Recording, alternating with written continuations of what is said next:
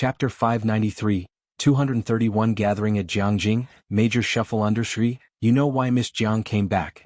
Qin Beishan sighed. Qin Lupang's people had her forcibly detained, and that drink with the hallucinogenic drug was given to her. This happened on our turf. Let's not even mention the Jiang family. How are we going to explain it to the Shun family? Qin Beishan lowered his head, glanced at his cell phone, and Jianghu Lai said nothing. She just sent her a picture. That day the whole Yunxiao district went into a severe crackdown.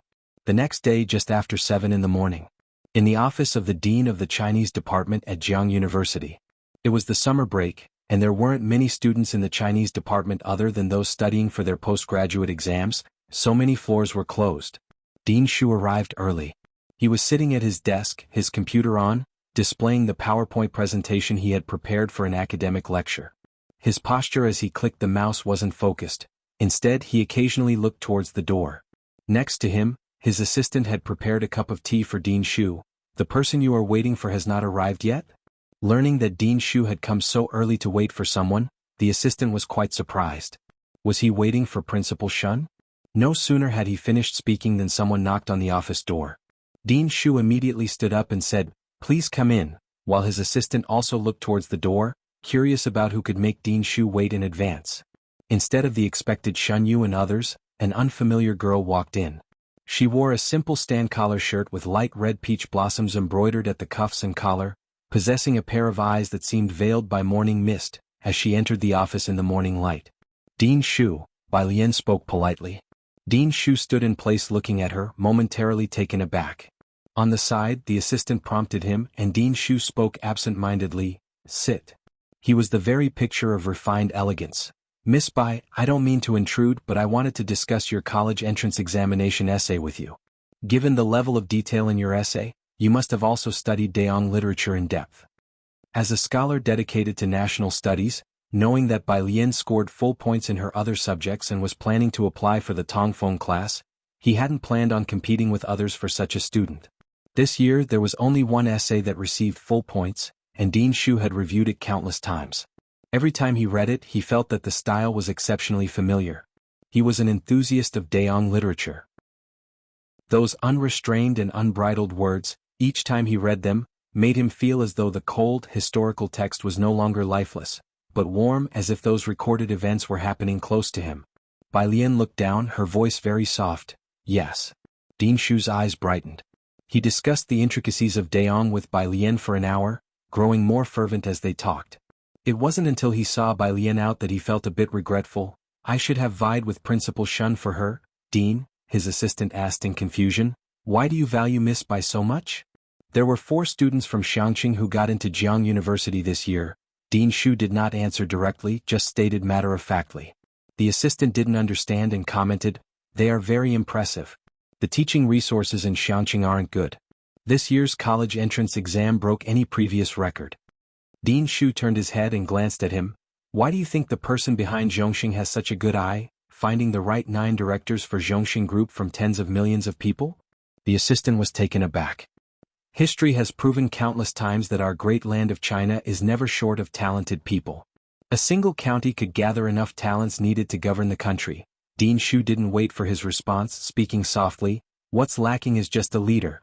The 3 other test takers from Xianxia are not an anomaly, but an inevitability. Xianxia has more than just those 3 to offer." "Huh." The assistant was startled by Dean Shu's solemn and certain tone. "Where are the others then?" "In the prison in Xianxia." Xianxia's eyes looked at the young man across from him. "What do you think are my chances of getting into Jianghu University of Political Science and Law now?" Xing Lihong pondered for a moment. "It still requires effort. You and brother here good people. Brother Jiang and teacher Qi would only have me squat for another 10 years. Xianxia's eyes leaned back slightly, finding Xing Lihong, and he went gentler. "Thank you, brother Xing." Xing Lihong was taken aback by his words. "I wouldn't dare." To call Miss Jiang brother Jiang was one thing, but for him to call Xing brother Xing.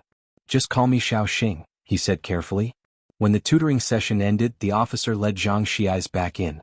The two were familiar with each other and didn't handcuff Xiaoxi's throughout.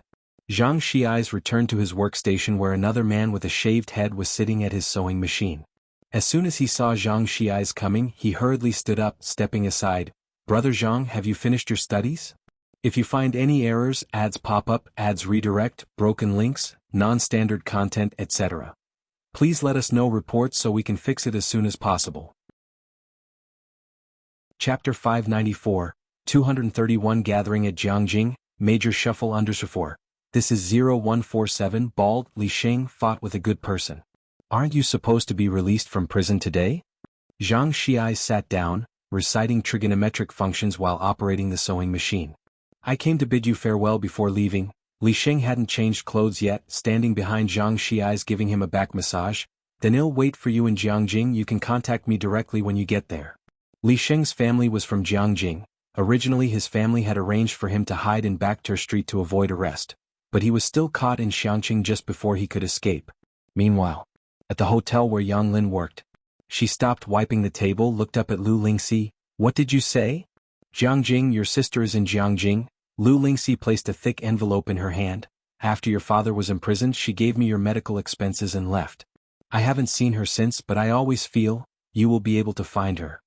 After Lu Lingxi left, Yang Lin finished washing today's dishes and cleaned the kitchen. Eventually she went to the front desk. The landlady was bending over the accounts. She didn't lift her head but placed a 100 yuan note on the table. Here. Landlady, Yang Lin didn't take the money. I won't be coming in tomorrow. She was a temporary worker with no contract. The landlady looked up. Have you saved up enough for living expenses? A gust of wind blew through the room, pushing apart Yang Lin's thick bangs a little, revealing her calm black eyes. She looked in the direction of Jianghu. The scholarship money is enough. Yunshao District. Bus Route 156. Bai Lian sat by the window. An old lady was sitting next to her. Outside the window, another police car whizzed past with its siren blaring. The police, the old lady spoke to the person next to her. Why are there police cars again? I've seen over 10 this morning. The people on the bus were discussing this event, as ordinary people always enjoy such spectacles. The news from the self-media today was all about the strange occurrences in Yunshao District. Several streets were blocked off, all the major entertainment venues were closed for inspections, and the public watched the excitement. Ding dong, the bus reached the stop, Yunshao District Central Hospital. Bai Lian got off the bus. There were also 2 police cars parked at the entrance of the hospital.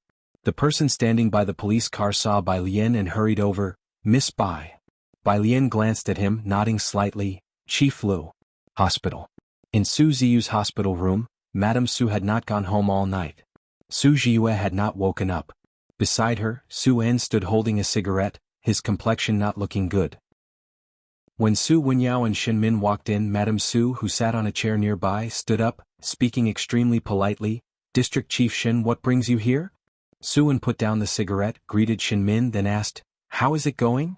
Ji Mulan, sitting in front of the hospital bed, also looked up. She was holding Su Ziyu's hand and turned to look at Shen Min. Shen Min was one of the most influential people Ji Mulan had ever met. Folt Road has been blocked off. Su Wenyao put down his phone and pressed his brow. We couldn't even get into the police station, let alone see Alien. Hearing about the roadblock, Su En was startled. Brother Shin, you didn't get in either? This doesn't have much to do with Miss Bai. Yunshao District is having a crackdown, just happened to be inopportune. Shen Min couldn't say much, just mentioned. Yunshao District may be in for a big cleanup. Xinjiang District is the administrative center. Yunshao District, on the other hand, is the economic center of the entire Jianghu. This kind of major district overhaul didn't have much to do with small enterprises like the Su family. Su Wenyao wasn't concerned. He only looked to Su En. What do the Su Yajuns say? It's said to be the Yu family's doing. Who would dare to touch this matter? Su En turned to look at Su Ziyue on the hospital bed. We can't get into the substation now. Are we just going to watch Alien stuck inside? Grandpa called me today. I didn't dare to tell him. The hospital room fell into silence. Madame Su looked at Shen Min, then at Su Ziyue, and sat down dejectedly. Butler, give me the phone. I'll ask Mr. Qi. She knew Qi Shuyun had been doing well lately. Even though the 2 families no longer had marital ties, Madame Su never offended anyone. She had still sponsored a lot of money to the Qi family, and they never turned it down. When Qi's father received the call, he spoke bureaucratically. You also know that Shuyun has only seen Mr. Lu a few times. How can they talk to each other? The call ended, and Qi's father looked at Mrs. Qi in the living room. If the Su family calls again, just don't answer. He patted his sleeves and stood up. Breaking ties with the Su family hadn't been entirely a bad thing last time. Qi's father was in good spirits. Mrs. Qi originally still had intentions of repairing the relationship with Madame Su. After all, the Su family's money had always been very persuasive to the Qi family, and this circle was always about mutual interests. She put down her teacup. What a pity. As for this matter, Su En wasn't surprised by the Qi family's reaction. I can only beg my old sister-in-law again. Madame Su looked up, holding on to her cane. She stood up. Both of you follow me to the Yu family, agree to whatever she says. My old sister-in-law is very concerned about her face. Shinmin stood aside silent. Su En and Su Wenyao knew that Madame Su was referring to both of them. They followed behind Madame Su, preparing to leave. Now it's about whether we can see them at all. Outside the room, Bai Lian looked down, lost in thought. Next to her, Li Xiaoming was talking to her. Bai Lian had just lifted her hand to knock on the door when it was opened from the inside. Seeing Su Wenyao and Su En, Bai Lian thought they were on their way out and stepped aside, making room as she normally did, and greeted Su En, Uncle Su. Next to Bai Lian, Li Xiaoming had information on Su En and the others in his hand. As he reached out his right hand to Su En, very friendly. Mr. Su, hello. If you find any errors, ads pop up, ads redirect, broken links, non-standard content, etc., please let us know reports so we can fix it as soon as possible. Chapter 595. Encounter by chance _1 Bai Lian, who should still have been detained, appeared here, leaving Su En stunned for a moment before reacting. Hello, I'm Su En. He reached out his hand. Su Wenyao looked at Bai Lian, and the nerve that had been taut finally relaxed as he leaned against the door frame. It's good that you're all right. Bai Lian's gaze swept past the old Mrs. Su without a word. Having not heard any news all night, Mrs. Su was almost scared out of her wits. Behind Su En, Shenmin's gaze fell on Li Xiaoming. Chief Lu? Mingfeng district was far from Yunxiao district, and although Shenmin had heard of Li Xiaoming, Li had never seen Shen before, only nodding slightly at him. Hello. While a few people were talking, Bai Lian had already walked up to the hospital bed. Ji Mulan was still sitting on the left side of Su Ziyu's bed, holding her left hand and looking at her with a worried gaze. Upon seeing Bai Lian, she looked up in astonishment. You? Bai Lian paid no attention to Ji Mulan. She bent over, her fingertips carelessly touching Su Ziyu's wrist, her eyes downcast. After making sure Su Ziyue was all right, Bai Lian stood up, and on the other side Ji Mulan also stood up. Are you all right? How did you get out? She wanted to ask more, but Bai Lian looked at her with a chilly gaze. Her almond-shaped eyes were black, devoid of any emotion, yet the sense of oppression was strong. Ji Mulan swallowed the words of concern that were on the tip of her tongue, suddenly feeling a sense of powerlessness. She clearly felt that this was all that was left between her and Bai Lian. Su Wenyao brought a cup of hot water for Bai Lian, his gaze landing on Su Ziyue. He hesitated. Sorry, we had no idea about Grandma and Ziyu's situation and ended up involving you. Bai Lian took the cup. It has nothing to do with you. It was that glance that had made Bai Lian so alert. Su En, Shenmin and Li Xiaoming were still talking at the door. Su Ziyue had not woken up, and Li Xiaoming only asked a few routine questions. Bai Lian's phone lit up with a message from Jianghu Lai. Her fingertips tapped on the screen intermittently as she bid farewell to Su Wenyao without any urgency. See you at the university. Li Xiaoming had come with Bai Lian, and when she left he followed. Miss Bai, wait for me. The two figures quickly disappeared towards the elevator.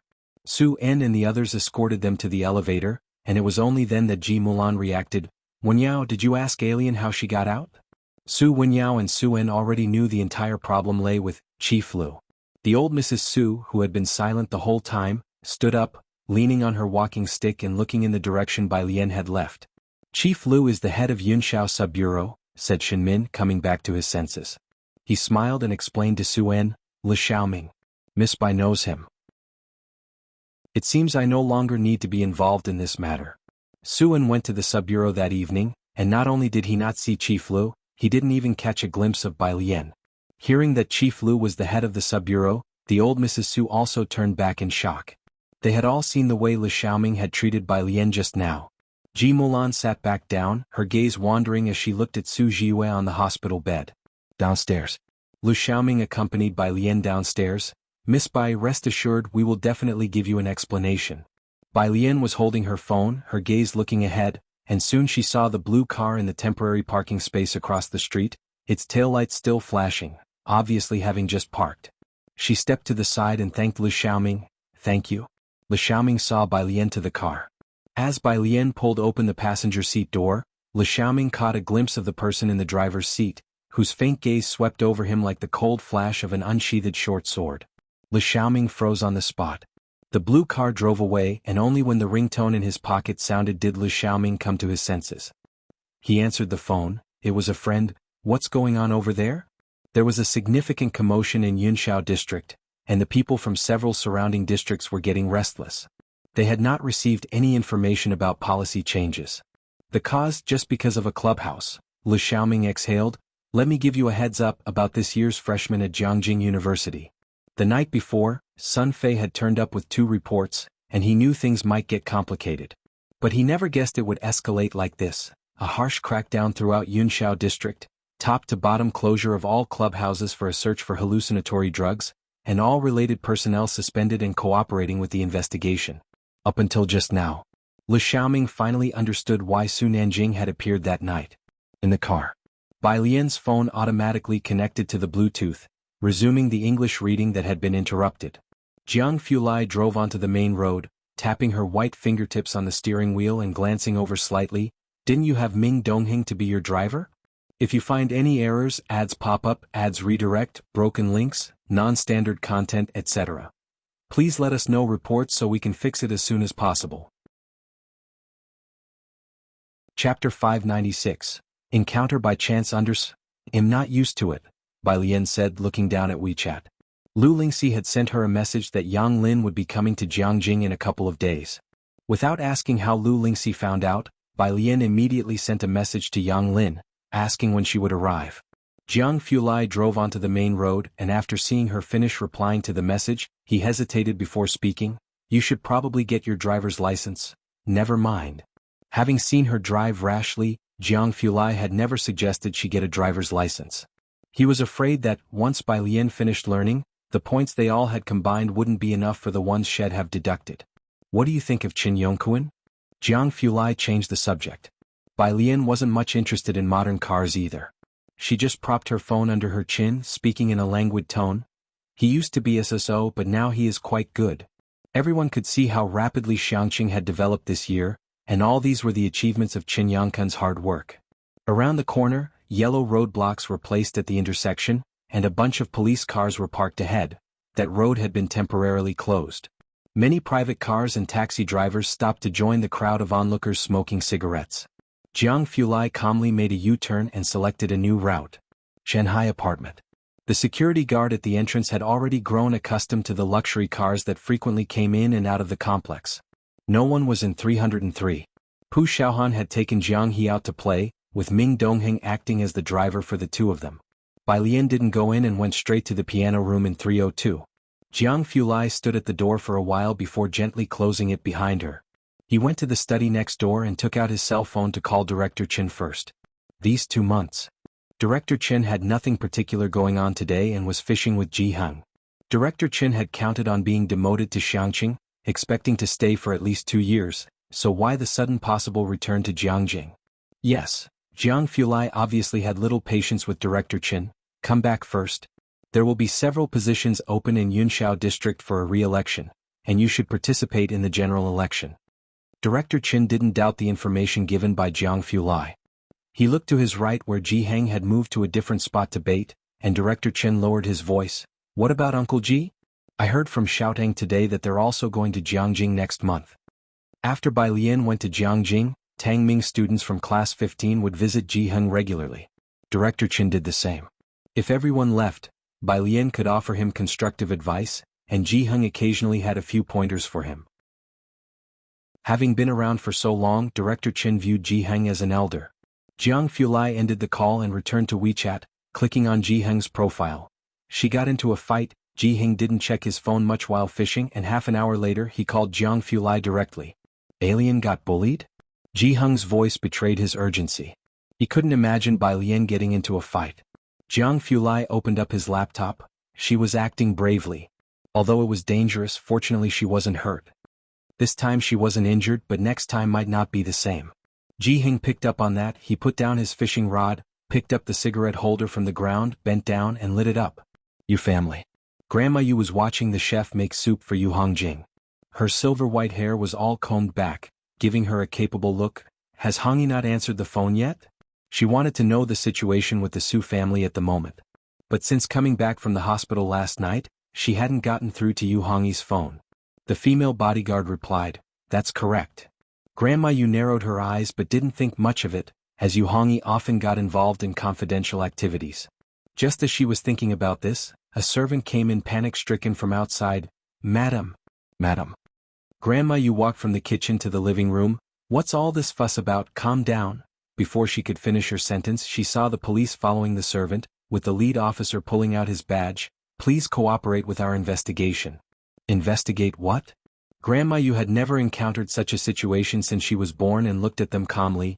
"If you have any matters, you can discuss them with my granddaughter." The leading officer didn't respond but just took her to the police station to cooperate with the investigation. At first, Grandma Yu maintained her composure until she saw Yu Hongjing in the interrogation room, his head still bandaged.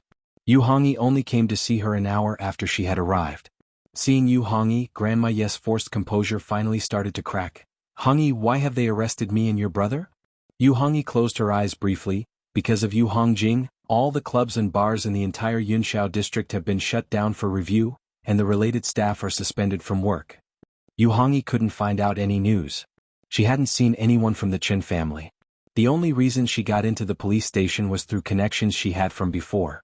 If you find any errors, ads pop up, ads redirect, broken links, non-standard content, etc., please let us know reports so we can fix it as soon as possible. Chapter 597. Encounter by Chance under Sri I. Old Madam Yu recounted the events of the past 2 days and only the Su family came to mind. The Su family, Su Jiwe? Su En's stepdaughter. Su Jiwe had been personally brought over by old Madame Su, who knew everything about her. Only one person remained. Bai Lian, who was said to be associated with a Qin Yi. There were such rumors in the circle, but old Madame Yu never took them seriously. Everyone around the Yu family was eager to please, and the Yu family had always doted on Yu Hongjing since he was a child. Whenever he encountered any trouble, everyone would come forward to resolve it for him. She had thought that this time would be like any other, but who could have known the commotion would be so great? Old Madame Yu explained, "That's all there is to it, just let them release me first." "That's all there is to it?" Yu Hongyi finally understood the whole affair. She had always been proud, but at this moment she only pursed her lips and looked at her. "Have I not spoken to you about Xianxia?" She.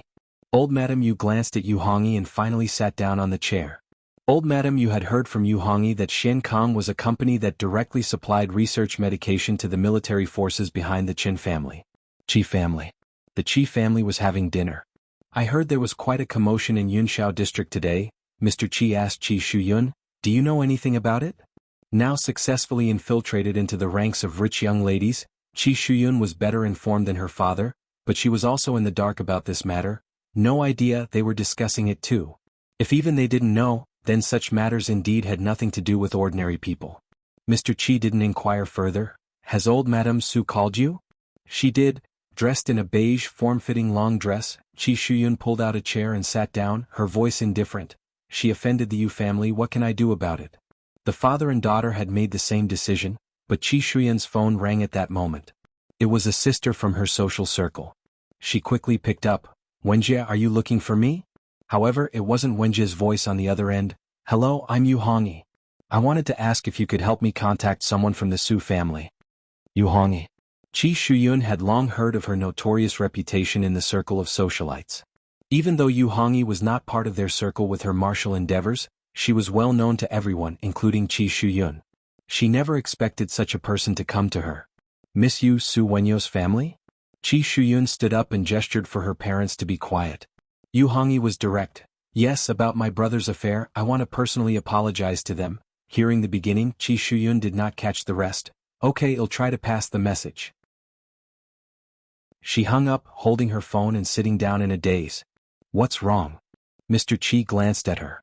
Qi Shuyun looked up. "The Yu family wants to apologize to the Su family." "What?" Mr. Qi's face drained of color. The Yu family, which had moved from Mingfeng district to Yunxiao district, needed to apologize to the Su family? Mr. Qi took out his phone and made a call, indirectly trying to get news about the Su family members from others. "You mean Mr. Su?" "He attended the Chamber of Commerce event today," the person spoke in a lowered voice. I even saw the chairman of the Chamber of Commerce seek him out alone. Yunshao district had been cracking down severely for several days, even the mice passing through the clubhouse would get a beating. Bai Lian of Shanghai apartment, however, was not affected. The old master of the Su family's birthday was in 2 days. Early this morning, Gao Yen brought her homemade pastries to see Bai Lian at Shanghai apartment. She hadn't given up the idea of taking Bai Lian as her goddaughter. Jianghu Lai and Su Nanjing were discussing official matters in apartment 302. In 303, Bai Lian placed the printout on the table and pulled up a chair to sit beside Pu Xiaohan. Ming Dongheng freshly brewed tea and poured her a cup. Jianghu sat on Pu Xiaohan's left and she shoved a piece of cake into his hand. "Eat up, brother bird." Pu Xiaohan grabbed another cake in the shape of a plum blossom, took a bite and looked at Bai Lian. "When do we leave?" "After eating." Bai Lian picked up her cup of tea and gently blew on it. Her other hand opened her phone, which had several messages on WeChat.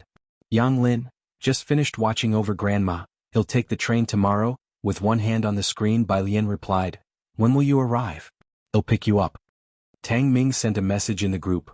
"You all went to Jianghu? Where are you headed?" Gao Yen had only then heard they were going out again and was very concerned. "Auntie Xiaohan and I are going to see Sister Yen." Pu Xiaohan squinted her eyes, her familiarity with Gao Yen growing due to the pastries.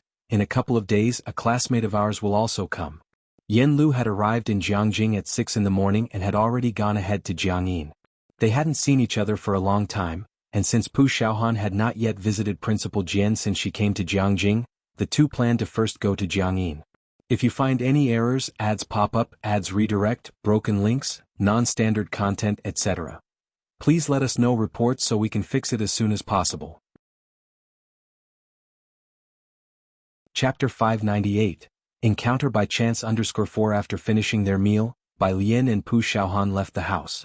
Next door in room 302. Jianghu Lai had just grabbed the car keys and was slowly opening the door, with Su Nanjing following behind him. Seeing Gao Yen, Jianghu Lai politely nodded his head and greeted her. Upon seeing Jianghu Lai holding the keys, Gao Yen knew he was going to drive Bai Lian out. Only after everyone had left did Su Nanjing tilt his head and ask, "So, did she agree to go?" "No." Gao Yen glanced at Su Nanjing. "How does Lian have so many friends in Jianghu? No wonder you're of little use." There were many people coming for the old man's birthday and Gao Yen wanted to introduce Bai Lian to a few of them. That Bai Lian wasn't going didn't surprise Su Nanjing. He started heading upstairs. Even if she had no friends, she'd still be busy. That guy Jiang Shijua hasn't even seen her yet. Gao Yen thought this made sense and followed him upstairs. "Is your upstairs finished yet?" "Not even close. Jiang he is home every day. When do I have time to set things up?" Su Nanjing was also worried that the renovations would disturb Bai Lian and the others. "Gao Yen, how did rooms 302 and 301 finish so quickly?" If Jiang brother wanted to, he could get Zhongxing to build him a mobile living room in 2 days and move it to 302. Su Nanjing looked at the 3 apartments upstairs. "Mom, please don't mention it." Meanwhile, Bai Xiaoqi was also rushing to Chang'an district early in the morning. The Yin family was in Beihong district, which is quite far from Chang'an district.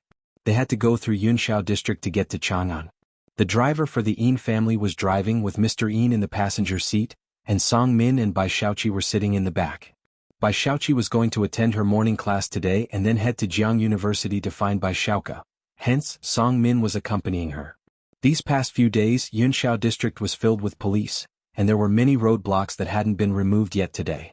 Bai Xiaoqi, looking at the roadblocks outside, asked, "What happened here?" "There was an incident." Mr. Yin glanced outside the window and sighed. "A strict inspection for 7 days, several clubs have been uprooted. I've heard that several people in Yunshao district have been taken down.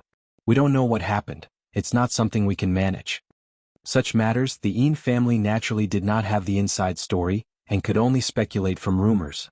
Bai Xiaoqi just looked at the roadblocks, feeling quite shocked. By her side, Song Min was looking through quiz questions on his apps and didn't look up. Mr. Yin got off at the Yin family's company, and the car continued towards Jiangyin. Song Min and Bai Xiaoqi got out of the car. Both of them were already familiar with Jiangyin and headed straight to Jianjian's building. Xiaoqi, the girl who always attended class with Bai Xiaoqi, saw them from a distance and waited for her. "Song Min, you're here to accompany Xiaoqi for classes again." She chattered with Bai Xiaoqi as they made their way to the building. During the summer vacation, there were still a few people coming to Jiangyin for early classes. There was only one elevator in the building, and the three of them waited a few minutes at the elevator entrance before it came down from the 5th floor. Upon entering, they immediately saw the no stopping sign on the 3rd floor. The girl, seeing the sign, paused for a moment and wondered, someone is recording on the 3rd floor again? Bai Xiaoqi and Song Min both glanced at the no stopping sign. Who exactly is using the 3rd floor? Is still so busy even during the summer vacation. It must be those few, the girl explained. Our school's recording studio is the best in Asia. Not just domestically but even people from abroad come here in admiration. When can I also record on the 3rd floor? As she talked, she pressed the button for the 5th floor and waited for the elevator doors to close. Meanwhile, a female voice came from outside the elevator. Beauty, wait for us. A fair hand blocked the closing elevator doors. The girl hurriedly pressed the open button. Thank you, Pu Xiaohan thanked the girl and shouted outside, Birdie, can you hurry up? When the elevator doors opened, they could see a few steps away. A girl with long legs was walking ahead, her brow slightly lowered and her eyes downcast, holding a white jade fan in her hand, its crystalline bones resting on her bent knuckles. She wore a long dress with 3/4 sleeves with a full skirt, white with colorful poppies hidden within its folds, blossoming with her steps. Behind her, a delicately handsome boy was jogging with effort to catch up. The two of them reached the elevator in a few steps. The elevator was spacious, and even with 3 more people entering, it was still very roomy. Song Min and Bai Xiaoqi stood to the left. Almost immediately as the elevator doors opened, the two recognized Bai Lian. Bai Lian had always been extraordinary in appearance, and in this past year she had changed even more, with her reserved and self-sufficient air becoming more apparent. Song Min, who had been looking at his app, finally looked up, his gaze falling upon Bai Lian. Bai Lian paused at the entrance of the elevator, looking up, her gaze sweeping past Song Min and Bai Xiaoqi. Then she stood to the right with Jianghu, leaving a large gap in the middle. She took out her phone, looking down, and sent a message to Dean Jian saying she had arrived. She didn't look at Bai Xiaoqi or Song Min again. Birdie, you really need to drink more milk, Pu Xiaohan said while standing next to the buttons, patting Jianghu's head with a tone of earnest concern. Jianghu looked down, poking at his watch, and sent a bunch of commas to Jianghu Lai. Pu Xiaohan didn't notice the atmosphere between Bai Lian and the others, and turned to ask Bai Lian, what floor are you going to, Sister Lian? 3rd floor. Bai Lian leaned against the elevator wall, unfolding her fan, and spoke casually. As soon as these words came out, the other 3 in the elevator couldn't help but look over, especially the girl who had just been giving a rundown to Bai Xiaoqi. Pu Xiaohan noticed the no-stopping sign for the 3rd floor but pressed the button as Bai Lian had said 3rd floor. If you find any errors, ads pop up, ads redirect, broken links, non-standard content, etc. Please let us know reports so we can fix it as soon as possible. Chapter 599. 233 came to Beijing, gathered _1 after their last parting in Jianghu. Bai Xiaoqi and Song Min had not seen Bai Lian again. They had thought Bai Lian might return to the Bai family, that they would encounter her there, or perhaps at Jianghu University, any place but the building of Jianghu Music Academy. Ji Mulan had tried to develop Bai Lian comprehensively, making her pick up a sketching pencil from the age of 3, but later, when she showed no talent, Ji Mulan tried to get her to learn the piano. Painting, it took some effort for them to adjust their mindset, deliberately forgetting about the college entrance examination. Yet, they had not anticipated seeing Bai Lian without any preparation. Sister. The girl beside Bai Xiaoqi didn't dare to speak to Bai Lian, so she conversed with Pu Xiaohan. Are you going to the 3rd floor? As the elevator doors closed, Pu Xiaohan let go of her hand and smiled at her. Yes. Great one. The girl put her hands together. What is your major? She was asking about the instrument. Pu Xiaohan's thought process was crystal clear. Direction. The girl listened to these 2 characters, and even doubted her own knowledge for not having heard of the direction instrument, never suspecting Pu Xiaohan wasn't a student of Jiangyin. Ding! The 3rd floor arrived, the elevator slowly came to a stop and the doors opened. Reacting to the moment, the girl and the trio of Bai Xiaoqi and Song Min only then saw a corner of the 3rd floor, facing a white wall where 2 faded ink wash landscape paintings were displayed behind glass. In the middle there was a model of a guzheng. The entire 3rd floor was carpeted, with the carpet stretching along the corridor to the elevator entrance. It was serene and refined. Old who stood at the elevator entrance and seeing Bai Lian raised a smile.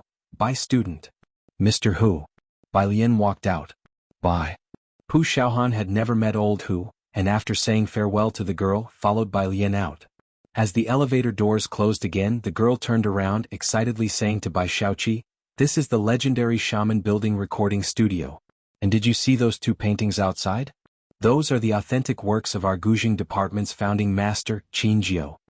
This building was not frequented by many on ordinary days, and the girl was fortunate to attend the master class during the summer break, naturally having some family resources. However, she had never entered the third floor. She had only seen countless photos of the two paintings on the Jianghu forum. This was her first time seeing them with her own eyes. Originally expecting Bai Xiaoqi to discuss the big shots on the third floor with her as usual, she didn't expect Bai Xiaoqi and Song Min to remain silent. Bai Xiaoqi's gaze was hollow, directed towards the elevator doors. Her eyes had no fixed point. The third floor. Why could Bai Lian go in? The third floor. Pu Xiaohan was looking at those two landscape paintings, very freehand in style. One was a bird's eye view of a fortress tower, the other a pavilion amidst green mountains. There was no inscribed poem, nor any signatures. Qin Jiao's painting skills were not particularly good, but they were well preserved. These early works of his were placed on the third floor by Jiangyin. Pu Xiaohan knew of Qin Jiao, but she had only just learned that he also had two paintings. As she looked at the paintings, Bai Lian and Old Hu stood to the side waiting for her. Once Pu Xiaohan had finished looking, Old Hu led them to the vocal recording studio. When they arrived at the recording studio, Yen Lu was singing into the microphone with black headphones on inside the room, visible through the glass, standing in front of the mic with eyes slightly shut, her profile radiant. Ding Jian and Zhao Jianxin were outside doing the sound mixing.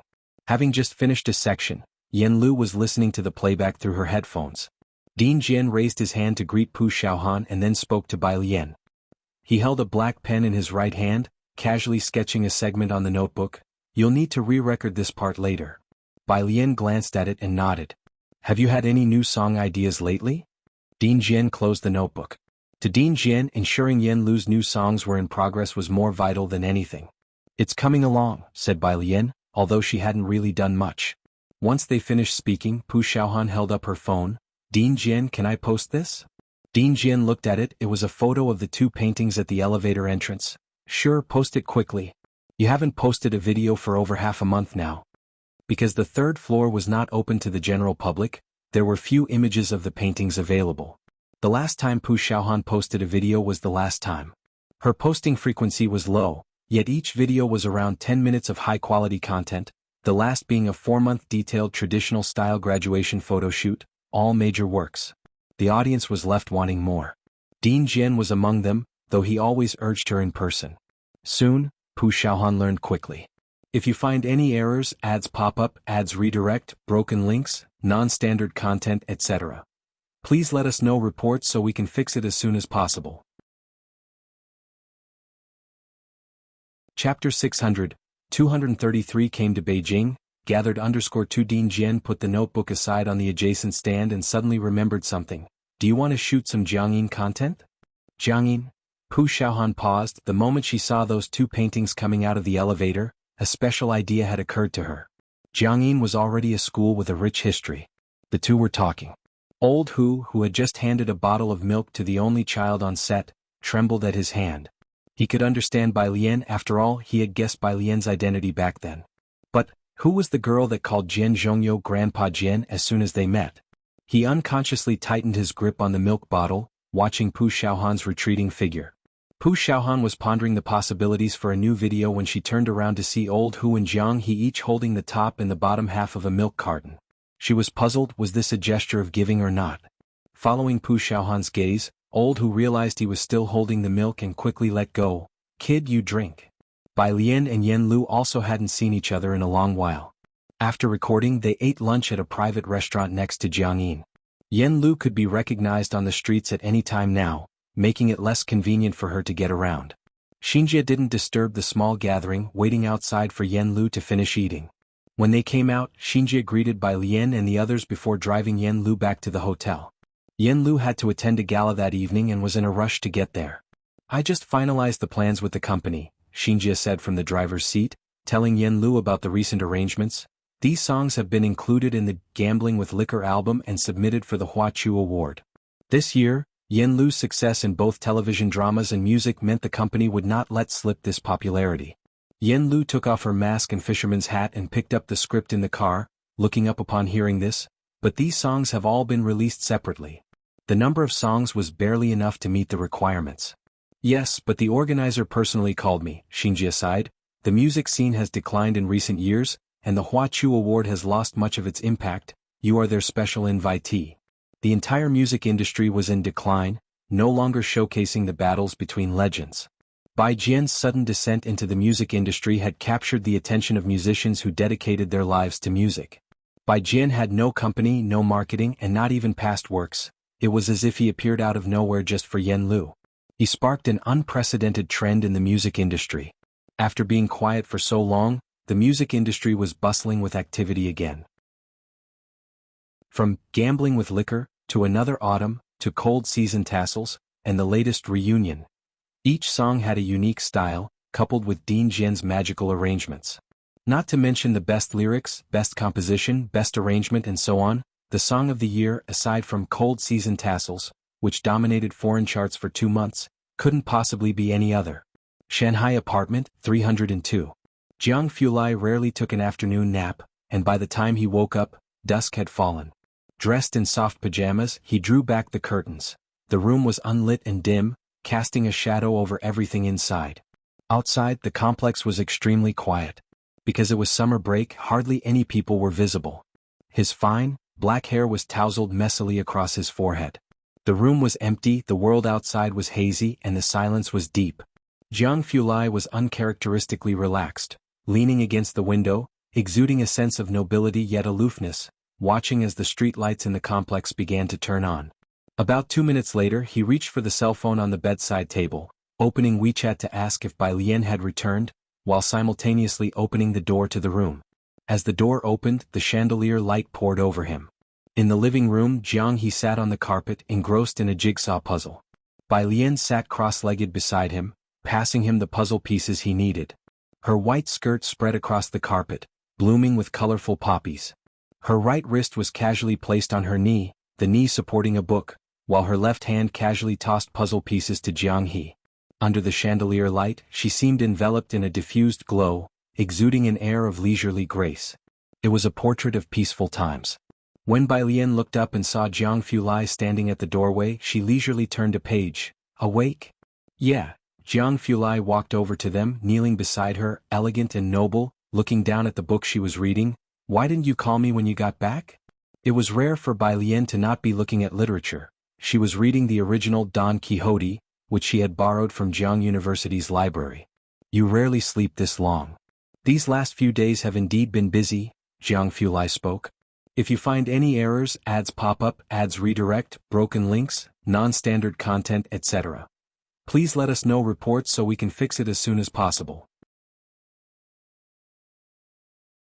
Chapter 601. 233 came to Beijing, gathered underscore 3. He had been busy before, but back then it seemed he had nothing else to attend to besides being busy. Bai Lian lowered her head, picked up a sugar-coated hawthorn on a stick that was beside her phone, and handed it to him. Jianghu Lai looked down at the bright red sugar-coated hawthorn, hesitated for a moment. For me? Of course, Bai Lian said casually, her elbow resting on her knee and her palm propping up her chin. I finished the one with the bird. She had bought these with Pu Xiaohan at the food street next to Jiangyin at noon. Jianghu Lai had never eaten these before. His slender fingers pinched the bottom of the sugar-coated hawthorn. Do you like it? It's okay, Bai Lian replied offhandedly. Jianghu Lai glanced at her, but did not ask any more questions.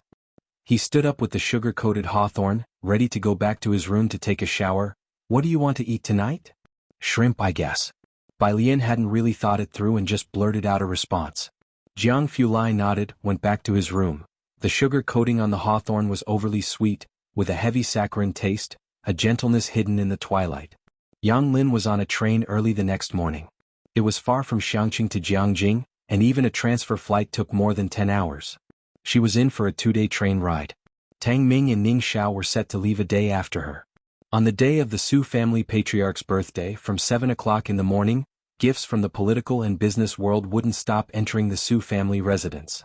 Vehicles from all directions headed towards the Xinjiang district.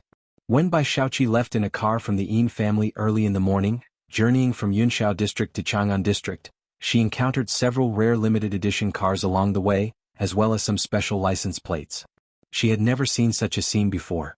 "Auntie, what's happening today?" Today, without Song Min, only the Yin family driver and Mrs. Song were in the car.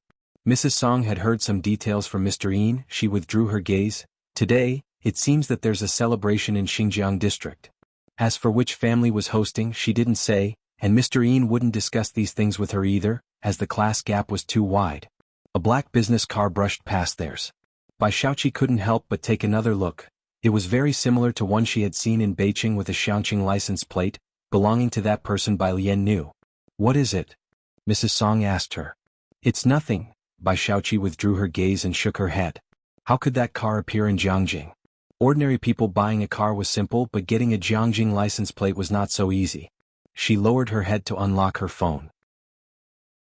The simultaneous deployment of luxury cars also drew everyone's attention. The last crackdown in Yunshao district had stirred up a buzz that hadn't yet subsided, and with these cars taking to the streets today, marketing accounts began speculating again. The moment Bai Shaoqi opened her video app, there was a message from a marketing account. "What's with Jianghu today? All luxury cars are out?" The video was a compilation. 7 or 8 luxury cars flooded into an old street, and Bai Shaoqi saw the name of that street, Tall Street. Below, people were guessing. The top-liked comment read, "Today I'm lost. Image? Don't bother, today is an old gentleman's grand birthday celebration. Even the guests at the door are of the caliber of chief executive officers of Zhongxing." The IP showed Jianghu. 29 Lao Street. After paying respects to the old patriarch, Su Juling came back to change into another set of clothes, preparing to greet the guests. "She's really not coming?" he asked as he changed into a long robe. Yes. Gao Yan was also at a loss, dressed in a body-hugging Chong Sam and holding a green jade teacup. "I've told her 3 times already." Gao Yan thought for a moment and decided to give Bai Lian a call. "Auntie?" Bai Lian was already at the train station by then. She stood at the entrance with heavy foot traffic, waiting for Yang Lin. Gao Yan's voice was very gentle. "Today at home we've invited a chef from Kangyu Tower, whose forebears were imperial chefs in the palace. The snacks and dishes they make are really delicious. You can just come and eat something in my courtyard. You won't see other people." "No thank you," Bai Lian declined. "I'm waiting for my classmate." "Your classmate is also welcome to come." "Okay then, have a good time." Gao Yan ended the call, exchanging a look with Su Juling. At least Gao Yan had met Bai Lian, whereas Su Juling hadn't even seen her. He wasn't as familiar with Jianghu Lai as Gao Yan was, and didn't dare to meet Bai Lian rashly. Outside the Su family gate, the Mu family's car also stopped. Mu Yining was dressed in smart attire, with a young man on her left and Ji Xiaojun and Ren Wanxian on her right. The Su family's gatehouse was very tall, and the 2 stone lions outside were extremely imposing. 2 rows of black-clothed bodyguards stood on either side, their attentive demeanor leaving no doubt that they could pull a gun from their pockets at a moment's notice. The large space in front of the gate was filled with parked cars. It was grand yet solemn. If you find any errors, ads pop up, ads redirect, broken links, non-standard content, etc., please let us know reports so we can fix it as soon as possible. Chapter 602, 233 came to Beijing, gathered _4 Ren Wangshuan's gaze fell on the car outside, and she couldn't help but take out her cell phone to quietly snap a few pictures. Mu Yining noticed from the corner of her eye and shook her head secretly. The waiter led them to the central hall with great politeness. "The central hall is for the young people. There's a restroom next door. Miss Mu, please have a good rest first." As he spoke, he handed Mu Yining a list and a half map of the Su family's old residence, both of which were open for today. It was Ren Wangshuan's first time entering such a large garden. She had only seen similar sights at tourist attractions before. "This is my younger brother." Mu Yining introduced Ji Xiaojun to the middle-aged man. The middle-aged man reached out to shake Ji Xian's hand. Jianghu Station. Bai Lian had been waiting at the station for an hour. It was nearly 10 o'clock when Yang Lin finally came out. She had transferred from a train to a high-speed rail. Yang Lin usually only wore school uniforms, and her old-fashioned black suitcase was filled mostly with books. She still wore a long t-shirt habitually covering her wrists and arms, with thick bangs that shielded her dark eyes. Standing amidst the crowd, she was almost invisible. This seemed to be a talent she was born with, to erase her presence to the greatest extent. Let's go, Bai Lian said, taking her suitcase. She was always straightforward. Yang Lin had already chosen a place and would stay in the Mingfeng district before school started. Bai Lian put the suitcase in the trunk of the taxi and gestured for Yang Lin to get in the car. The taxi driver was very enthusiastic. Where are you young ladies headed? Jianghu University, Bai Lian replied as she and Yang Lin sat in the back seat. You're here for a tour, right? The taxi driver thought they were going to Jianghu University to check it out and started introducing the delicacies of Jiangjing to Bai Lian. You know about the old street, right? It's internet celebrity street. Too crowded though, I wouldn't recommend going there. They arrived at Zier Avenue. Bai Lian scanned a code and took Yang Lin's suitcase out of the car. Pu Xiaohan had been waiting at Jianghu University's gate for them. She held a parasol and waved from a distance. Alien Yang Lin over here. The three of them walked towards the gate. Bai Lian simply pulled out her campus card to enter. The driver, glancing in the rearview mirror, was almost popping his eyes out. Incredible, Jianghu University students are all so good-looking these days. Pu Xiaohan put away the umbrella when she saw them approaching. She also had 2 cups of iced lemon water in her hands. Casually blocking one end of the straw, she pushed it into one of the cups and handed it to Yang Lin. Drink this first, let's go take the school bus. They all knew how to handle Yang Lin now. Is it Nanmei Garden? Pu Xiaohan asked as they boarded the school bus. Nanmei Garden was located in Nanmei District, which was also the freshman area. The school bus could take them there. Bai Lian checked her WeChat. President Shi had sent a message with the address. Nanmei Garden Dormitory Building Number 2, Room 407. Yang Lin had already signed the agreement with Jianghu University in advance. She had chosen the biology department. When Bai Lian knew she would come, she asked Shunyu if Yang Lin could move into the dormitory building earlier. Every summer, a bunch of Jianghu University students stayed on campus, but they had to move to the same building. President Shi had everything arranged for her. Yang Lin must have been the first among them to enter the school dormitory. Still bewildered, she saw Bai Lian asking her to take out her ID card, register at the Academic Affairs office, and then go to collect the bedding provided by the school. Finally, they went to the mini-mart to buy daily necessities. Yang Lin stood at the checkout counter scanning the code. All set, student. The cashier handed over a large bag of items. Yang Lin walked out carrying the bag. The sunlight outside shone on her eyes. It wasn't intense, yet it was glaring and made everything seem unreal. Bai Lian trailed behind them, leisurely answering a call from Jianghu Lai. Did you pick up the person? Jianghu Lai's voice was low, and the sound of equipment could be heard in the background. Ming Dongheng had wanted to stay today, but Bai Lian had refused. With one hand, Bai Lian opened a folding fan and placed it against her forehead to block the sun. She's in the dorm now. Why are you still busy? Haven't left yet? She knew there was a family banquet at the Su family today. Don't worry, Jianghu Lai's tone was relaxed. He set aside the things in his hands. I don't really want to go. Bai Lian followed behind Yang Lin and Pu Xiaohan with a smile. How can you not go, but you can come back early in the evening? Jianghu Lai sounded reluctant. That works too. After hanging up the phone, Bai Lian took a picture of the school and opened WeChat to send it to him. On WeChat, Tang Ming posted a message in the Xianxia Small Squad group chat. In getting on the plane with Ning Xiao, turning off my phone first. The few people from Xianxia First Middle School were about to arrive. Evening. One after another, cars left from the main entrance of the Su family, changing over to the evening banquet venue. The Mu family had 2 cars out today, and Mu Yining was talking to a man in a suit, calling him President Xiao, with Ji Xiaojun standing right beside her. Mr. Qin is coming back, President Xiao said to her. If you want to find him, you should do it as soon as possible. Mu Yining thanked him. Thank you. President Xiao nodded, smiling. Mu Zhao has been helping Bingwen. It's only right. But what about this younger brother of yours? What are you planning to do with him? First, a ceremony, and he'll directly give him the Yunxiao branch. Mu Yining had already been planning, but things seemed to be quite difficult now. Ji Xiaojun had just arrived and was appearing for the first time today. You must come by all means when it's time. Mu Yining hoped that the Mu family would work together and get better and better. Old Master Mu hadn't conducted a proper ancestry acknowledgement ceremony for Ji Xiaojun, simply having written down his name perfunctorily. Mu Yining planned to officially organize one for him. She intended to formally introduce Ji Xiaojun to others, and having a few important figures attend would be beneficial for both Ji Xiaojun and the Mu family. Certainly, President Xiao nodded his agreement. What was the matter with Yunxiao district the other day? While still planning things about Ji Xiaojun, Mu Yining changed the subject. Upon hearing this, President Xiao lowered his voice. It's related to both the Qin and Su families. Mu Yining was astonished inside. What could possibly involve both of these families at the same time? She glanced toward the main entrance of the Su family. Not far away. The butler and Xiaojia were waiting next to the car for a few people to come over.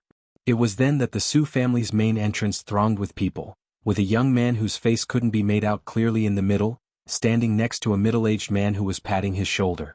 President Xiao's gaze shifted toward the main gate. Seeing the young man, he looked somewhat emotional. That's the Liang family person I mentioned to you, but it seems like there's another dark horse this year. Mu Yining looked in that direction too, feeling a stir in her heart. So it's him. Liang Wuyu. The two of them continued talking as they walked toward the car. Mu Yining had heard of him very early on. In his first year of high school, he was already in the laboratory ahead of time. Mu Zhao had always been in the same class as Liang Wuyu, and back then people had compared him with Mu Qiong, so she remembered him clearly.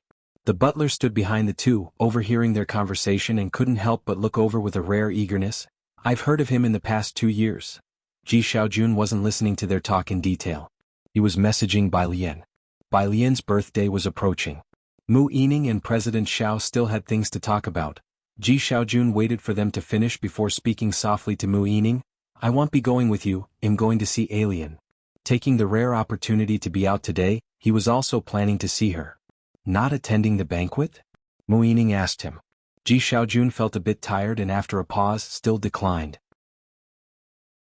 Knowing today that Mu Yining intended to introduce him to the Xiao family, and understanding that he wasn't comfortable with such settings, she didn't persuade him to stay. All right, then have Xiaojia take you over. Ji Xiaojun got into the car. Xiaojia knew Bai Lian was in the Shanghai residential complex, so he drove directly to Zier Avenue.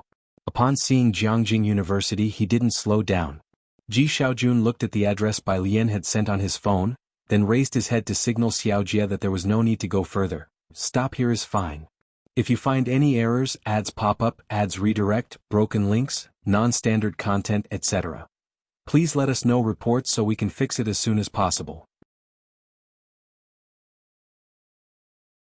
Chapter 603, 234 Fermentation, Top Secret, First Update, _1 here.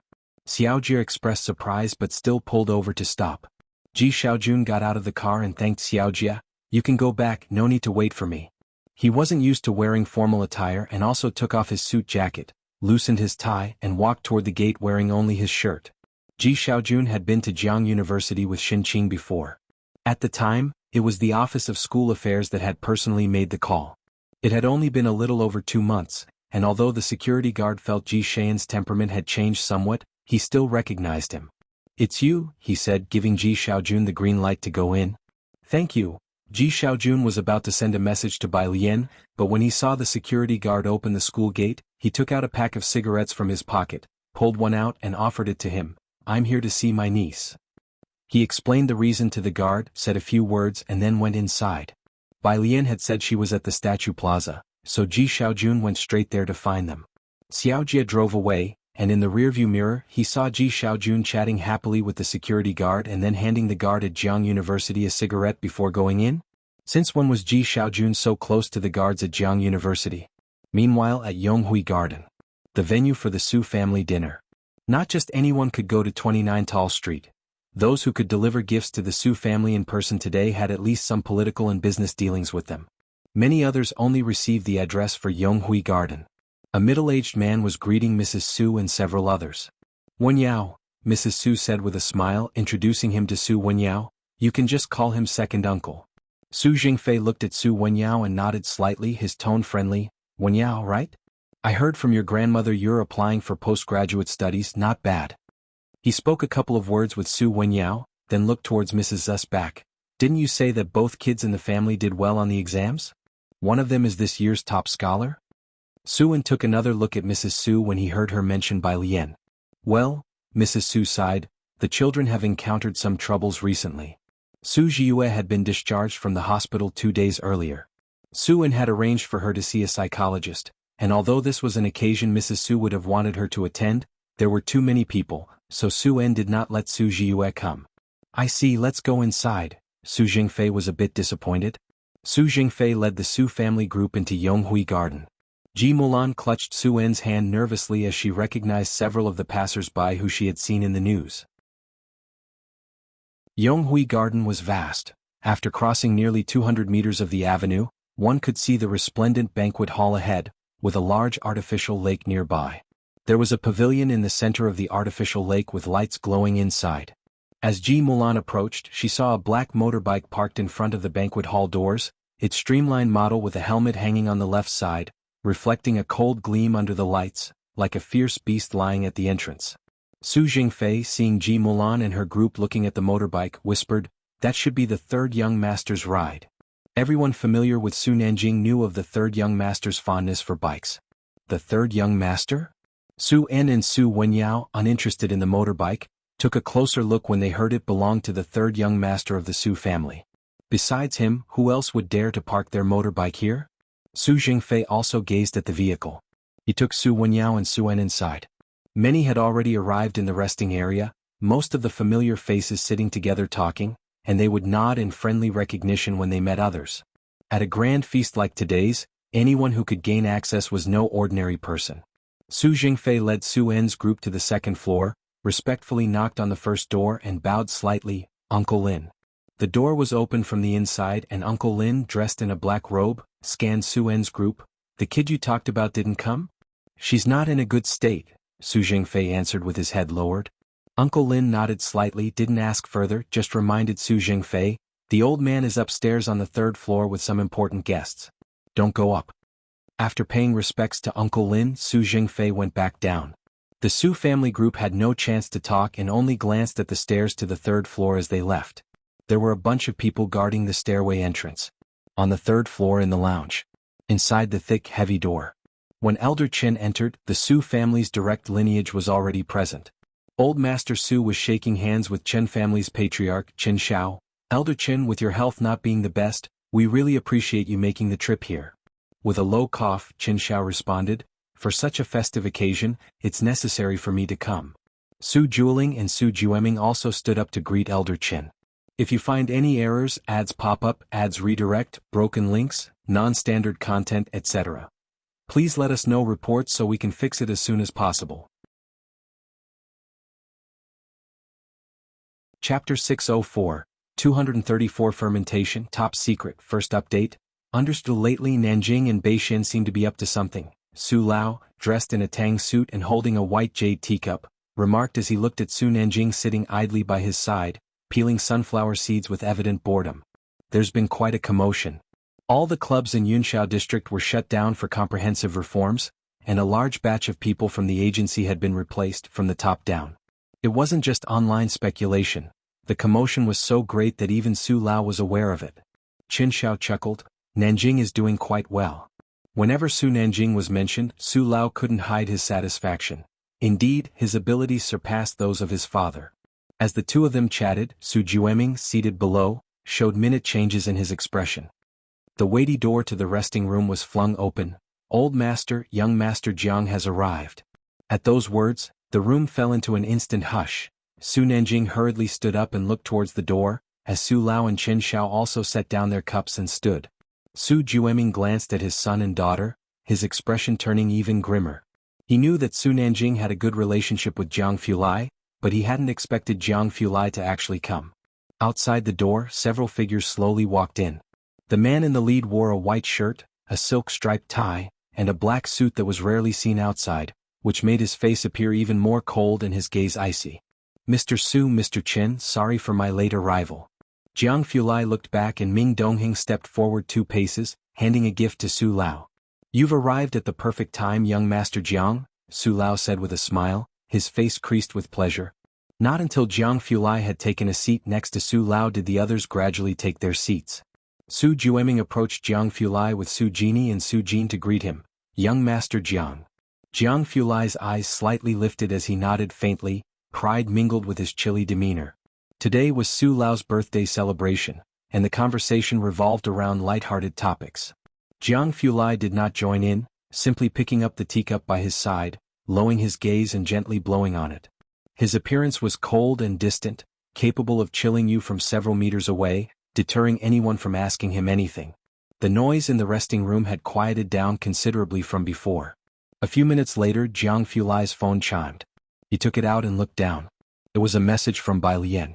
She was eating in the canteen with Ji Xiaojun, Yang Lin and others and sent him a screenshot of a bank balance, 999,662.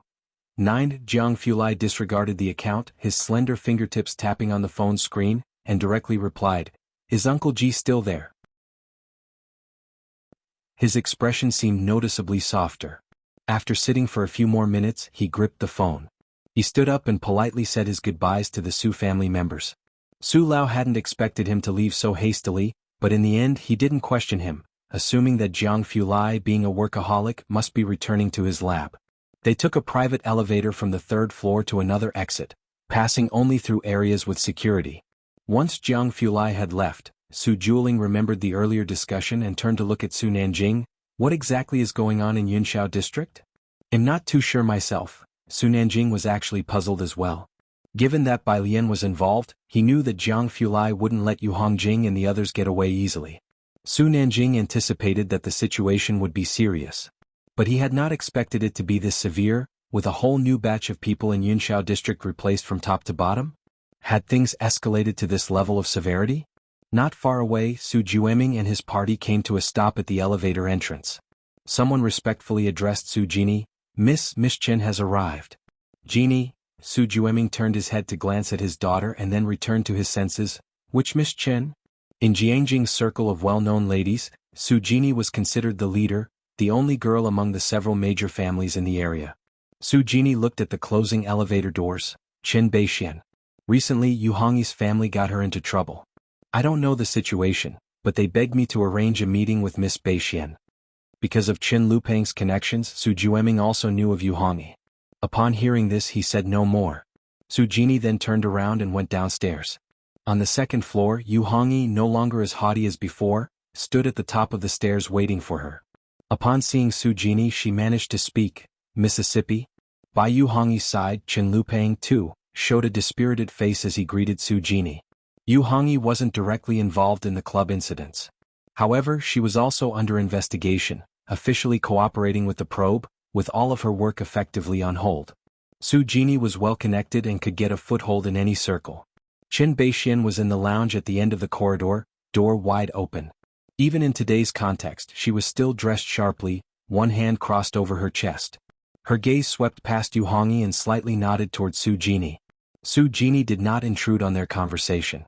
"Miss Beixian." Chen Beixian was not Ming Dongheng, she had been on countless battlefields and the fierce aura about her was real. Yu Hongyi, under pressure, spoke up. "I know my brother has offended someone he shouldn't have, but is the demanded penalty not too severe?" Her words implied that she thought the Qin family and Jiang family were deeply involved in her current predicament. By Yu Hongyi's side, Chen Lupang also followed with a nod. "This matter, if it gets out, won't reflect well on that Miss Bai either." Chen Lupang had heard of Bai Lian, a newcomer from Beijing. The Jiang family was also mediating in this matter.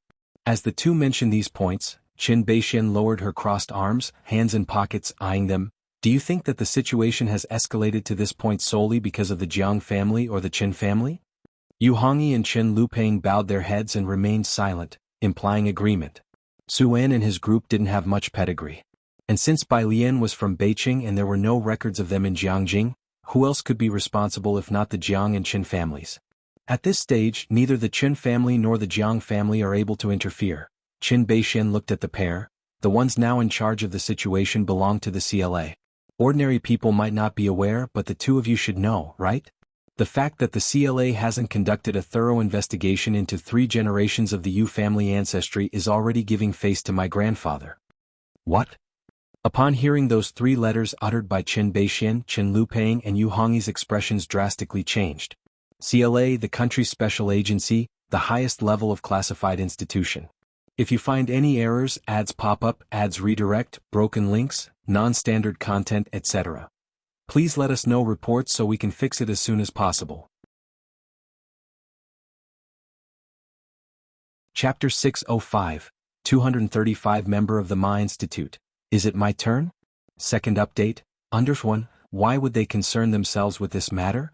Chen Lupang's hands were already trembling as he looked at Chen Beixian. It wasn't Jiang Fulai who had an issue, was it? Let alone them. Qin Beixin herself was startled when she found out who took over the case after learning about the incident. She looked at the two of them and said, "Both students are from Jianghu University, and you know how protective Jianghu University is of its own, right?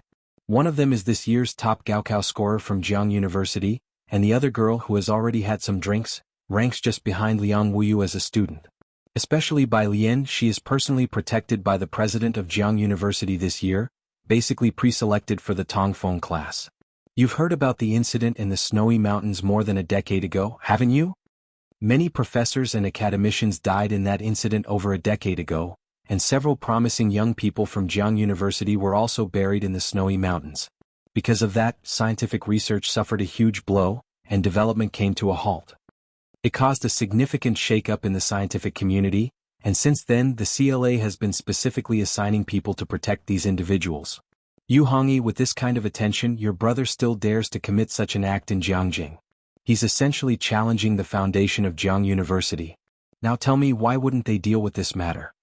After saying this, Qin Beixin left and exited the lounge. When Yu Hongyi heard Qin Beixin mention that Bai Lian was this year's top Gaokao scorer, her expression became blank. She had originally thought that the Qin family made such a fuss only because of the suspension incident and Jiang Fulai's involvement. Little did she know there was this underlying reason.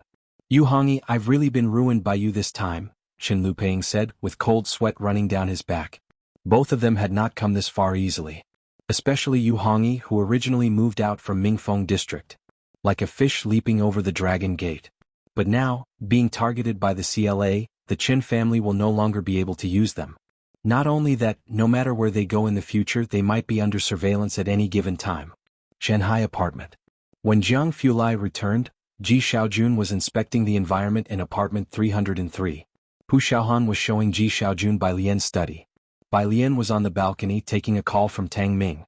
She leaned against the balcony railing, fiddling with a pot of cabbage seeds that had sprouted, now about 5 centimeters tall. "Alien, Tang Ming has just gotten off the plane, making his way to the baggage claim area. Uncle Zhang is also coming with us." "Uncle Zhang?" Bai Lian paused her fiddling with the cabbage, her pale fingertips gently touching the tender green leaves, squinting her eyes. "Is he coming to Jiangjing on a business trip? Everyone in Class 15 knows that Zhang Shi's father is often away on business trips. Once he goes, it is usually for more than half a month. Yeah, we just happened to run into him. It seems he's heading to Xinjiang district." It was noisy on Tang Ming's end as he hurried along. "Alien, Ning Xiao and I are going to pick up our luggage first." In the living room. Jiang Fulai saw her on the phone and did not disturb her on the balcony. "Xiaojiang, you're staying next door?"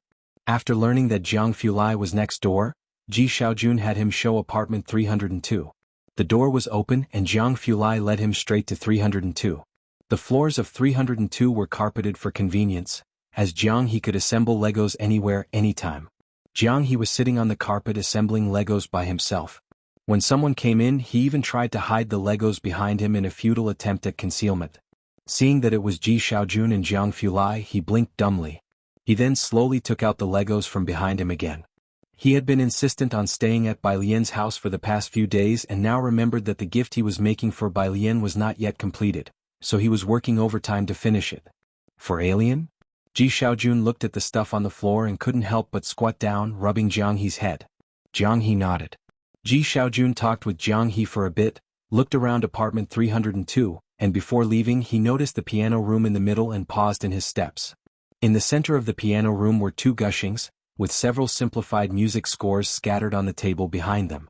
After being educated by Bai Lian, Ji Xiaojun could recognize the notations used by Bai Lian to transcribe music scores, their neat and well-behaved handwriting. That apartment 302 had a piano room was unexpected for Ji Xiaojun. He and Ji Heng had considered finding a teacher for Bai Lian and knew she could play the guzheng but hadn't thought about a piano room. He took a photo and sent it to Ji Heng. After visiting Bai Lian, Ming Dongheng drove Ji Xiaojun back. Mu family residence. By the time Mu Yining returned, it was almost 11 at night. "Xiaojun has gotten home, hasn't he?" "He has." The butler followed behind her and after a moment's hesitation still spoke up. "Miss, I heard some news tonight." "What news?" The butler pondered. "I heard that the incident in Yunxiao district is related to CLA. CLA? Having gone through the ordeal with Mu Qiong, Mu Yining knew what organization CLA was. Because of Mu Qiong, the people from CLA had once investigated the Mu family thoroughly. Which professor did they provoke? Mu Yining wondered in amazement. The butler did not find out that much. Mu Yining didn't press further, as the matter, no matter how much commotion it caused, had nothing to do with the Mu family. Her gaze was fixed only on the small yard ahead that was still lit, belonging to the Mu family's patriarch's Jianghu garden, where the old man had not emerged all day. As expected, the lights at Jianghu garden remained on. Standing still, the butler said, "Miss, please go check on the old master." Mu Yining walked to Jianghu garden and stopped in front of the curtain to the entrance. From inside came the faint sound of a wooden fish. This sound made Mu Yining recall more than a decade ago when Mu Qiong and the young members of the Mu family were still alive and the old patriarch was still full of vigor, with the Mu family rivaling the Su family. But after the departure of Mu Qiong and the others, the Mu family had fallen from grace. The old patriarch never recovered, living only in the Buddhist hall. Mu Yining spoke softly, "Dad." The old patriarch did not speak. "I want to hold a ceremony for Xiaojun, to officially hand over the division to him," Mu Yining said. The old patriarch finally responded. His response was casual. Mu Yining looked at the curtain fluttering in the wind and ultimately said nothing more, turning to leave. Outside, the butler, upon seeing Mu Yining's expression, knew that she too had hit a wall. "The old master has been hit too hard." "I know, it's just..." Mu Yining looked towards Jianghu garden, her mind going back to the old patriarch's previous strategic prowess. Now that the Mu family is struggling to survive in the gap, and even Xiaojun has come back, won't he emerge from seclusion? The old patriarch had once been a figure similar to old Master Chen. If the old master took up his spirit again, the butler looked back and muttered, "Our Mu family, at least should have someone like young Master Mu Qiong." Alas, to wait for such a person to emerge would take no less than a century. Forget it. Mu Yining no longer wanted to talk about these things. "Butler, please give them the gifts tomorrow." Mu Yining had prepared presents for both Ren Wanxian and Bai Lian. The next day, early in the morning, Tang Ming rang the doorbell of 303. He placed his luggage in the corridor. Ning Xiao stood beside him with one hand in his pocket, his eyebrows and eyes cast in a somber light. Jiang Fulai opened the door from inside, glanced at the two men with a relaxed posture and a cold aura. Tang Ming promptly stood up straight and Ning Xiao withdrew his hand. "Jiang bro." The two greeted Jiang Fulai. Jiang Fulai grunted in acknowledgement and let them in. Tang Ming, who had been chattering non-stop, was finally silent as his gaze fell on Ming Dongheng, who was handling food containers. His eyes lit up. "Hello." Pu Xiaohan sat by the table, picking up a soup dumpling and casually waving to the two newcomers. Bai Lian sat next to Pu Xiaohan, resting her wrist on the table with the other hand casually pulling out a pair of chopsticks, her demeanor relaxed. Alien, Tang Ming and Ning Xiao saw Bai Lian, their faces showing subtle excitement. They had finally regrouped. "Oh, by the way," Tang Ming remembered something. "Uncle Zhang said that the good kid is going to study at Jiangjing Affiliated Middle School." "Ah? Can his school record be transferred?" Pu Xiaohan opened her mouth in surprise. "And is he up for it?" Tang Ming didn't know how well Zhang Xiai's had been doing in his studies. He glanced at Jiang Fulai, who was sitting on the sofa flipping through a magazine, and didn't dare to ask him. Not sure. Tang Ming thought about what Zhang Shi's dad had said and also felt it strange. He instinctively lowered his voice. Qi Lu said he might even need to go back to Xianxia to keep a close watch on the kid at school. Yet Zhang's dad said his son's record had been transferred to Jiangjing. Bai Lian didn't pay attention to their conversation as she wasn't well versed in school registration matters and didn't think it was odd that Zhang Xiai's, a student who had struggled academically, could now study at an affiliated middle school. In her eyes, Zhang Xiai's was okay. Her phone rang beside her and she glanced down to see it was a call from Scholar Ma. After finishing her dumpling, she answered the phone. On the other end, Scholar Ma didn't wait for her to speak, preemptively lamenting, "Bai student, are you still busy? Don't you plan to come see my research institute? If you find any errors, ads pop up, ads redirect, broken links, non-standard content, etc. Please let us know reports so we can fix it as soon as possible."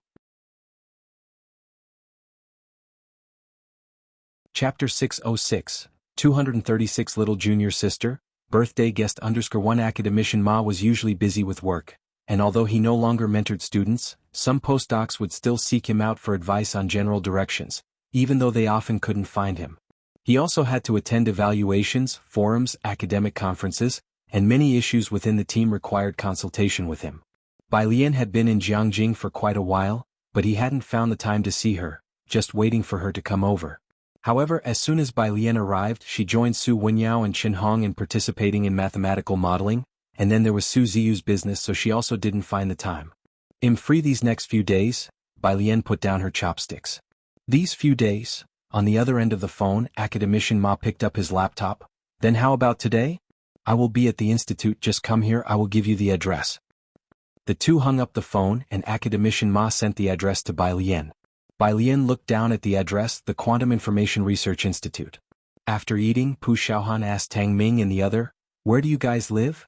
When she came to Jianghu, Pu's mother also wanted to come with her, but after learning from Ji Heng that Pu Xiaohan was living with Bai Lian, Pu's father and mother were no longer worried. Their family inexplicably trusted Bai Lian. Ning Xiao put down his book, always one to get straight to the point. Upstairs. Upstairs? Pu Xiaohan looked up. On the 5th floor, his uncle seems to have given him an apartment, 501. Tang Ming only found out about this when he got up from the hotel this morning. Pu Xiaohan was surprised. The entire class 15 were ordinary students, and Ning Xiao was usually not much of a talker. His clothing, just like Yang Lin's, was always just the school uniform, and everyone thought his family was not very well off. Now his uncle had given Ning Xiao an apartment? Bai Lian was just renting. Ning Xiao a gift? While everyone was talking, Ming Dongheng couldn't help but glance at Ning Xiao. He lived in 301, which was given to him by Jianghu Lai. Shanghai apartment wasn't a high-end complex, but it was still a school district house, and the price was not low. Ming Dongheng couldn't afford it for the time being. That was fine. Did he pay for Social Security? Ming Dongheng looked at Ning Xiao, falling into doubt. The Quantum Information Research Institute was close to the Science Museum. It was a bit far from Jianghu University. In the 11th floor conference room, Academician Ma, who was sitting in the front listening to a report, glanced at his phone. It was almost time. He stood up, pressing down on the table. That will be all for today's morning meeting. He was wearing a checked t-shirt, his hair not neatly combed, and a pair of large glasses sat on his nose. He stood up, holding the report. The young teachers in the team gathered their belongings. Noticing that Academician Ma had left early, some hurriedly followed.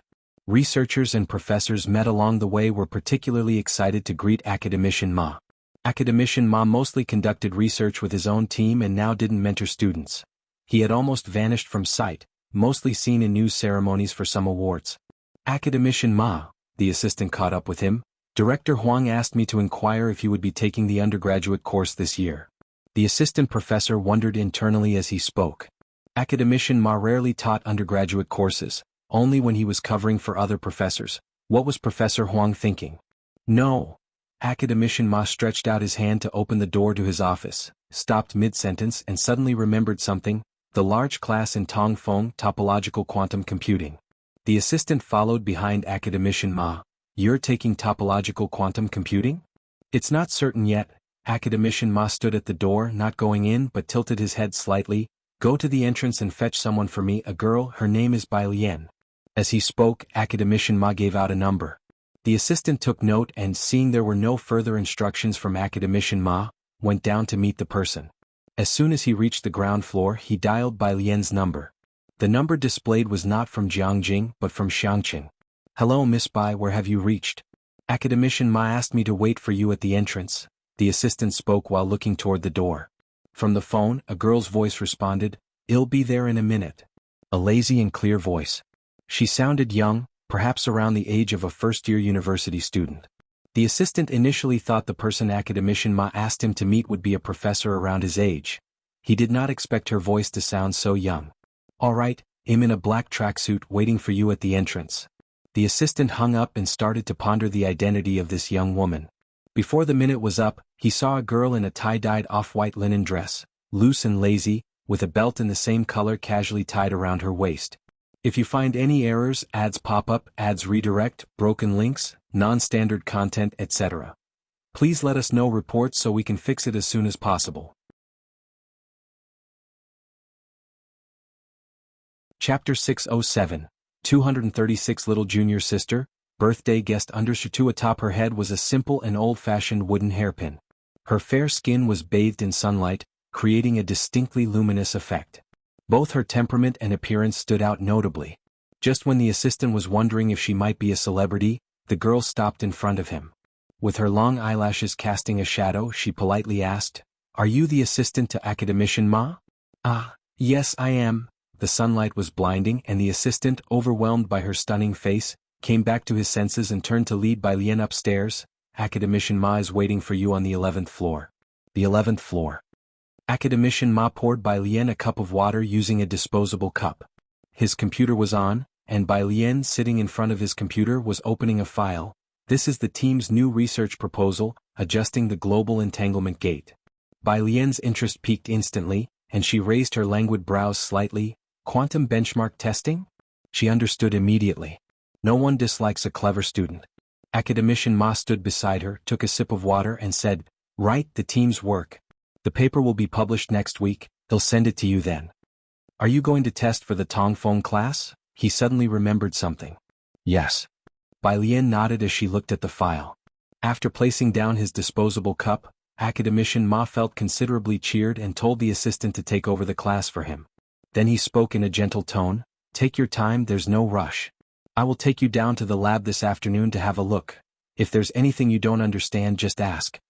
The assistant, who had been listening to their conversation, finally let out a breath and cast a deep glance at Bai Lian.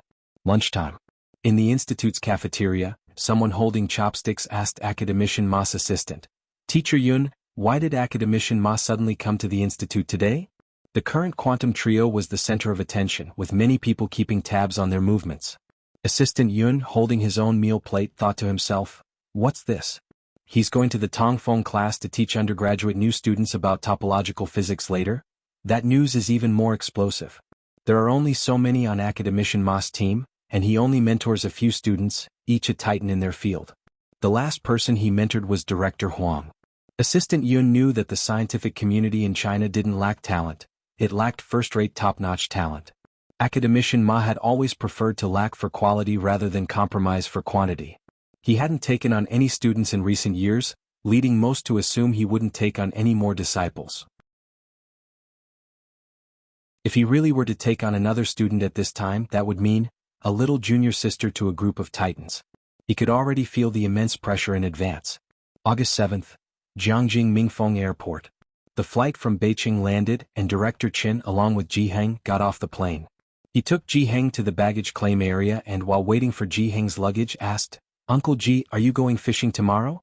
I haven't seen Brother Ji in a long time, and I wonder if he's been busy lately." Director Qin had been busy with the handover in Xianxia and preparing election materials in Jianghu. He hardly had any spare time. Thus his fishing outings with Ji Heng were scarce. Now that he had just returned to Jianghu and was not busy, he planned to invite Ji Xiaojun and Ji Heng to go fishing. Ji Heng still had his tobacco pipe in hand. He had a strong addiction to smoking but refrained from lighting up in the airport, as he didn't have a lighter on him. His gaze was fixed on the luggage carousel. "I can't tomorrow, it's Alien's birthday. Let's go in a couple of days." Ji Heng had timed his visit to arrive in Jianghu the day before Bai Lian's birthday. Bai Miss has a birthday tomorrow? Director Qin just learned about this. He pondered what gift to prepare for Bai Lian considering the tight schedule. Ji Heng hadn't told Bai Lian about his trip to Jianghu. In the parking lot, Ji Xiaojun and Xin Qing came to pick up Ji Heng. In the car, Ji Xiaojun discussed with Ji Heng about Bai Lian's birthday. "Xiaohan is also in Jianghu now, I'll be lively with classmates around." This was also the first time for Ji Xiaojun and the others to celebrate Bai Lian's birthday. Ji Xian's apartment complex. The building's butler came looking for Ji Xiaojun and Xin Qing but came up empty-handed. Inside the house, Ren Wanxian received the gift. What Mu Yining had given her was a bag, and even without unwrapping it, she knew it was a limited edition that couldn't be ordered without being a premium member. Ren Wanxian hugged the gift box and honestly said, "Auntie and the others went to book a hotel." "Hotel?" The butler looked over with interest. Ren Wanxian said, "It's Bai Lian's birthday, isn't it?" She barely spoke with Ji Xiaojun, and Ji Xiaojun rarely initiated conversations with her, so she didn't know much. Hearing this, the butler didn't ask further, just shook his head. When he comes back, tell him to hand over the documents to the young lady as soon as possible. He still needs to be serious during this time." "Okay." Ren Wanxian saw the butler out. Ren Wanxian lived upstairs. Since coming to Jianghu, she had made a wide circle of friends and was hardly ever seen. Only after Ji Xiaojun returned did she go downstairs to convey the butler's message. The moment she opened the door and saw Ji Heng sitting on the sofa, Ren Wanxian was stunned. She had no idea that Ji Heng was going to be there today. She lowered her eyes and approached. "Grandpa." Ji Heng placed his tobacco pipe on the coffee table and grunted a response, not one for many words. Ren Wanxian saw Ji Xiaojun and Xin Qing cooking in the kitchen. Despite the range hood, the kitchen was filled with smoke, so she stood at the door. "The butler said you should hand in the documents early." "Okay," Ji Xiaojun replied in a deep voice, carrying out a plate of food. His demeanor was cool and stern. However, it was Xin Qing who sheepishly smiled at Ren Wanxian. "Alien's birthday is tomorrow, are you coming, Wanxian?" "Bai Lian's birthday?" Ren Wanxian held her phone, shaking her head unconsciously. "I have plans with someone tomorrow." That night at Shanghai apartment. 302. When Jiang Fulai opened the door, he saw Jianghu sitting by the sofa with the small lamp on. Jianghu had finally finished his busy work and was sitting on the carpet drawing. Jiang Fulai put the keys aside, turned on the overhead light, and glanced up to see the door to the middle room also open. Bai Lian was lazily sitting beside the guzheng, one hand propping up her chin, the other holding a pen, her legs crossed, her eyes and brows exuding a casual air. Upon seeing Jiang Fulai return, she lazily lifted her head in a perfunctory greeting. "Why so listless?"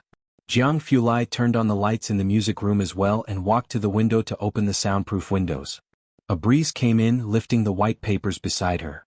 Jiang Fulai lowered his gaze, his long lashes casting a shadow as he noticed the balled-up sheets of paper next to her. He bent down to pick them up, his well-defined fingers smoothing out the crumpled sheets. It was a simplified score. He gathered and flattened all the papers, then approached her, lowered his head to take the black pen from her hand, and guided her hand, his pale eyes intent. "Let's go eat first." His fingers were always cool to the touch, even in summer.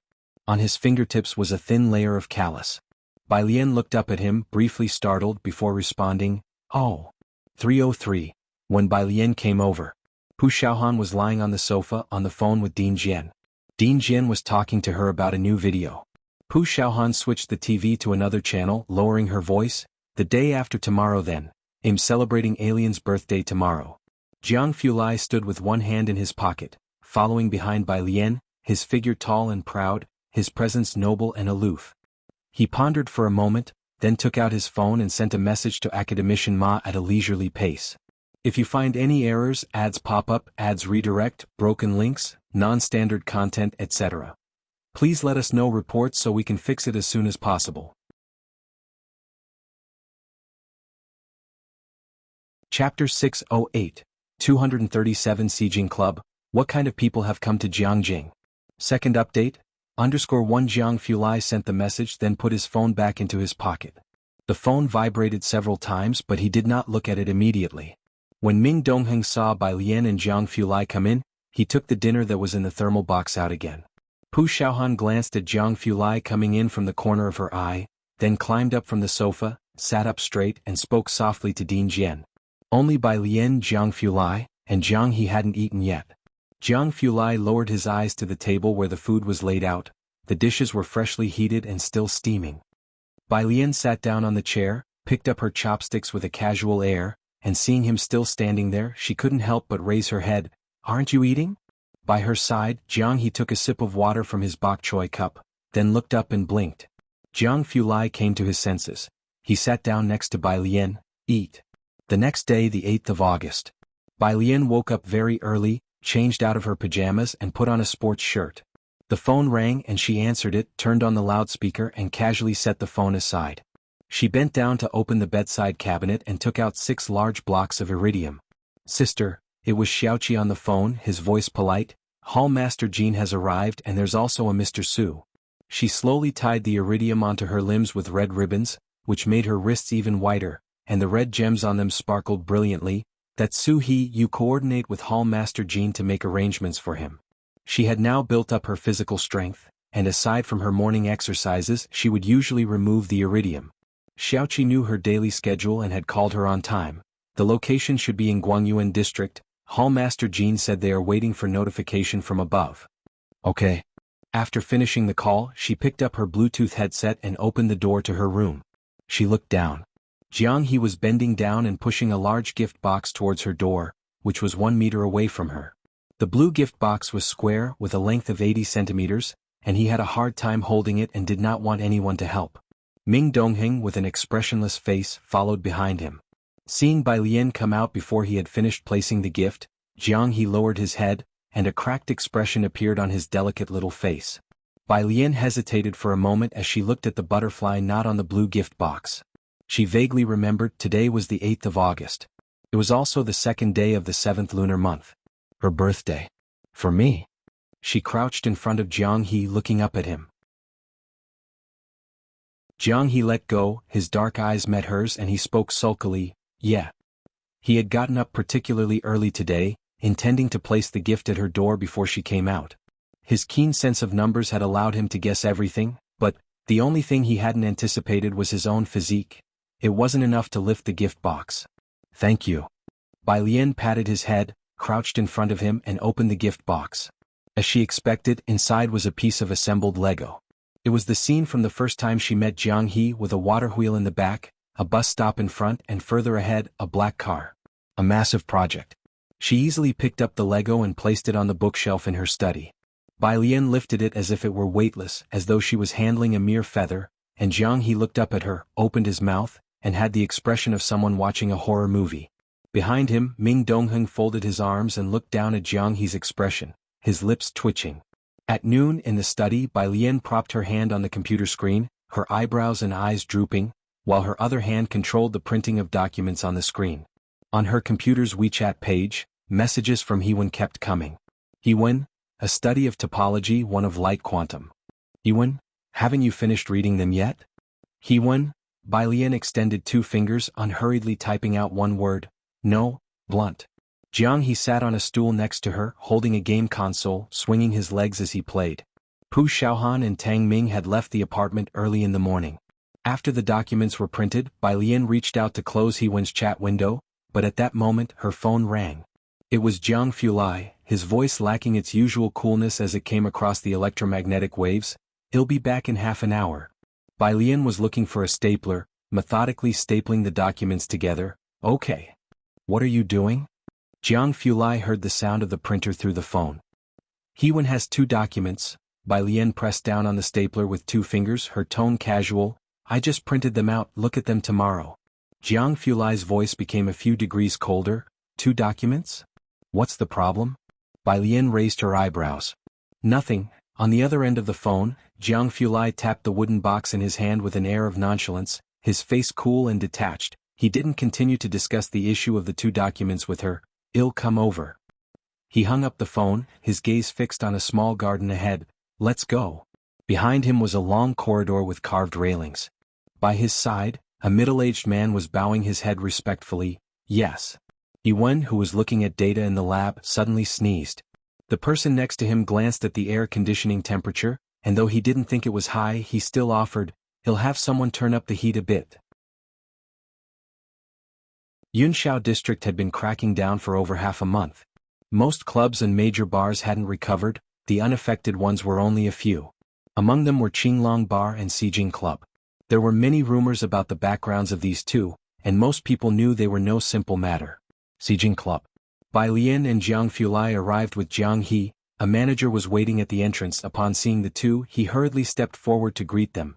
Young Master Jiang, Miss Bai, the 3rd master is already waiting for you at the top floor. He bent at a 90-degree angle, not daring to look directly at Bai Lian and Jiang Fulai. But as he bowed, he saw Jianghu being led by Bai Lian. The manager quickly flashed a friendly smile at Jianghu. Jianghu saw him bending his back 90 degrees. Xijing Club was only open for Bai Lian and her group today. The manager didn't recognize Bai Lian. But he knew exactly what kind of person this young Master Jiang was. He respectfully led them to the internal elevator and glanced at the girl by Jiang Fulai's side using his peripheral vision. Wanting to remember her face. Just catching a glimpse of her loosely tied-up dark hair and feeling the faint pressure emanating from the person next to her, the manager was alarmed, swiftly averted his gaze, and only after the oppressive sensation on his body had dissipated did he cautiously wipe the sweat from his own forehead. The rumors indeed had not deceived him. In the top-floor private room, Pu Xiaohan and Tang Ming had arrived early to decorate the room. Pu Xiaohan held streamers directing Su 3rd Master and Ning Xiao, Master Su lower the a bit, scholar shift your are to the left a bit, right, just like that. Not far away, several core attendants were bringing in the items they needed. The core staff of Xijing Club were all too familiar with Su Third Master. Currently, as they watched Su Nanjing being instructed by a girl, they couldn't help but glance in that direction. Pu Xiaohan and Ning Xiao were unfamiliar faces, completely distinct from the well-known young masters and misses they were acquainted with. Who exactly were they? And they were commanding Su Third Master like this? The attendants set down their items and left with their heads lowered, just as they saw the manager personally escorting a few people over. Young Master Jiang, Miss Bai, this is the place. The manager personally opened the door, letting Bai Lian and her group enter. The attendants beside him kept their heads down, not daring to look around. Before the door closed, they thought they heard the voice of Master Su, "Alien, my dear sister?" Once the door was shut, the attendants looked up at the manager. "Manager, who are they?" The manager himself couldn't fathom the identities of these people. He just instructed, "Attend to them carefully, remember their names and faces." He lowered his head to retrieve a pager, sending out a message. Then, turning back to look at the private room, the past 2 months had not been peaceful, with several crackdowns that left him quivering with fear. And now, what kind of people had come to Jiangjing? Inside the private room, Pu Xiaohan pulled Bai Lian to take photos, and seeing there was nothing left for him to do, Su Nanjing walked over to Jianghu Lai's side, poured himself a glass of wine, and lazily swirled his glass. "Alien, are there still a few guests coming?" He had prepared a gift for everyone who came today. Her uncle, aunt, and grandfather. Jianghu Lai stood aside, his gaze on Bai Lian's direction, his tone indifferent. "There should also be a teacher coming." Uncle, aunt, grandfather? Su Nanjing was surprised. He knew Bai Lian's grandfather who lived on Purist Street, but now he had come to Jiangjing? "Xiaoqi and brother Mao haven't arrived yet," Tang Ming added as he moved a stool over. "Xiaoqi, brother Mao?" Su Nanjing had thought Bai Lian only had a few friends like Tang Ming in Jiangjing, but now who were these two, Xiaoqi and brother Mao? He was pondering this when the door to the private room was again respectfully opened by the manager. "If you find any errors, ads pop up, ads redirect, broken links, non-standard content, etc., please let us know reports so we can fix it as soon as possible."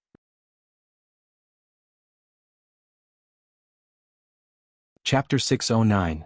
Jianghu arrived in 238, a gift from the Ma Institute scholar. First update, _1 The manager respectfully led Xiao Bingwen inside. He had just gone downstairs to prepare the cake and upon entering, immediately saw Jianghu Lai's face, blurred by the lighting. The relaxed smile on his face vanished. "Mr. Jiang?" He greeted Jianghu Lai. Jianghu Lai lazily tilted his head, displaying an air of indolence. His pale eyes briefly swept over Xiao Bingwen. The usually imposing phoenix eyes were much softer today.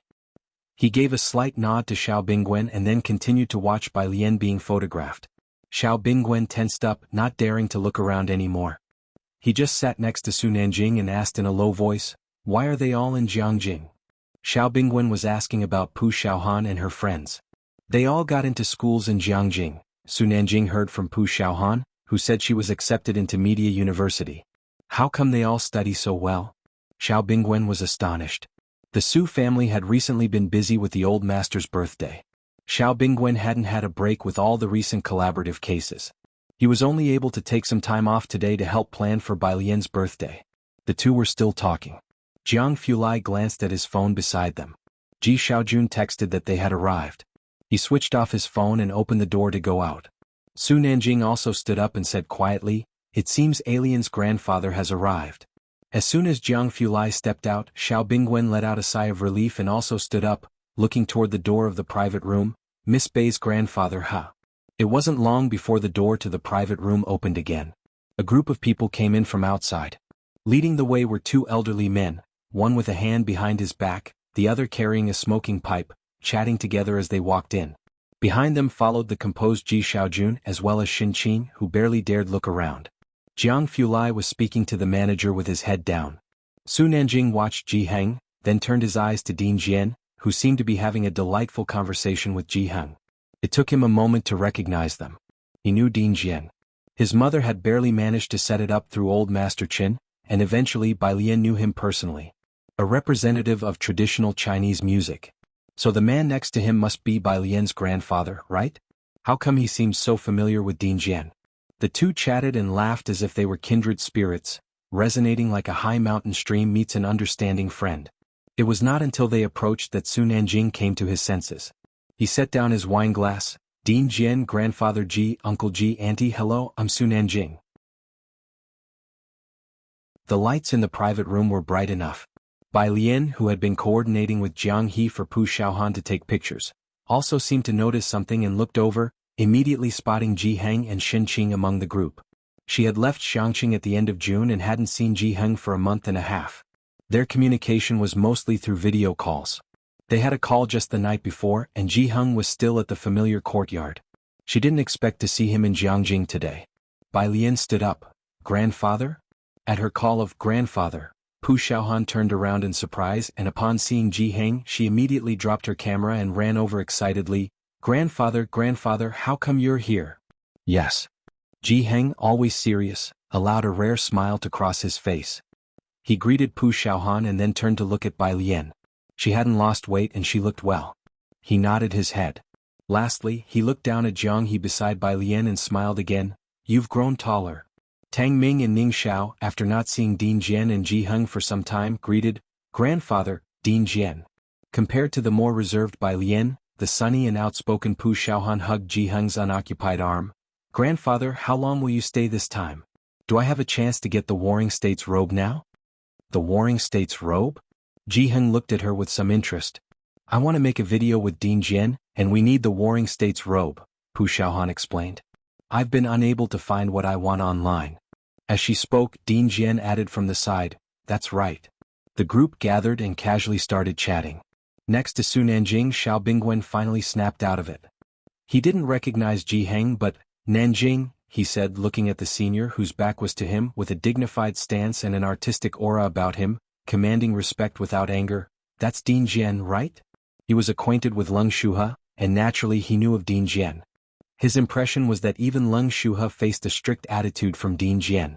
Dean Jian had very high expectations for his students, and although the 3 students were carefully selected by him, he was not entirely satisfied and remained impartial. Aside from attending classes, his disciples could not dream of inviting Dean Jian to a meal. What was he doing here today? Yes, Su Nanjing had met Dean Jian before and was not surprised.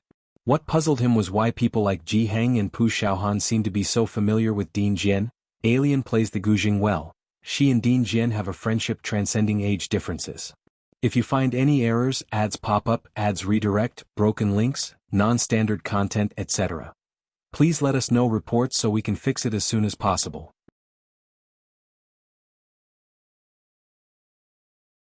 Chapter 610. Ji Heng arrived in 238, a gift from the Ma Institute scholar, first update. _2 Xiao Bingwen was truly astonished now, an intergenerational friendship? Does Bai Lian play the Guzheng that well? He couldn't resist looking toward Bai Lian as well as the few people beside her. Pu Xiaohan put down the camera and brought up the fact that Ji Heng was going to stay here for a long time, so you're going to be residing here frequently? He'll be living here for a while. Ji Heng set down the pipe in his hand. Several people sat down around the coffee table. Xiao Bingwen sat next to Su Nanjing, opposite to him was the director of the institute, and Jianghu Lai was also there.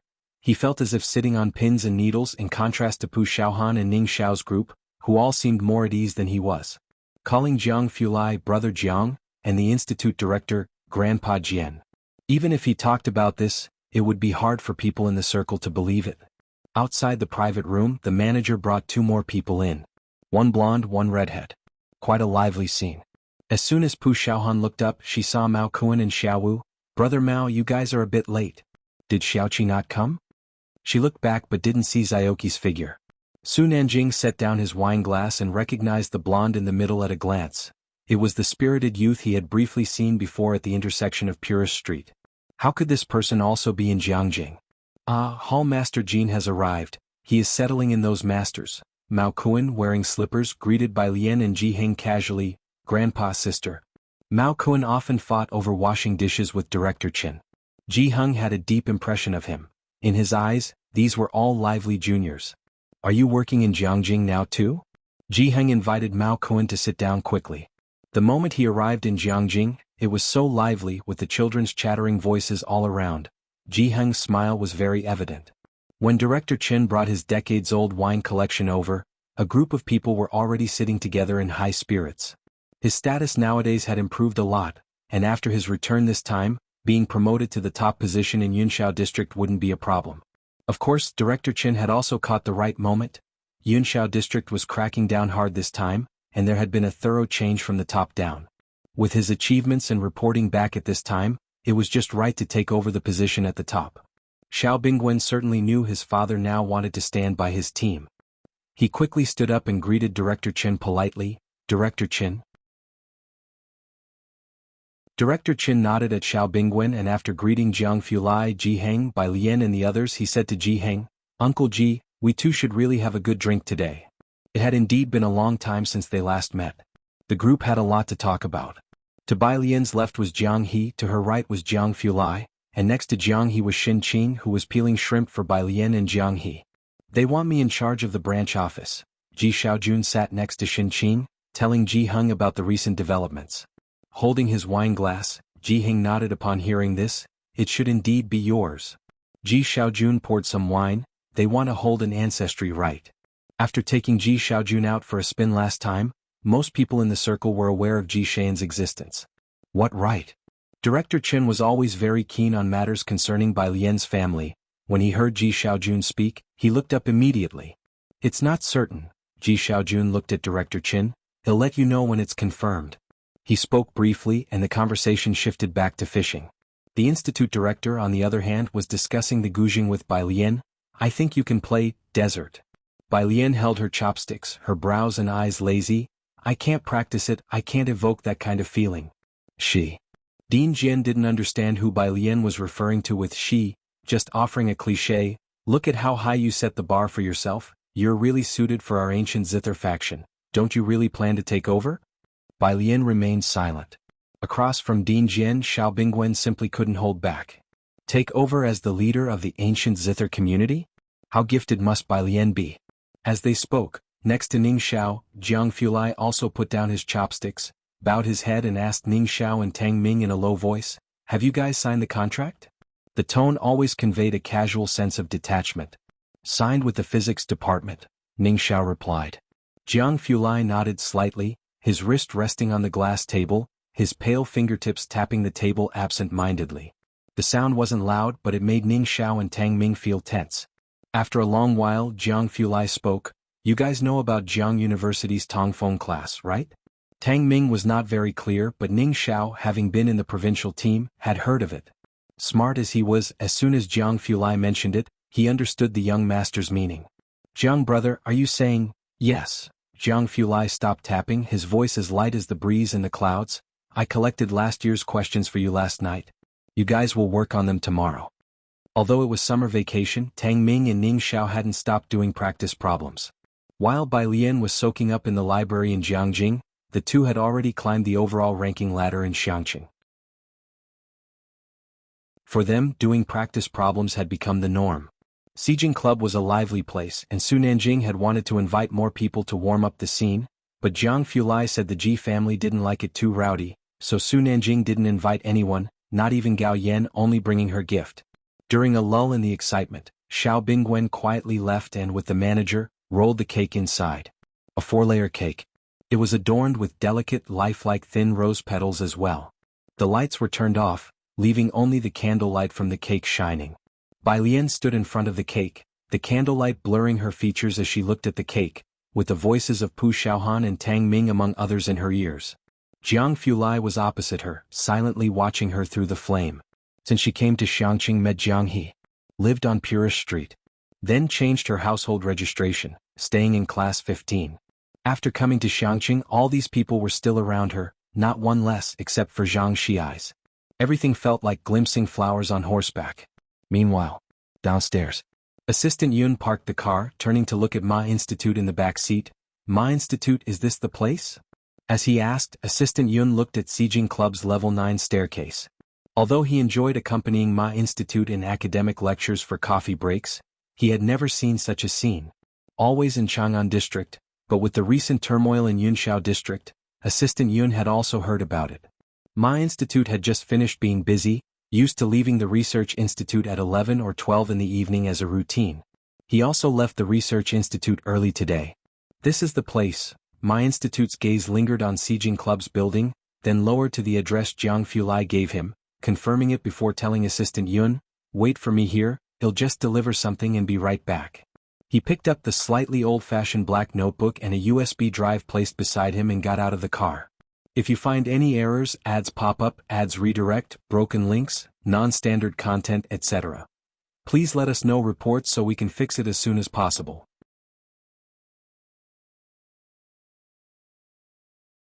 Chapter 611, 239 Heritage, Gifts, National Top Scholars Grandeur, Part 2. _1 From the driver's seat, Assistant Yun watched as Academician Ma ascended the splendid golden steps. His gaze indeed fell on the notebook that Academician Ma carried in his hand. He had been following closely as an assistant professor alongside Academician Ma for quite some time. Academician Ma always carried that notebook with him, and although the assistant professor didn't know what the USB drive was, the notebook must represent the culmination of Academician Ma's work to date.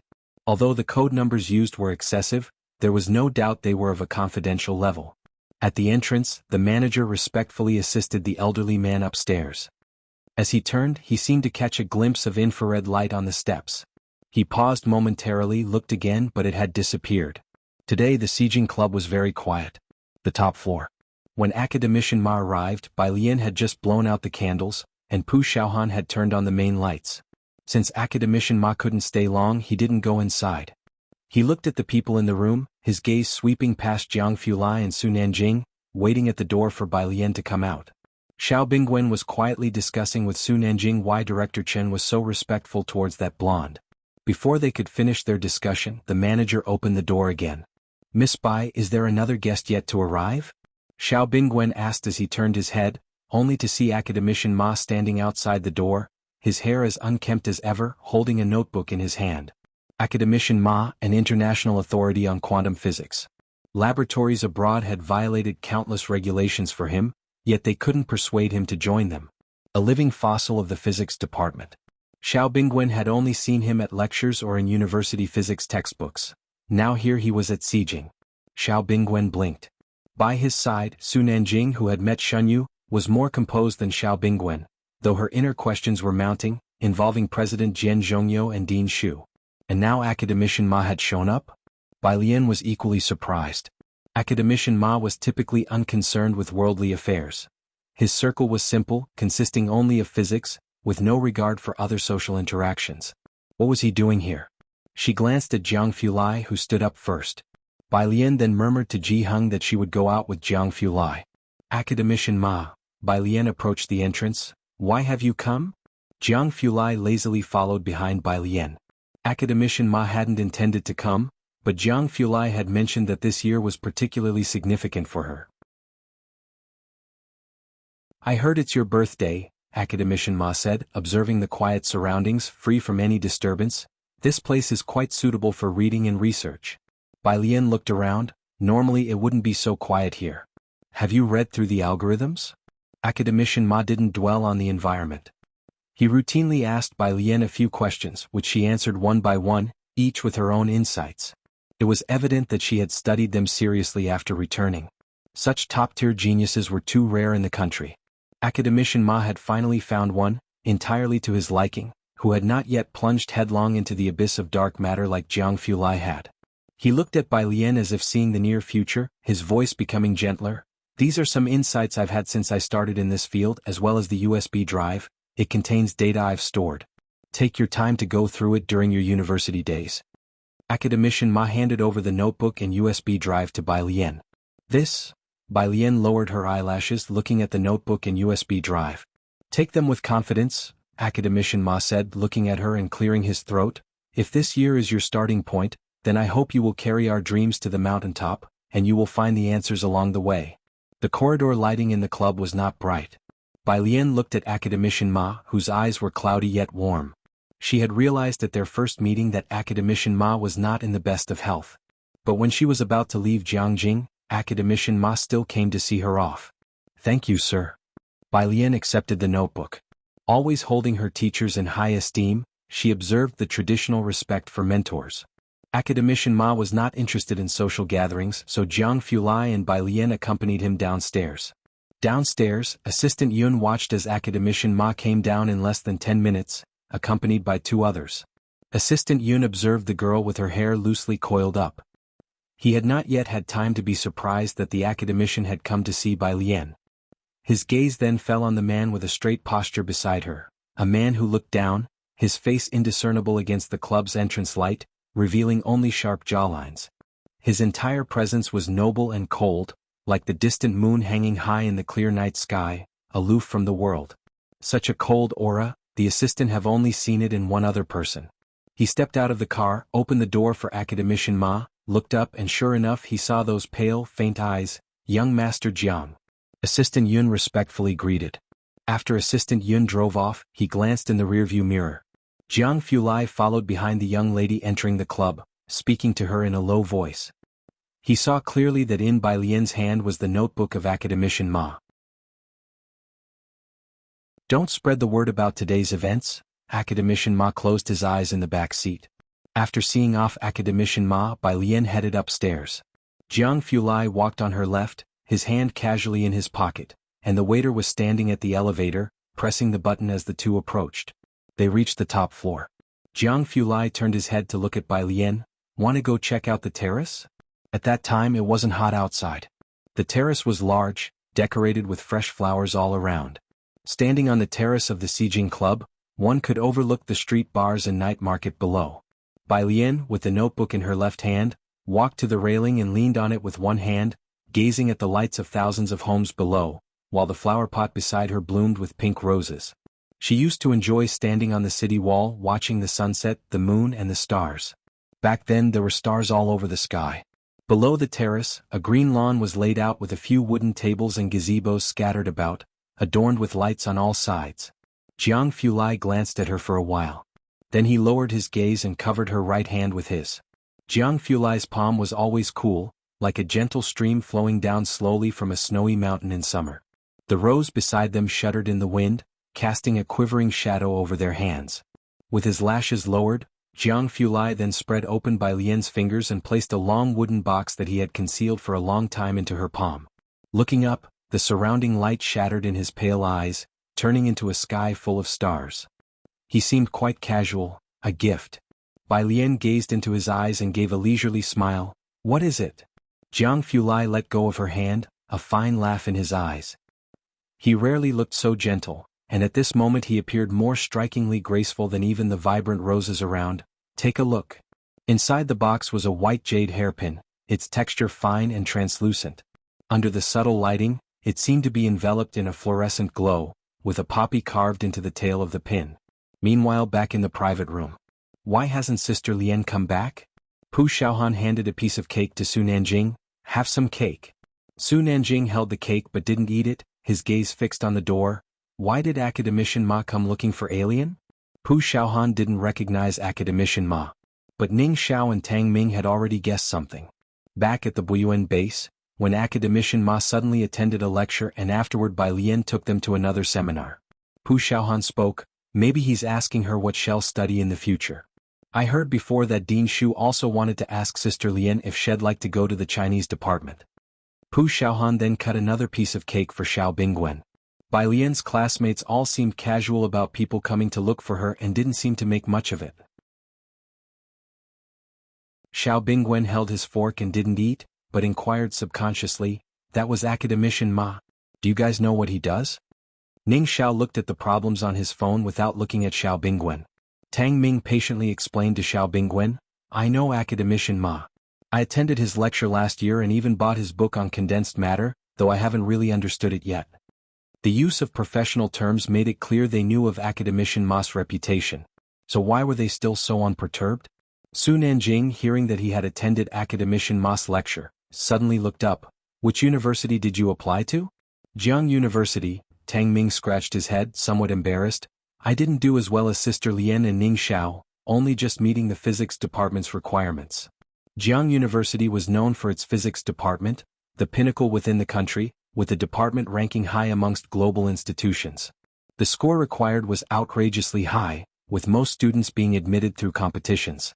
Su Nanjing had only managed to get into Jianghu University's economics department with the help of Jiang Fulai's tutoring. Seeing Tang Ming's bashful face, Xiao Bingwen thought they were all students from Xianxia like Pu Xiaohan, who had only managed to get into universities in Jianghu. How could they all be in Jianghu University and moreover in the physics department? Since when had the Jianghu University physics department become so commonplace? Xiao Bingwen glanced at Tang Ming's youthful face, suddenly realizing that Bai Lian, his classmate, also became unfathomable. Su Nanjing caught on to something. He was aware of Bai Lian's ranking on the Jiangjing app last time, which was basically the same as the National College Entrance Exam ranking. Add to that his involvement in auctions and mineral matters, which had him flying abroad for several months, only finishing in early July. He hadn't paid much attention to the college entrance exam results. Finally catching on, Su Nanjing put down the small cake. Wait, how much did Alien score in the college entrance exam? Her? Pu Xiaohan casually sat down at the table, picked up a video camera beside her, and started reviewing footage. 750, a perfect score and the national top scorer. Go search the news in Beijing and Xianxia. Back then, even the Beijing Education Bureau couldn't keep it under wraps. It was all over the place, such as the grandeur of a national top scorer, Diske. Having witnessed such a scene, Pu Xiaohan wasn't surprised by anyone who came looking for Bai Lian. If you find any errors, ads pop up, ads redirect, broken links, non-standard content, etc., please let us know reports so we can fix it as soon as possible.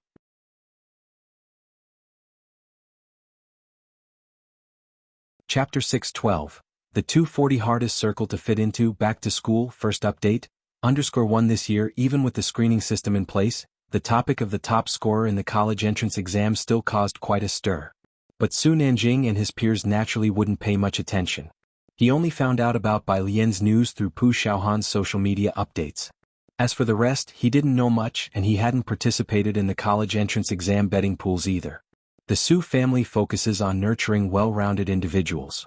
Su Nanjing had hated it since he was a child when the Su family compared his grades to Su Jinyi's or Su Jin's. When he grew up, he also refused to become that kind of detestable parent. It was only now that he'd heard about Bai Lian being the college entrance exam top scorer from Pu Xiaohan. Although there is a top scorer every year, there's only one, and they are all extremely talented individuals. As Su Nanjing had grown up, there had only been one top scorer around him, Jianghu Lai.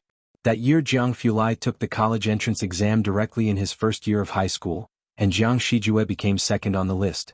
The Chen family should be more concerned about this year's college entrance exam because there was a Liang Wuyu whom even Su Nanjing had heard of. The Chen family had invested a lot of efforts in promoting him. Now, Alien, a perfect score college entrance exam top scorer? Su Nanjing's understanding of Bai Lian was still stuck at her being ranked 199th. Then everything made sense. That's why when he went to the police station to find Bai Lian that night, Principal Shi rushed over in such a hurry. That's why even Elder Su said the commotion was big. Su Nanjing only thought back then that Jianghu Lai had gone too far, and since the Qin family was involved in politics, the Su family had collaborations with them. It wasn't until recently that he learned that almost everyone in Yunshao district had been replaced. Although Jianghu Lai was the catalyst, he probably only wanted to clean up those bars and clubs. As for those who were purged, they must have been related to Bai Lian. The patio. Bai Lian sat in the pavilion, her hands crossed in front of her chest, in a leisurely posture. Her hair was loose behind her back, the strands lustrous and fine, having grown to her waist over the past year. A light breeze stirred her skirt and long hair. Jianghu Lai meticulously arranged her hair, the raven strands slipping through his long, pale fingers. Can you actually manage? Bai Lian asked languidly. The cool light around the patio danced across her face, creating a hazy interplay of shadow and light. Stay still, Jianghu Lai calmly wound the hair he held around his finger. He was always serene, his voice even tempered as he spoke while coiling her hair. Tomorrow I need to join the group, which might take most of the month. Such research had confidentiality agreements in place from the beginning.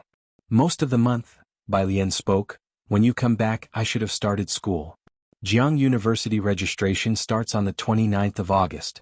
Bai Lian had a lot of hair, and Jianghu Lai wrapped it into a half updo, making the white jade hairpin in his hand appear even more pristine and immaculate, untouched by any speck of dust. His skill was not very polished and he dabbed at some stray hairs on the side. This time the result was much better than before, not so untidy. Not particularly striking but very neat. At the end of the white jade hairpin, the craftsmanship of the peony was quite pronounced, yet it seemed just right amidst her locks. Jianghu stepped back, thinking the improvement from last time was substantial. Slowly he responded to Bai Lian's remark, "There, most of the time signals are jammed. He'll be going with Director Ma from the Institute." He chose some aspects he could safely share with Bai Lian.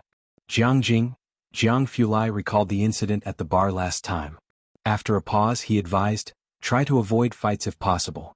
If something happens, tell Su Nanjing right away. I've already discussed it with your grandfather. He lives on the first floor." Jianghu had been renovating the first floor for quite a while. He preferred quiet and wasn't used to sharing elevators with others. Before coming here he bought all the units from the first to third floors of the apartment building. Of course he hadn't mentioned this to Bai Lian, but after realizing that the fourth and fifth floor units belonged to Su Nanjing and Ning Xiao, he didn't pursue them. Otherwise, without his consent, neither of them would have been able to get those units. During that time in Xianxia, he always stayed with Jianghu. Jianghu couldn't see what he was lacking. He had seen those 2 thin pages of residence registration and, after some consideration, decided to incorporate decorations Jianghu was familiar with on the first floor. The first floor? Bai Lian's radar went off. She had seen the renovations on the first floor. As she listened to Jianghu, she lifted her head. "You bought the first floor?" Things looked set to head in an unpredictable direction. Jianghu smoothed down a stray strand of her hair lifted by the wind and subtly changed the subject. "I've given Ning Xiao the Tongfeng class exam questions from each year. I worked out the solutions for most of them. If they find something they don't understand, you explain it to them. If you find any errors, ads pop up, ads redirect, broken links, non-standard content, etc. Please let us know reports so we can fix it as soon as possible."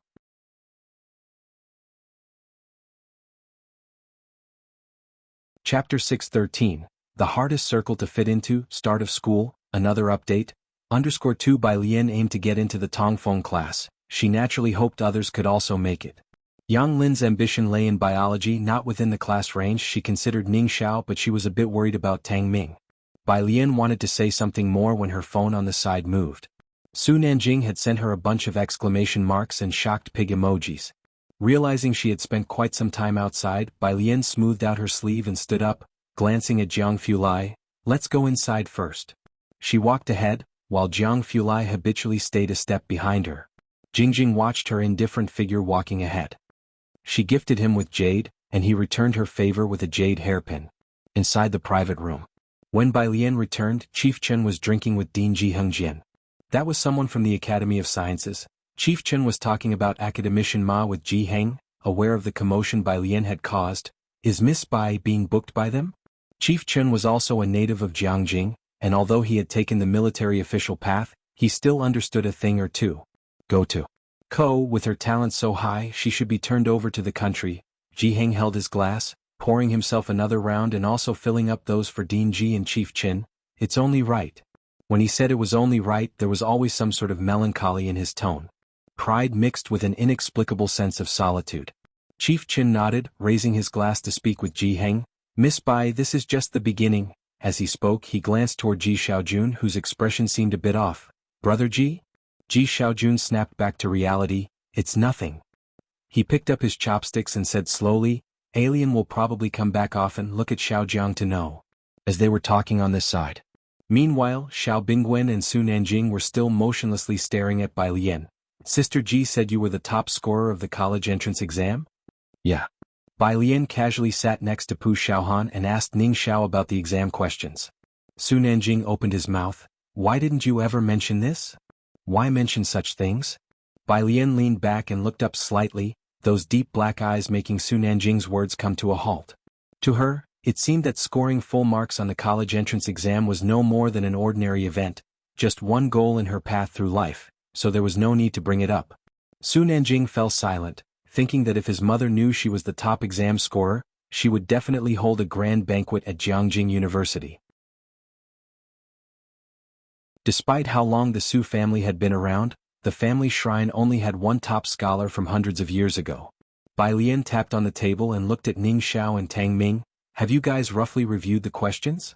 Ning Xiao raised his head to answer. I've skimmed through them, the overall difficulty is all right.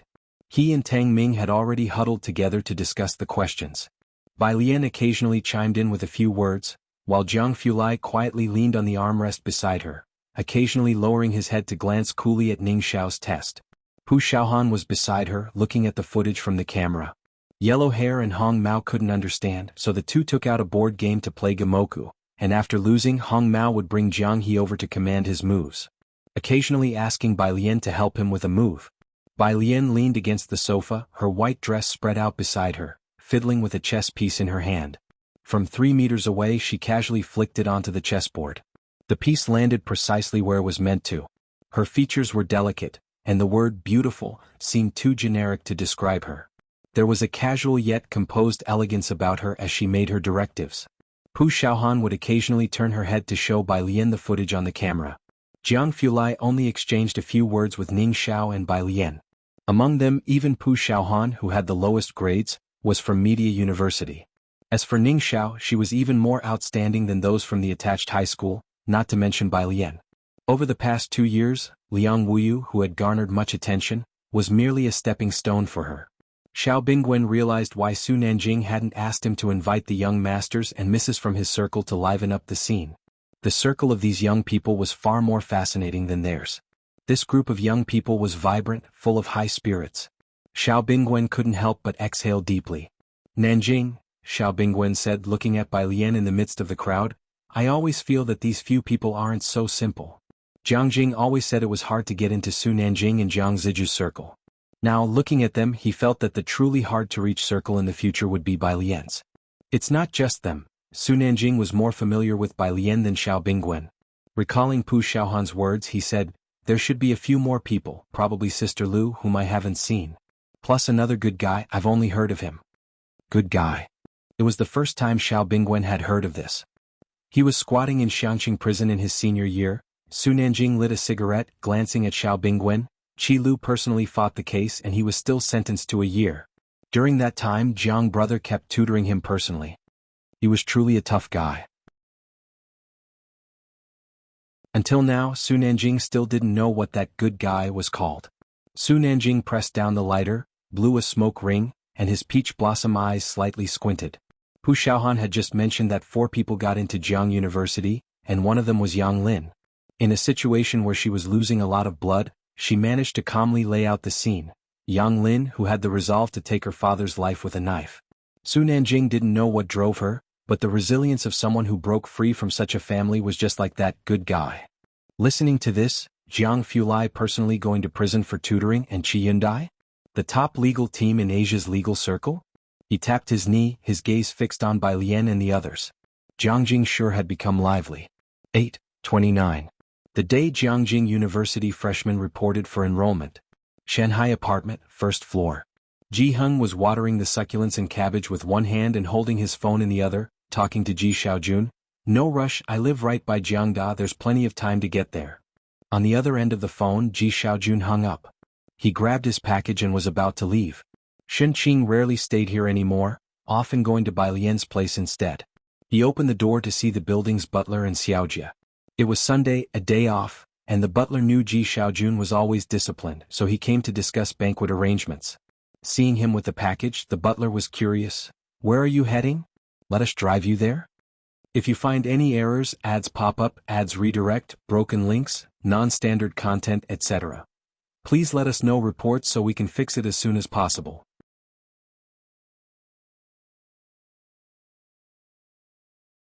Chapter 6:14. Admission of 241, The Oppressive Feeling of the Big Shot, Second Update, _1 Rest Day. Ji Xiaojun didn't expect the butler to show up unannounced. Seeing him at the door, he was taken aback. Today is Alien's school opening and I'm going to take her to school. When it came to Bai Lian, the Ji family always took care of the smallest details. In the past, the Ji family didn't have such a strong atmosphere, and Ji Heng would always be alone, secluded on Purist Street. For the entire Ji family, everything used to be cold and detached. Ji Xiaojun would then take his drawing board and go teach his students. Ji Xiaorong seldom returned home, and Ren Wanxian didn't get along with the entire Ji family. Bai Lian seemed like a gift from heaven, linking the two cold families together. Even Ji Heng began to show some liveliness, with a group of children hopping around his yard all day. People in Xianxia always believed that no matter how far their children flew away, the wind of Xianxia would always protect them. What a coincidence, Bai Lian also had the surname Bai. The butler glanced at Ji Xiaojun, knowing he always placed great importance on his niece Bai Lian. She probably has a lot of stuff for school, right? Let Xiaojia take you guys to school in the business car we have prepared. Also, Miss has mentioned to you she wants to invite the old man and Miss Bai for a meal first. Ji Heng had been living in Shanghai apartment ever since he came. Go to. Ko the butler only found out a few days ago that Ji Heng had arrived in Jianghu. I'll go by myself, Ji Xiaojun thought for a moment. Today being the opening of Jianghu University, Zier Avenue was definitely going to be jammed. Taking the car wouldn't be as smooth as the subway. He'll take the subway. The subway in Jianghu was always crowded. Xiaojia took Ji Xiaojun to the subway station. He looked across to the other subway entrance, hesitated and asked, "Are you sure you don't want me to take you?" "No need." Ji Xiaojun looked down at the time on his phone, nodded to the butler and then walked directly to the opposite subway. This place was still some distance from Jianghu University. As they got closer to the university town, the subway was full of people, most of them happily taking their kids to report to the school, as the enrollment times of the major universities were quite aligned. When Ji Xiaojun got off at the Jianghu University station, there was even a reception set up by Jianghu University in the subway station itself, guiding the new students to Jianghu University. It was Ji Xian's first time feeling such a bustling atmosphere. He exited the subway station and saw Zier Avenue teeming with traffic. He then walked with a light step towards Shanghai apartment under the bright sunshine. Shanghai apartment. 303. In Bai Lian's room, Xianxia circled around her suitcase asking, "Is this all you're bringing? Are you taking your piano with you?" Even when in Xianxia, Bai Lian didn't live on campus. Now, even though she had rented a house off campus, she still had to abide by the residential rules. Xianxia was helping her pack and always felt she wasn't bringing enough. Bai Lian leaned lazily against the windowsill, with the curtains drawn back and the window cracked open to let in the strong light. "It's just registration, I won't bring the piano for now." The light exposed a clear path through the floating dust in the room. She squinted at Xianxia counting the items in her suitcase, everything appearing so tranquil. "Okay, then when is he coming back?" Xianxia paused her packing and looked up at Bai Lian. "Is Xiaojiang not coming back today either?" "I don't know." Bai Lian's gaze fell on the courtyard below. Ji Heng was not quite used to the climate of Jianghu. His small yard had a wooden-colored umbrella erected, casting a cool shade all around. She watched the umbrella, her eyes not quite focusing on anything tangible. The problems Jiang Fulai and Ning Xiao left for her were not difficult. She had been pushing the two to solve them lately, while also busy with the songs required by the director of the institute, and reviewing the thesis notes left by my institute scholar. She was too busy to be bothered by anything else. However, ever since coming to Jianghu, Jiang Fulai had been there for all of it. Even back in Xianxia, he would most often accompany her for a walk through the alleys of Purist Street at night. Sometimes when studying until the wee hours, she would occasionally send him one or two questions, and he would always respond promptly. But for the past half a month, he and Hewen seemed to have disappeared into thin air, only showing up online at specific times to reply to messages. Long ago, she had weathered through the trials of Abi Hell alone, braved countless troubles on her own. As she was pondering, Ji Xiaojun appeared in her field of vision, carrying a small bag. Bai Lian snapped back to reality, turned to Xianxia and smiled languidly. "Uncle is here." Xianxia went downstairs to call for Ji Xiaojun. Bai Lian picked up her phone on the side, unlocked it slowly and opened WeChat. In the WeChat group for Class 15 the chat was lively, with Lu Lingxi also talking with everyone in the group. Bai Lian tapped on the two conversation boxes at the top, opening one of them. Her last conversation with Jiang Fulai was on the 20th.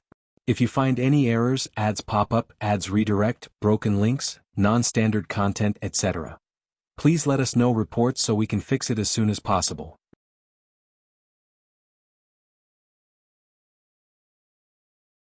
Chapter 6:15. Admission of 241. The oppressive feeling of the big shot. Second update. _2 She took a photo of the vegetables downstairs, which were growing splendidly in the pleasant sunshine, sent it over and slowly typed a few words. "School starting, at the end of summer with clouds drifting and sunlight filtering through, the scene outside the window reflects the feelings in my heart, wondering if you are well? Room 303's hall." Ning Xiao had already packed his suitcase.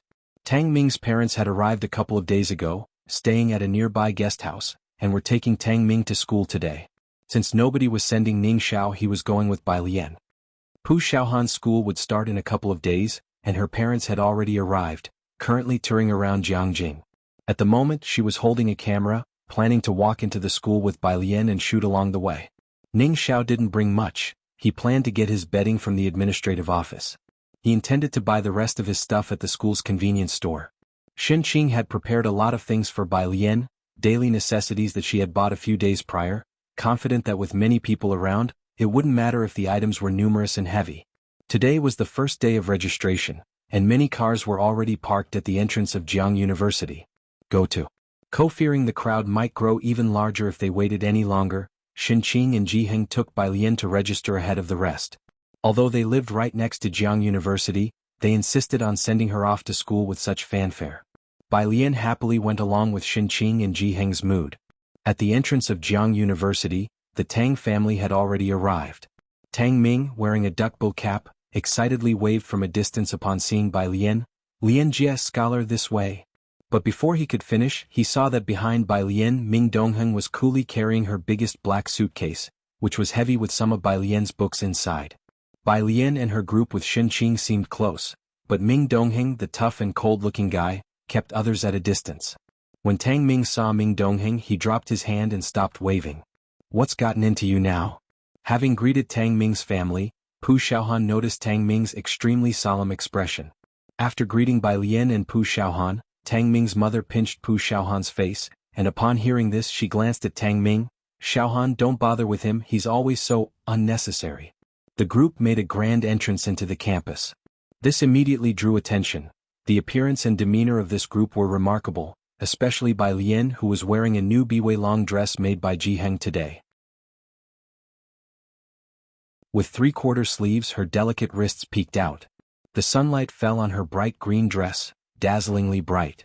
Green was a color that didn't suit everyone, but it seemed exceptionally appropriate on her, enhancing her fair complexion, and her long lashes lazily drooped. This kind of flashy yet restrained beauty was a showstopper. Not only the reception desks of various departments but even the freshmen and their parents couldn't help but turn their gaze toward her. They quietly discussed among themselves, wondering if she was some celebrity, with a big guy in a black t-shirt standing behind her. Although he was wearing sunglasses, it was apparent he was scanning the people around him. He looked very much like the well-trained bodyguards often seen on television. For a moment nobody dared to approach. Bai Lian and the three were of the same major, and Tang Ming, looking at the bustling scene of new students that resembled a market, quickly found the physics department among a bunch of signs and hurried over there. A second before, the people at the physics department were wondering if this girl was a newly signed star, but the next they saw her heading their way. The crew-cut boy looked at Tang Ming, Ning Xiao and Bai Lian, mouth agape. "You, all of you are from the physics department?"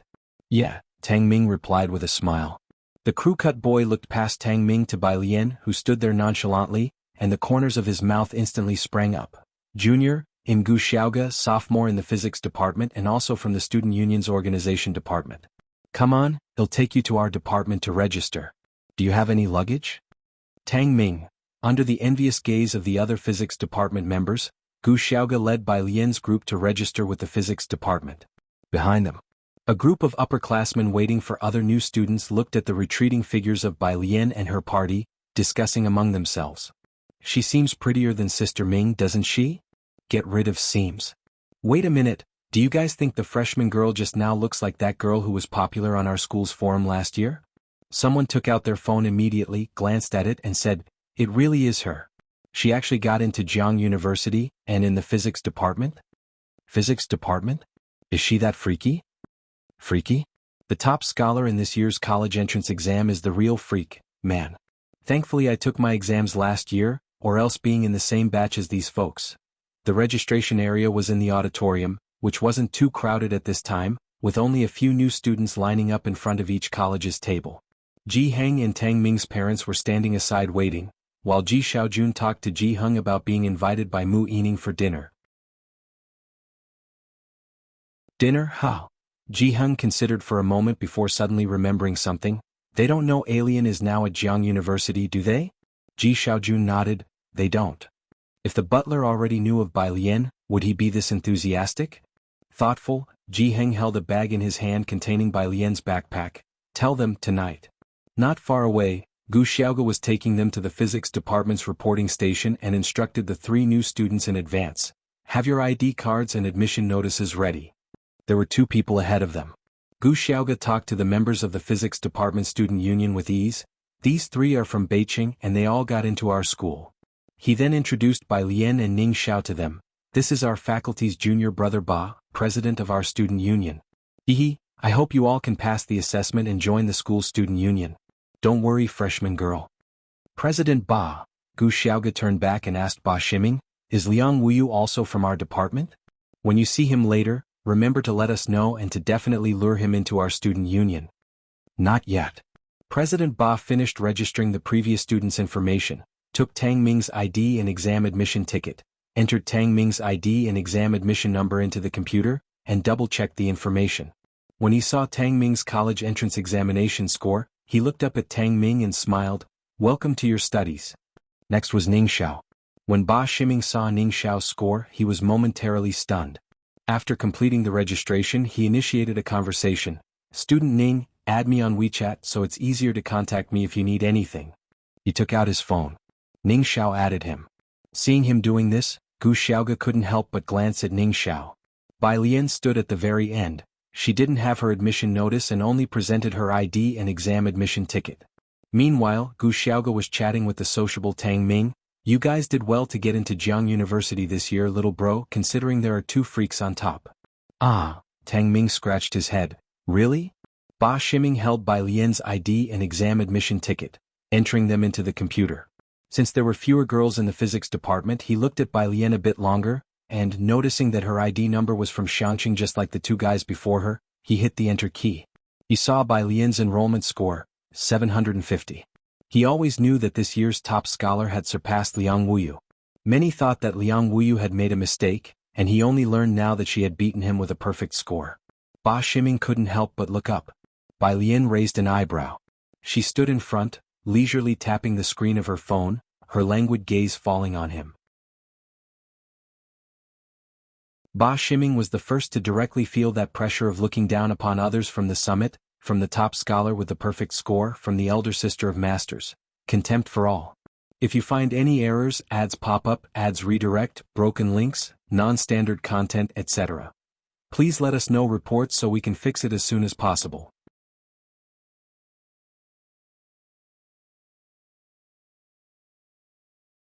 Chapter 616. 242 Originally, she was at Jianghu University. First update, _1 Ba Ximing remained silent. The senior sitting beside him, waiting for Bai Lian to fill out the form, started to urge, President, haven't you registered yet? Junior sister, come here and fill out the freshman report first. She had been watching Bai Lian's face, then passed the pen and paper to Bai Lian, with a voice gentle enough to melt water. Junior sister, come on, fill out this form. Bai Lian expressed her thanks and took the paper and pen. She leaned forward slightly and left her basic information on it. Junior sister, let's add each other on WeChat first, then you can go to your dorm. Your dorm is in Nanmei District, building number 4, room 407. The senior took out her phone, successfully added Bai Lian on WeChat. I'm Yi Jingxian, a junior at the main campus. If you need anything you can come to me. Seeing Yi Jingxian adding Bai Lian on WeChat, Gu Xiaoge also took out his phone, but just as he had it in his hand he felt a gaze behind him. Gu Xiaoge looked up to see the man in the black t-shirt with a stern presence. Even through the sunglasses he could feel the hostility. Gu Xiaoge, stunned for a moment, missed the perfect opportunity to make a new friend. After everyone had left, Yi Jingxian picked up the form Bai Lian had filled out. Bai Lian's handwriting was bold and vigorous. The speed and roughness within her strokes had their own character. She could tell that Bai Lian had practiced regular script calligraphy, naturally seeing the power within the lines. She definitely learned calligraphy. I must get her to join our literature and art department, Yi Jingxian declared with certainty as she looked at the paper. Go to. Beside her, Ba Ximing glanced at the computer screen and said softly, not necessarily. What do you mean? As the next student was about to line up, Ba Ximing pointed to the not yet refreshed computer screen for Yi Jingxian to see. Look who she is. Yi Jingxian leaned over for a look and saw those dazzling entrance exam scores. Damn, she's joined our college too? How come we haven't heard such big news? This year, all the freshman girls were housed in the Nanmei district, in dormitories uniformly designed for 4 occupants with bunk beds and desks underneath, separated by sky blue partitions. The entire dormitory was extremely spacious, with a private bathroom. The balcony was quite large too and had a table and 2 wooden chairs on it. Bai Lian was one of the earliest to arrive. The other people in the dorm had not come yet, so she chose the bed near the balcony on the left side. Xianxia took a basin to the bathroom to fetch water and wiped down Bai Lian's desk and chair, as well as those belonging to the other residents of the dormitory. Bai Lian arranged the books from her suitcase neatly on her desk. Her belongings were simple, books and clothes. As she didn't plan to stay on campus during the registration period, Bai Lian had not brought her computer. After registration, Bai Lian took Xianxia and Jianghu around Jianghu University's campus, and Xianxia took many photos. Tang Ming and Ning Xiao also came out of the men's dormitory. More people were coming to register at this time, and the school was filled with students everywhere. The celebrity statue square was especially crowded, swarming with luggage. Bai Lian and Ning Xiao both liked quiet places like the library coffee shop. However, Xianxia and Tang Ming's parents enjoyed the busy atmosphere. After lunch, having checked out the Jianghu University statue square, the library, the science building and the teaching buildings, it was already past 4 in the afternoon. Tang Ming's parents had an 8 o'clock flight and left first. By this time, past the peak of new student arrivals, there were still quite a few people at the entrance of Jianghu University. Bai Lian stood lazily by the roadside, watching Xianxia take photos of Jianghu University's main gate with her phone. Yang Lin's dorm is in Building 5, Pu Xiaohan said, watching Tang Ming seeing his parents off, then turned back to speak to Bai Lian, but she went to the neighboring art college today. The art college? Bai Lian tilted her head slightly. She remembered the meticulous painting she had once seen in Yang Lin's biology notebook. Yeah, Pu Xiaohan said without thinking much further. Grandfather finished making the clothes. I'm going to find Grandpa Jian later, and I plan to finish shooting this part of the video before school starts. Bai Lian took out her phone, looking down at it. Okay. On her phone, Yen Lu sent a message saying that her new show would finish filming in a week, and after that Shed returned to Xianxia, waiting for Xianxia to get out. Bai Lian tapped on the phone screen with her fingertips. Next to her, Jianghu lit a cigarette, smiled at Pu Xiaohan as he greeted her, then approached Bai Lian and after a moment of thought said, "Alien, come have dinner with us tonight. It's the lady who gave you the bag last time she's treating." Bai Lian watched Pu Xiaohan leave the school gate and also remembered the bag that Ji Xiaojun had brought back last time. It was a unique design, but because it was leather she had studied it and figured that if she put slightly more books in it might deform, so she left it and used a Shanghai apartment. She generally preferred the canvas bag Jianghu had made for her. More could fit in it and it was less likely to get damaged. The phone rang and Bai Lian looked down to see it was Director Huang's call. She answered, "Director Huang? You came to register today?" On the other side of the call, Dean Huang walked to the window looking down at the new students coming and going below.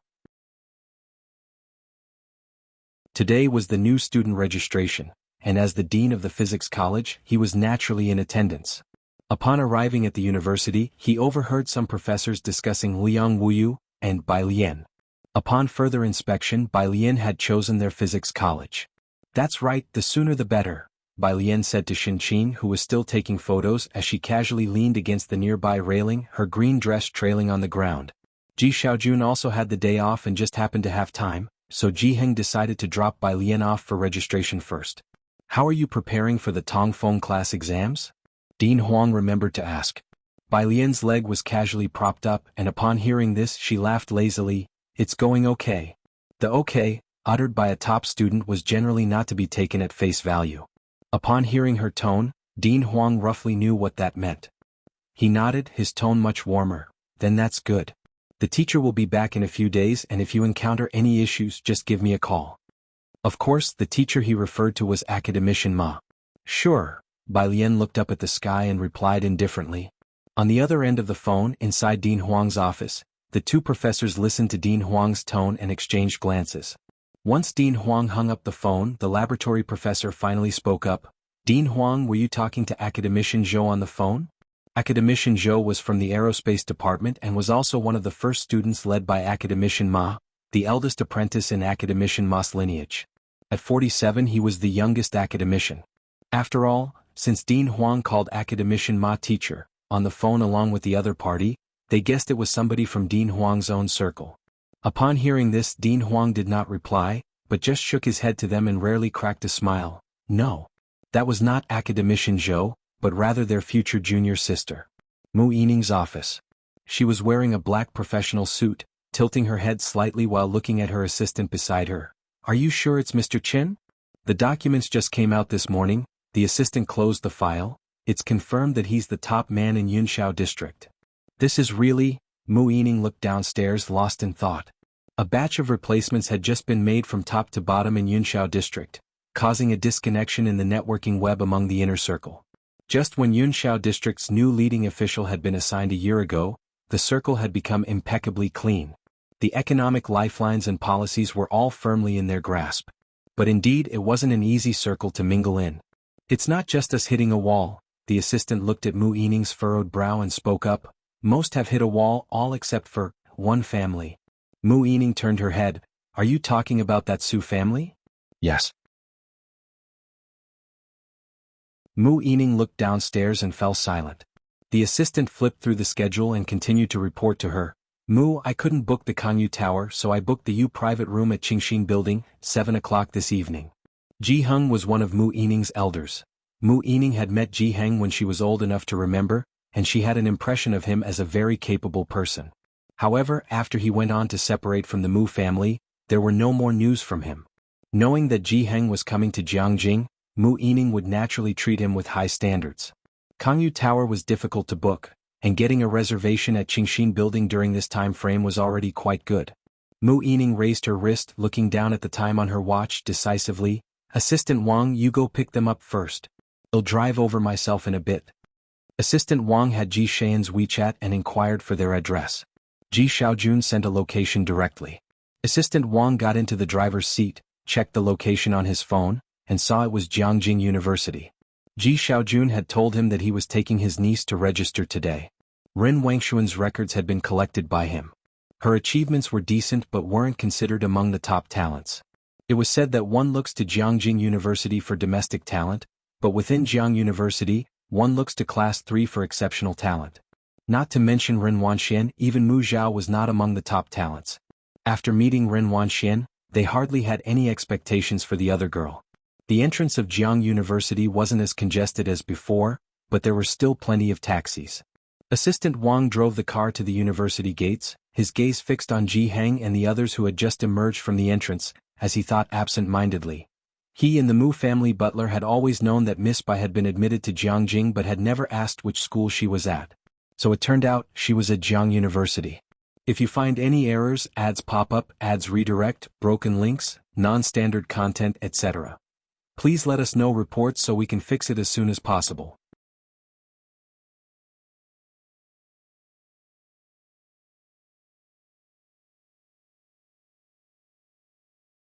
After getting out of the car, Bai Lian saw Mu Yining looking over and slightly inclined her body to greet her, her half-tied black hair consequently spilling over her chest. Hello. Mu Yining had seen Ren Wanxian. Although cultivated, she still couldn't shake off an air of pettiness in every move she made. In fact, aside from Xin Qin, everyone from the Ji family possessed an extraordinary demeanor. Ren Wanxian, however, seemed a bit out of place in the Ji family. Mu Yining initially thought that Ji Xian's other niece would be similar, but she couldn't find anyone else in Jiangjing who could match Bai Lian's appearance and demeanor. The group arrived at the Rain Character private room in Qingxin Building. The room was difficult to book, and as soon as they entered, the staff served them tea and snacks. Bai Lian obediently sat down next to Xin Qin, having already taken off her earpiece, and started to check the problems on an app on her phone. Mu Yining sat next to Jianghu, pouring him a cup of tea, reminiscing about some childhood anecdotes, her eyes occasionally drifting towards Bai Lian sitting opposite to her, slightly lost in thought. The knock on the door rang again. Assistant Wang went to open the door and was somewhat surprised. Manager Pang? Because Mu Yining often booked the room for important guests, Assistant Wang had a membership card and naturally recognized the manager of Qingxin Building. Qingxin Building was only second to Kangyu Tower in Jiangjing, favored by political and business elites for booking private rooms. However, Assistant Wang wasn't familiar with the staff at Qingxin Building, and neither he nor Mu Yining were at the level to warrant personal reception by the manager, so he was naturally surprised. Assistant Wang, I've brought some pastries for your private room. Manager Pang allowed the staff behind him to enter, smiling. These are the pastries we provide complimentary to our rain character room guests. The pastries from Qingxin building were famous, much like the breakfast at Kangyu Tower. Reservations were usually tough to get, and Assistant Wang watched the staff bring in the pastries, stepping aside. The staff served the pastries to everyone at the table. Bai Lian lowered her head, recognizing it as the same pastry she had extra last time when she and Jianghu Lai had a meal with Gao Yan. She lifted her head and the manager of Qingxin building gave her a smile. Ji Hing didn't eat much, having spent the time talking to Mu Yining, his brow slightly furrowed. How has your father been lately? If you find any errors, ads pop up, ads redirect, broken links, non-standard content, etc. Please let us know reports so we can fix it as soon as possible.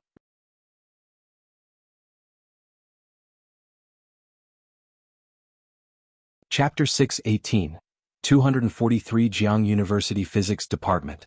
Brother Jiang is back. Second update. _2 The people of great families have always been very united since ancient times.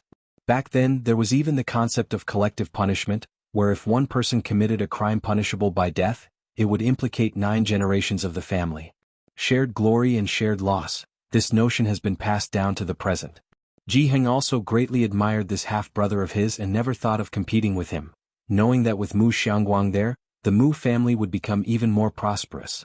It was only upon returning to Jiangjing that he heard a few words from Ji Xiaojun.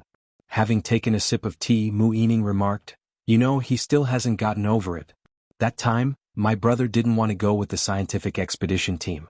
He felt he wasn't experienced enough, but our father pulled some strings and forcefully got them in." Due to his interference, Mu Qiong, whom Mu Xiangguang had been grooming with devotion, died, and since then he has almost never left the Buddhist temple. Ji Heng was clearly hearing this for the first time as he set down his smoking pipe. Compared to Mu Qiong's death, he himself was the final executioner, and this was the real reason Mu Xiangguang could not forgive himself. The atmosphere grew heavy upon mentioning this. After finishing the meal, Mu Yining escorted Ji Heng and the others downstairs and had her driver take them back to Shanghai apartment. Be careful on the road. Ji Xiaojun and Xin Qing were returning to their place and didn't go back with Ji Heng. Mu Yining called a Qingxin building car to take Ji Xiaojun back, and only after everyone had left did she return to her car. Pressing her temples, she asked, "Did Mu Zhao go to school today?" "Go to." Co-assistant Wang was driving and he replied respectfully, "The young master said he'd go on the last day." Mu Zhao was also applying to Jiangjing University, but he was in the economics department. Upon the mention of Jiang University, Assistant Wang drove to the intersection and slowly said, "Mr. Mu, Miss Bai is also at Jiangjing University." "What? She's at Jiang University?" Mu Yining rolled down the window feeling a bit more alert. She had been observing Bai Lian for a long time that day. Assistant Wang answered, "Yes, Jiang University Physics Department." As a member of the Mu family, who didn't know about the physics department at Jiang University? Mu Qiong used to be in the physics department at Jiang University, participated in a direct Ph.D. program, and joined the scientific expedition team.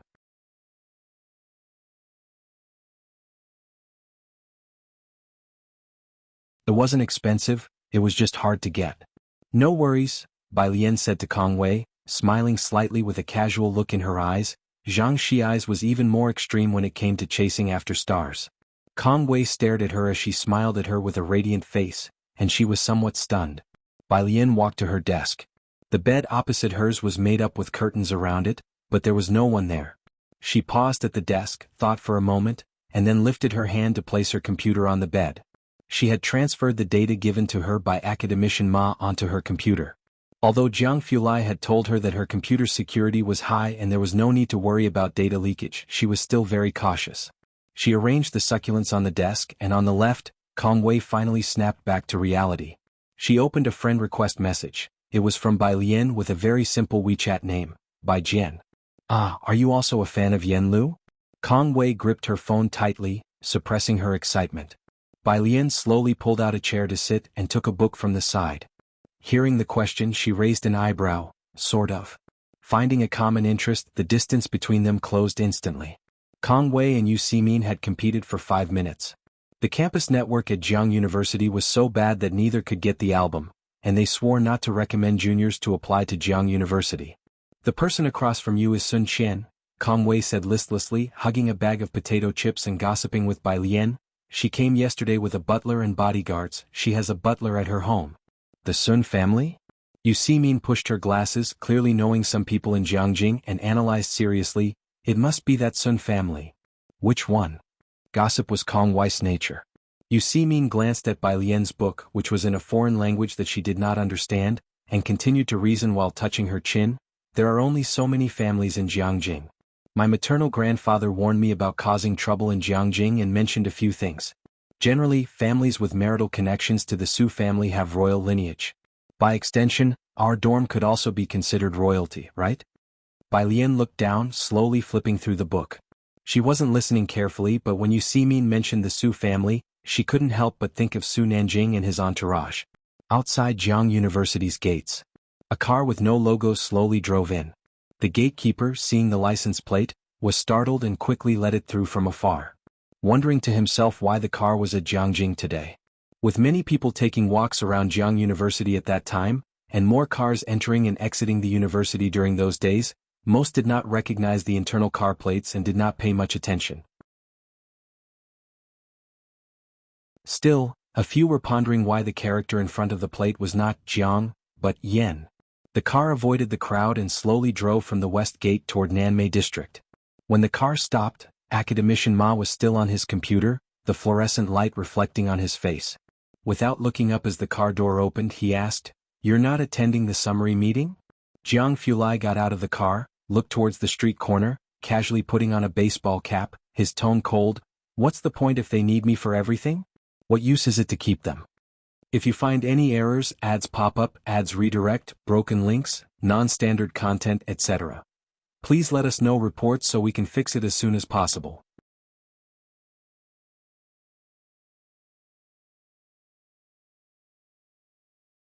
Chapter 619, Meet at 244, Incident occurred at _1 Academician Ma tapped on the keyboard, typing out a line of text, and upon hearing the monitor's words, he slowly pushed up his glasses with a hand.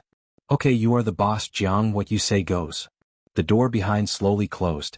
In the front, the driver looked toward the co-pilot, where Yun assistant was seated. Afraid of disturbing Academician Ma, he lowered his voice. "Professor Yun, do we still wait for young Master Jiang?" "No need." Yun assistant gazed at Jiang Fulai's retreating back, a figure as solitary and indifferent as ever. He withdrew his gaze, head straight to the headquarters.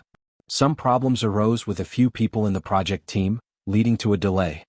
In recent times, the chill emanating from Jiang's body was heavier than that of a ghost, leaving no blade of grass growing wherever he passed.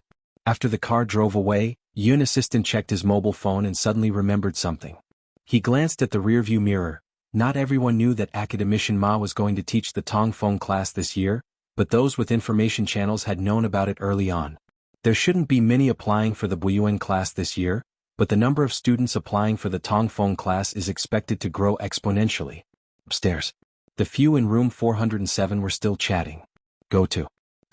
I heard our new freshmen have 2 big shots in the physics department this year, and neither went abroad." Kong Wei, who had just arrived at this legendary top educational institution, couldn't settle down. All 3 of them were not locals, 2 from Xiqing and 1 from Beijing, and they all shared a passion for physics. They felt an immediate closeness, especially with Kong Wei being an active person. As Bai Lian listened to their conversation, she read her book, lazily turning the pages and occasionally responding with a word or two when Kong Wei asked her something. Until her mobile phone lit up briefly, she glanced at it. It was a message from Su En. "We are leaving now." Today he and Ji Mulan had accompanied Su Jiue to the school. Upon arrival he wanted to meet Bai Lian, but she chose not to see them. Su En didn't insist. He only had Su assistant pass the gift they had brought for Bai Lian to her. "Bai Lian, okay." On the other side of the phone, Su En picked up the car keys, looking at Ji Mulan beside him, whose belly was now quite large. "Alien didn't say she wanted to see us." Ji Mulan fell silent for a moment. She reached out to touch her belly and shook her head. "Let's go back." She had anticipated it all. If Su En had been alone, Bai Lian would certainly have met with him. Ji Mulan found it harder and harder to read Bai Lian now.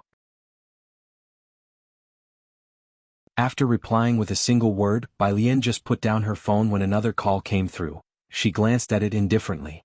There was no contact name, just a Jiangjing local number. Her fingers, which were about to flip the page, paused on the paper, cold white fingertips resting on the sky blue tabletop. She hesitated for a few seconds before lifting her head and picking up the phone to answer on the balcony. On the other end of the phone, the voice was as calm as ever, speaking unhurriedly. "Have you returned to the dormitory?" When Jianghu was busy with engineering work with academician Ma and others, he couldn't make calls, and even for external contact he needed to use the special mobile phone from that place. You could tell from his voice that he was a bit worn out. Bai Lian leaned casually on the balcony railing, looking down at the flower bed below. "Just got back to the dorm. I'm reading about quantum many-body theory." It was related to quantum field theory and condensed matter physics of high-energy particles. Jianghu quietly listened to her speak. School had just started, and many older students were selling second-hand books and trinkets downstairs by the female dormitory, creating a bustling scene at this moment. Through the phone some noise could be heard. "Where are you?" Bai Lian heard some raucous noise. He seldom made phone calls from the lab, and even when he sent voice messages, the background was always extremely quiet. Holding the phone, Jianghu's gaze rested on the entrance to the female dormitory, and he inadvertently said, "Bai Lian, I'm outside the female dormitory building." Outside the entrance to the female dormitory was a main road flanked by sweet gum trees that formed a dense canopy, with the nearby solar lamps providing dim illumination. Near the entrance, there was a convenience store to the left and an eyeglass shop that was still open. At the moment, down the stairs to the supermarket, many senior students had set up stalls selling second-hand items to junior students. As Bai Lian emerged from the dormitory entrance, she immediately saw a towering figure standing under a sweet gum tree to the right, dressed in black including a newsboy cap which did little to hide his haughty demeanor. The figure was faintly enshrouded in the cool light from the back, not looking up, yet radiating an intense presence. Students delivering food on campus instinctively stayed away from this direction. He was looking down at his phone, its screen still brightly lit. Seeming to sense someone coming out, he looked up, his gaze precisely finding the person who had just emerged, cutting through the crowd. Dressed in an ivory-colored garment with a slanting collar, the material was soft, only the cuffs and the hem were embroidered with large patches of green tendrils, making the girl's face look as luminous as jade. If you find any errors, ads pop up, ads redirect, broken links, non-standard content, etc., please let us know reports so we can fix it as soon as possible.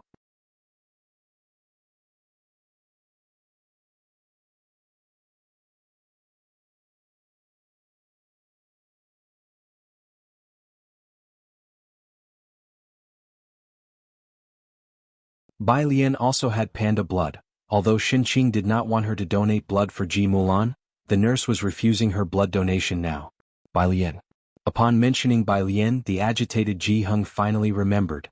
He recalled the night from many years ago, his eyes deep and determined as he took out his phone and called Bai Lian. He didn't ask her to come and donate blood but simply asked, "Alien, can you get in touch with Xiaojiang?" Jianghu had just returned. Nobody had been informed, not even Jianghe. If you find any errors, ads pop up, ads redirect, broken links, non-standard content, etc., please let us know reports so we can fix it as soon as possible.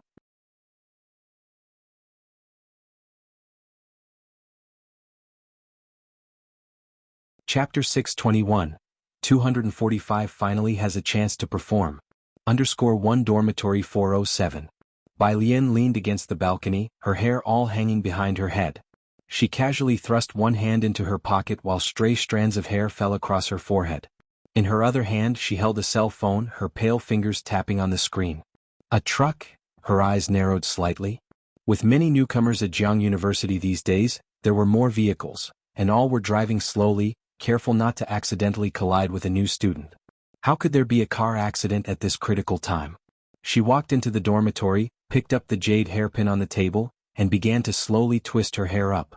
Her dark, abyss-like eyes seemed unfathomably deep.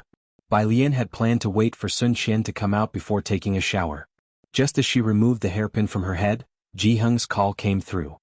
Yu Simin had just taken her pajamas out and climbed down from the bed when she saw Bai Lian putting her hair back up, puzzled. "Are you going out?" "Yes." Bai Lian secured her hair. "No need to leave the door unlocked for me tonight." She reached out, took her laptop and cell phone and left. After she had gone, Kong Wei looked at her retreating figure and clicked her tongue. Why do I feel like Bai Lian has an even stronger presence than Sun Qian? After speaking, another thought struck her. If we don't leave the door for her, where is she going to stay? After all, Bai Lian was not from Jianghu. Source: web novel. Com updated on. Speaking of which, it seemed that Bai Lian was the first to arrive in their dormitory. Downstairs, Bai Lian headed straight for the west gate. She was messaging Lance as she walked. She wasn't very familiar with modern hospitals, but Lance was, so she called him. Malignant hyperthermia? It's no problem if you have dantrolene. Lance immediately knew what was happening based on the description. But you said the patient has panda blood. Bai Lian's tone was unhurried, a pregnant woman plus a car accident. The one in trouble was Ji Mulan, but Bai Lian was not worried. That is indeed dangerous, but if she's saved, that's an SCI paper right there. Lance communicated fluently with Bai Lian in English. Such a case is rare, a beautiful emergency, a 1 in a million chance of survival. Who's the patient? She's essentially this Boda's biological mother, Bai Lian replied. Despite the awkwardness, Lance, who understood, was speechless. Messages can be revoked, but spoken words cannot. He opened his mouth and began to search for some adjectives. It's not necessarily too late if your doctors are well trained and manage to physically bring down the fever until dantrolene arrives. There's a good chance. Alright, there is a doctor in my lab who was involved in a malignant hyperthermia case. I'll contact him for you, he could give you some constructive advice during the surgery. Ji Mulan's condition was nowhere near as complicated as Xianxia's. With a bit of luck, she could be saved. The key was the medication and the presence of someone with experience in treating malignant hyperthermia. Compared to Xianxia, she had more buffs to her advantage. After all, there weren't many doctors in Jianghu who had experience with malignant hyperthermia. Bai Lian, not far away, Dean Huang was talking to a professor from the physics department with his hands behind his back, but when he saw Bai Lian he stopped. Bai Lian, holding her computer, greeted Dean Huang politely. Dean Huang. Dean Huang's gaze fell on the computer in her hands and his brows twitched. Zhongxing has research in various fields and this computer had no logo. It was a very simple, ordinary-looking black ultra-thin laptop, unlike the ones Zhongxing released to the public. But as a student of academician Ma, Dean Huang had seen this computer more than once. Where are you headed? Dean Huang struggled to shift his gaze away from the laptop. I'm leaving the campus. Even when facing the dean of her college, Bai Lian was straightforward. I have something to attend to. Be safe, Dean Huang said warmly, unsure whether Bai Lian was going to meet academician Ma. How is your exam preparation going? Not bad. Bai Lian spotted the car turning from the left and bid farewell to Dean Huang. Dean Huang, my ride's here, I must go. She got into the car. Dean Huang stood in place, watching the black car Bai Lian boarded with a very distinctive license plate. He had a hunch. The professor standing next to Dean Huang had remained silent up until now, and only after the black car had driven away did he speak. Bai Lian. Is she this year's high school valedictorian? Upon hearing this, Dean Huang smiled. The professor walked behind Dean Huang and couldn't help but glance back in the direction the black car had taken. The driver was Ming Dongheng. He had just driven Jianghu away from Jianghu University when Bai Lian's call came in. In the back seat, Jianghu didn't open the window but was talking calmly on the phone. Butler Jiang, I won't be coming back for the time being. I will go straight to Shanghai apartment later. Ming Dongheng drove the car steadily. Bai Lian sat next to Jianghu, opened her laptop, and leisurely flipped through the research papers she had saved. Why did you bring the computer out? Jianghu asked as he hung up the phone, seeing Bai Lian looking at her computer, her profile illuminated by the soft glow of the screen. I'm used to it. The laptop contained a hard drive's worth of data left to her by an academician from Ma Institute, which she didn't feel comfortable leaving in her dorm. Jianghu rested his wrist on his knee, turning to look at the research papers on her laptop. Very familiar. He narrowed his eyes. Only Ming Dongheng in the driver's seat found it odd. Wasn't Ji Mulan supposed to be critically ill? Yet Miss Bai and Jianghu didn't seem very anxious. There wasn't much traffic at this time, and the Jianghu University-affiliated hospital was nearby. They quickly arrived at the hospital. At the emergency room entrance, the police were still negotiating with Su-en. Su-en's grandmother stood by the emergency room door, turning her Buddha beads and praying for Ji Mulan and the child in her womb to be safe.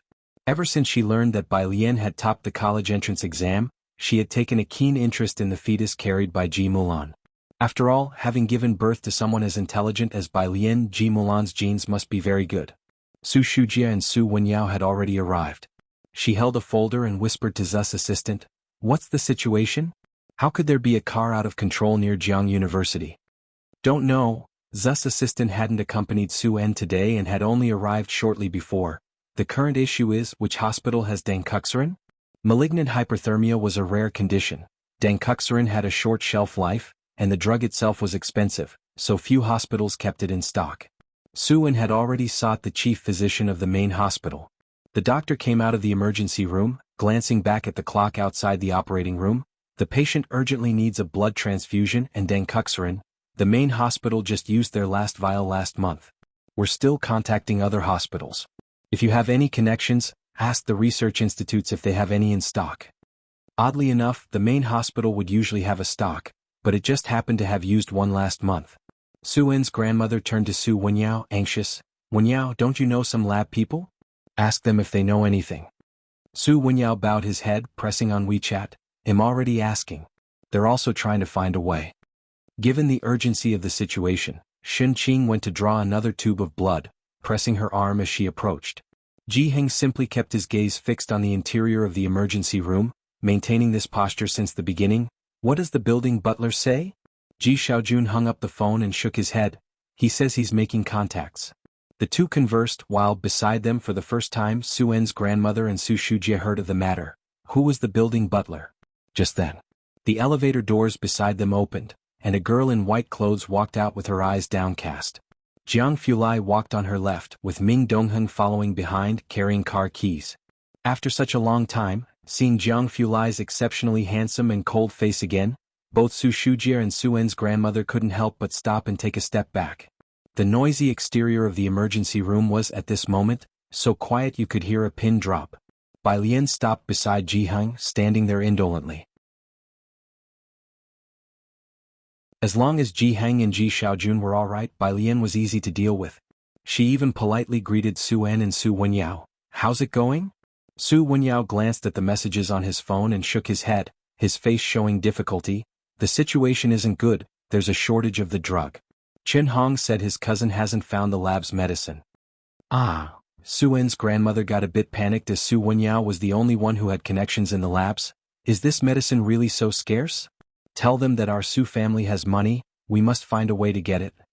Grandma, if we could get it, we would definitely use it to save her, a nurse explained to the elderly lady, but the drug is rare to begin with. The one stored in the main hospital was used up, and if those labs don't have it, then we really have no other options. Jianghu followed by Lian at an unhurried pace. He lowered his baseball cap and didn't look at the others, speaking on the phone.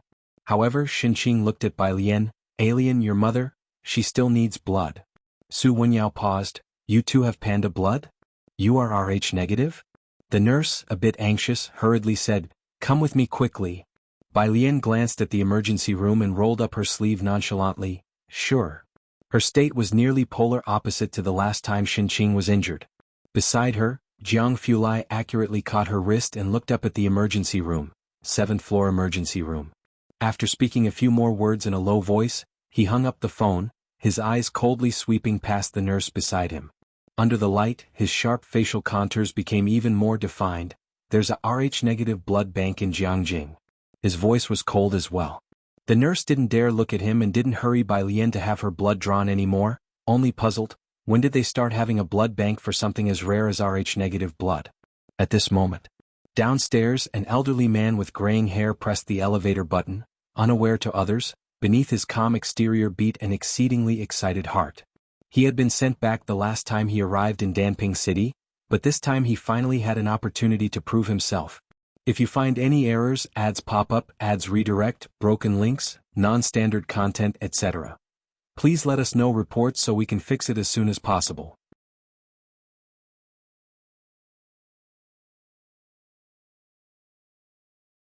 Chapter 622. Which ginger is it? They want to ask Mr. Mu to come out of retirement _ 17th floor. Su En had lost the mood to negotiate with the police, and Ming Dongheng took the officer aside. Bai Lian's phone rang, this time with a WeChat video call. Lance. Bye, said Lance, now wearing a suit made for him by Jianghu as he spoke to Bai Lian. I had a student who was involved in a case of malignant hyperthermia. Because he had complimented Bai Lian's mother as a beautiful case, Lance went to the lab to make amends. Jianghu lowered his head and when Lance saw him he greeted, Hey Jiang. Bai, Lance looked at the Jiang University Hospital emblem behind Bai Lian, his eyes lit up. You're in Jiangjing? Yes, I'm studying here. Since there was a blood bank, Bai Lian wasn't in a hurry to draw blood anymore. The AIS International Medical Summit is being held in Jiangjing. Lance was talking to Bai Lian. Just then the door to the operating room opened again. The anesthetist raised his hand as he came out of the surgery room, looking palely at the people present. Mr. Su, the patient's temperature has reached 42 degrees, and the fetus inside might. Source. Web novel. Com. Updated on. Cold Madame Zu's fingers holding the cane were trembling. If it wasn't for Bai Lian and Jiheng being there, she would want to ask if it was possible to take the child out first. Suan had already called Dr. Li again asking about Danquilorin. Doctor, please hang in there, we're already looking for it. Right then the elevator doors opened. An elderly man with graying hair stepped out towards the doorway, his gaze sweeping the corridor before finally resting on Jianghu Lai, young Master Jiang. In his hand he was holding a box exuding coldness with a blue exterior. The anesthetist, looking at the elder with graying hair, hesitated for a moment before recognizing him. Dean Gu? Dean Gu looked at the anesthetist and handed over the blue box. Danquilorin still frozen, hurry and save someone. The anesthetist glanced down at the medicine box in Dean Gu's hand, and without having time to wonder why the head of the main hospital was here, he quickly turned and dashed towards the emergency room. Bai Lian casually lowered her eyes and spoke to Lance before handing her phone to a nurse who had just brought over a bag of blood. A teacher has done research on malignant hyperthermia, take it in, it might help. If it were any other patient's relative who took out a phone and said a teacher could help, the nurse would call security to drag away the patient's family. But this relative of the patient could adjust the Rh-negative blood supply and managed to get Danquilorin in a short period of time. The nurse did not immediately take the phone but instead pushed the blood in first, then came out to get Bai Lian's phone for disinfection, and re-entered the emergency room. Doctor, said old Madame Su, stepping forward with her cane, is there hope now? We can't be certain, but with Danquilorin there's a great chance, the nurse said hastily before going inside. The door to the operating room closed again. With the medicine's arrival, the people in the hallway could finally relax again. Suan looked at Bai Lian and Jianghu Lai, who was now wearing a duckbill cap and standing to Bai Lian's left. He had his head slightly down, his clean and slender fingers pressing on the phone, exuding an unapproachable aura. Suan whispered to Bai Lian, "Thank you." Jiheng finally reacted. His dark eyes showed different colors as he thanked Jianghu Lai. "Xiaojiang, we owe you a lot this time, making you take this trip." He knew Jianghu Lai must have just returned not long ago. Jianghu Lai put down his phone, acting gracefully. "It's no big deal." Aside. Dean Gu's gaze landed on Bai Lian again for a moment, and he didn't dare say anything, only asking Ming Dongheng in a low voice, "No head injury?" Ming Dongheng nodded coolly. "Well, it seems you don't need my help." Dean Gu paused, then stood with his hands behind his back. "Then may I take my leave first?" Ming Dongheng watched him expressionlessly. Dean Gu, okay. Half an hour later. The anesthetist returned with Bai Lian's phone and handed it back to her. "The patient's temperature has dropped and she is no longer in life-threatening danger. We need to thank Mr. Albert for giving us critical guidance." Mr. Albert was the doctor Lance had found for Bai Lian, who had researched malignant hyperthermia. A narrow escape, a nightmare for all the doctors in the emergency room. Fortunately, the rescue was successful. Jianghu Lai finally looked at Bai Lian. "Shall we go back?" It was already 11 o'clock, and since there was no more danger to life, Bai Lian didn't linger. She took her phone and left for Shanghai apartment with Jianghu Lai. By this time the dormitory doors were already closed. After they left, Suan appeared very wearied, having been tense all night long, and his spirits were not good. "I'm sorry, I shouldn't have brought her out. If you find any errors, ads pop up, ads redirect, broken links, non-standard content, etc. Please let us know reports so we can fix it as soon as possible."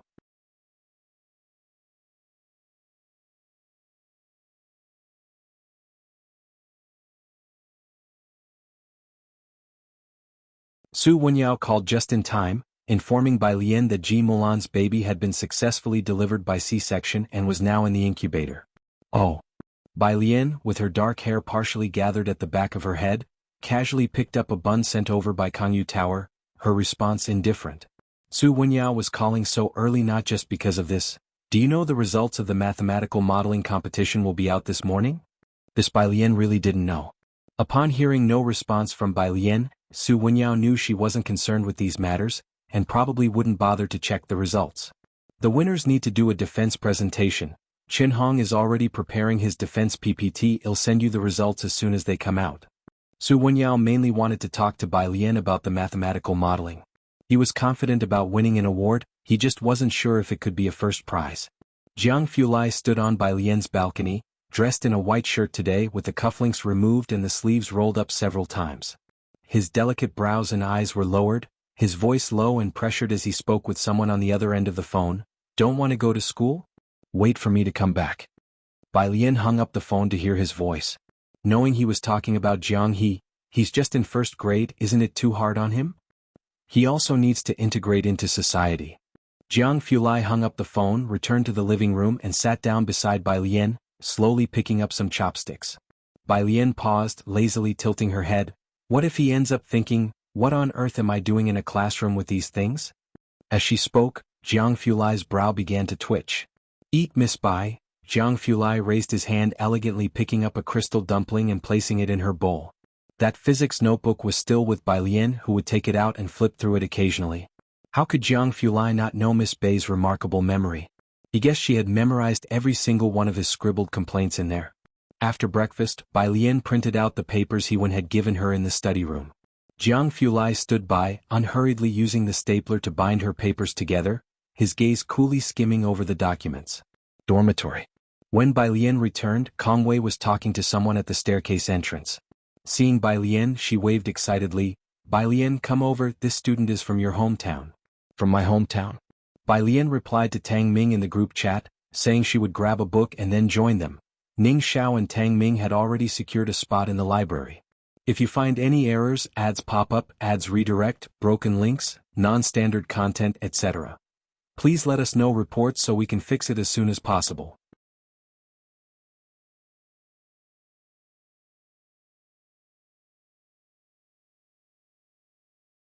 Chapter 624. Which ginger is it? They want to ask Mr. Mu to come out of retirement. 3 Jiang University's freshmen had no classes these 2 days, with military training not scheduled until sophomore year. Yes, same surname as you, Bai, named Bai Xiaoqi, Kong Wei whispered to Bai Lian, who had walked up beside her. She mentioned that her brother's teacher is a student of our dean. Bai Lian just looked up, her gaze meeting Bai Xiaoqi's across the way. Bai Xiaoqi, who made many friends at school, watched Bai Lian without speaking. Bai Lian withdrew her gaze, greeted Kong Wei, and headed for dorm room 407. Then we'll have a chance to talk another time. Kong Wei felt something was off, so she gave Bai Xiaoqi a smile and hurried after Bai Lian back to 407. Inside the dormitory, Bai Lian placed her laptop and printed references on the table, along with a small pot of succulents that Jiang Fulai had insisted she take with her. Kong Wei brought up Bai Xiaoqi to Yu Simin. Yu Simin was clearly aware of the dean of the physics department. Her brother's teacher is our physics department's dean, that impressive? But everyone at Jiang University is impressive, just look at our senior He Wen. Su Qian came out of the bathroom and heard them talking about He Wen. She looked up. You know He Wen? We know of senior He Wen, but he doesn't know us, Kong Wei said with an amused smile. Senior He Wen is the idol of us from Xiqing. We're planning to go to the number 1 doctoral building for a visit later. Are you coming? I won't be going, you guys have fun. Su Qian looked away and grabbed her books before leaving. Source, web novel. Updated on Omicron New. Beneath the dormitory building, Song Min was waiting for Bai Xiaoqi, and the two of them went to find Bai Xiaoqi together. I just saw Bai Lian, Bai Xiaoqi said quietly, glancing at him. We're in the same dorm building. Song Min paused for a moment, his gaze falling, but he didn't say anything. Jiang University was filled with talents. Song Min had become just an ordinary person there, something he had realized since his last visit to Jiangjing. Soon the two of them arrived at the building where Bai Xiaoqi was staying, and Bai Xiaoqi called him from downstairs. Wait for me a moment. Bai Xiaoqi was looking for Dr. Zhua, he said in a hushed tone on his phone. He'll come down right away. After speaking, he hung up and entered the office. Inside the office, Dr. Zhua looked up and towards Bai Xiaoqi. The teacher is very concerned about the outcome of this math modeling competition. Dr. Zhua's teacher was Dean Huang.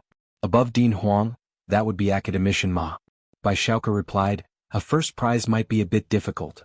You're only a sophomore.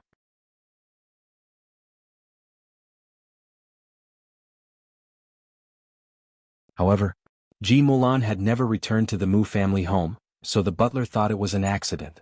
She took the coat handed to her by a servant and put it on herself. Speaking of accidents, Mu Yining fell silent for a moment. Where's my dad? Did he come out today?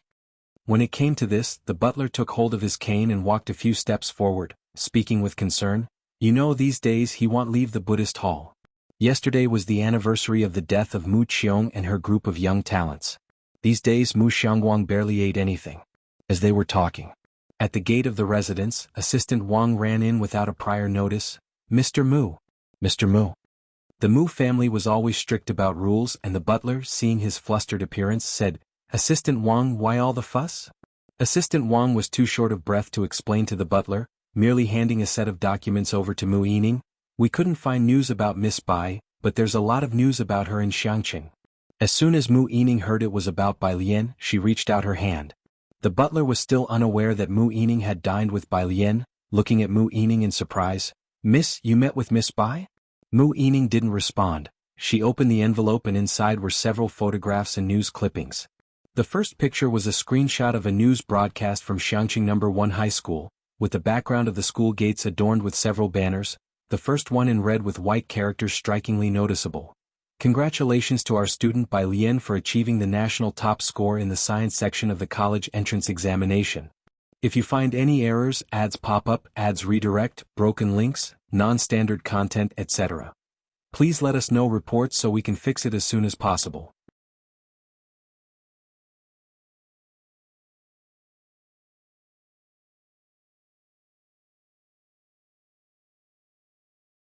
Mu Yining looked up at the rising sun above and shook her head without a word. The butler, reading her expression, understood the situation. He saw Mu Yining out, and Assistant Wang was already waiting for her at the gate. The butler placed a gift box into the car. Miss, try to drink less, and then instructed Assistant Wang, be smart and help Miss block more drinks. The butler stood still watching Mu Yining's car drive away. Once she was gone, the butler turned to Xiaojia beside him and murmured, Mr. J's niece is the high school valedictorian, huh? Jianghu University has 8 libraries. Bai Lian visited the one at the intersection of Nanmei District and Rose District. Just after getting off the school bus, she received a voice message from Yi Jingxian on WeChat. Senior sister? Bai Lian, still wearing her Bluetooth headset, was very polite. Junior sister, Yi Jingxian's voice was gentle. For this year's welcome party, why don't you perform an act? There's a formidable newcomer in the finance department who is a student of a professor from Jianghu. Other departments are also preparing big moves. I've counted our department's new students this year, and it's only you and Sun Qian. Senior sister, I'm a bit busy. Bai Lian was not making excuses. She had exams for her Tongfeng class and also a mathematical modeling defense to prepare for. Junior sister, Yi Jingxian pleaded over the phone, could you just sing a simple song? Our department has always had more boys. It's been years since we had someone impressive like you. You're also our representative new student this year. Never mind, are you in your dorm? They'll come to find you and we can talk in detail. Bai Lian stood under a camphor tree at the library entrance, looking at the address Tang Ming had sent, located in a small study room on the 4th floor. Senior sister, I'm at the library and I have things to do this afternoon as well. The library? Yi Jingxian hadn't expected her to hit the library on the first day of school. Obviously a top student. Well, junior sister, I will come to visit you tonight to discuss this in detail. Please help, junior sister. Okay. Bai Lian hung up the WeChat call, slowly removed a leaf that had fallen on her arm, and waited outside the library for a while. If you find any errors, ads pop up, ads redirect, broken links, non-standard content, etc., please let us know reports so we can fix it as soon as possible.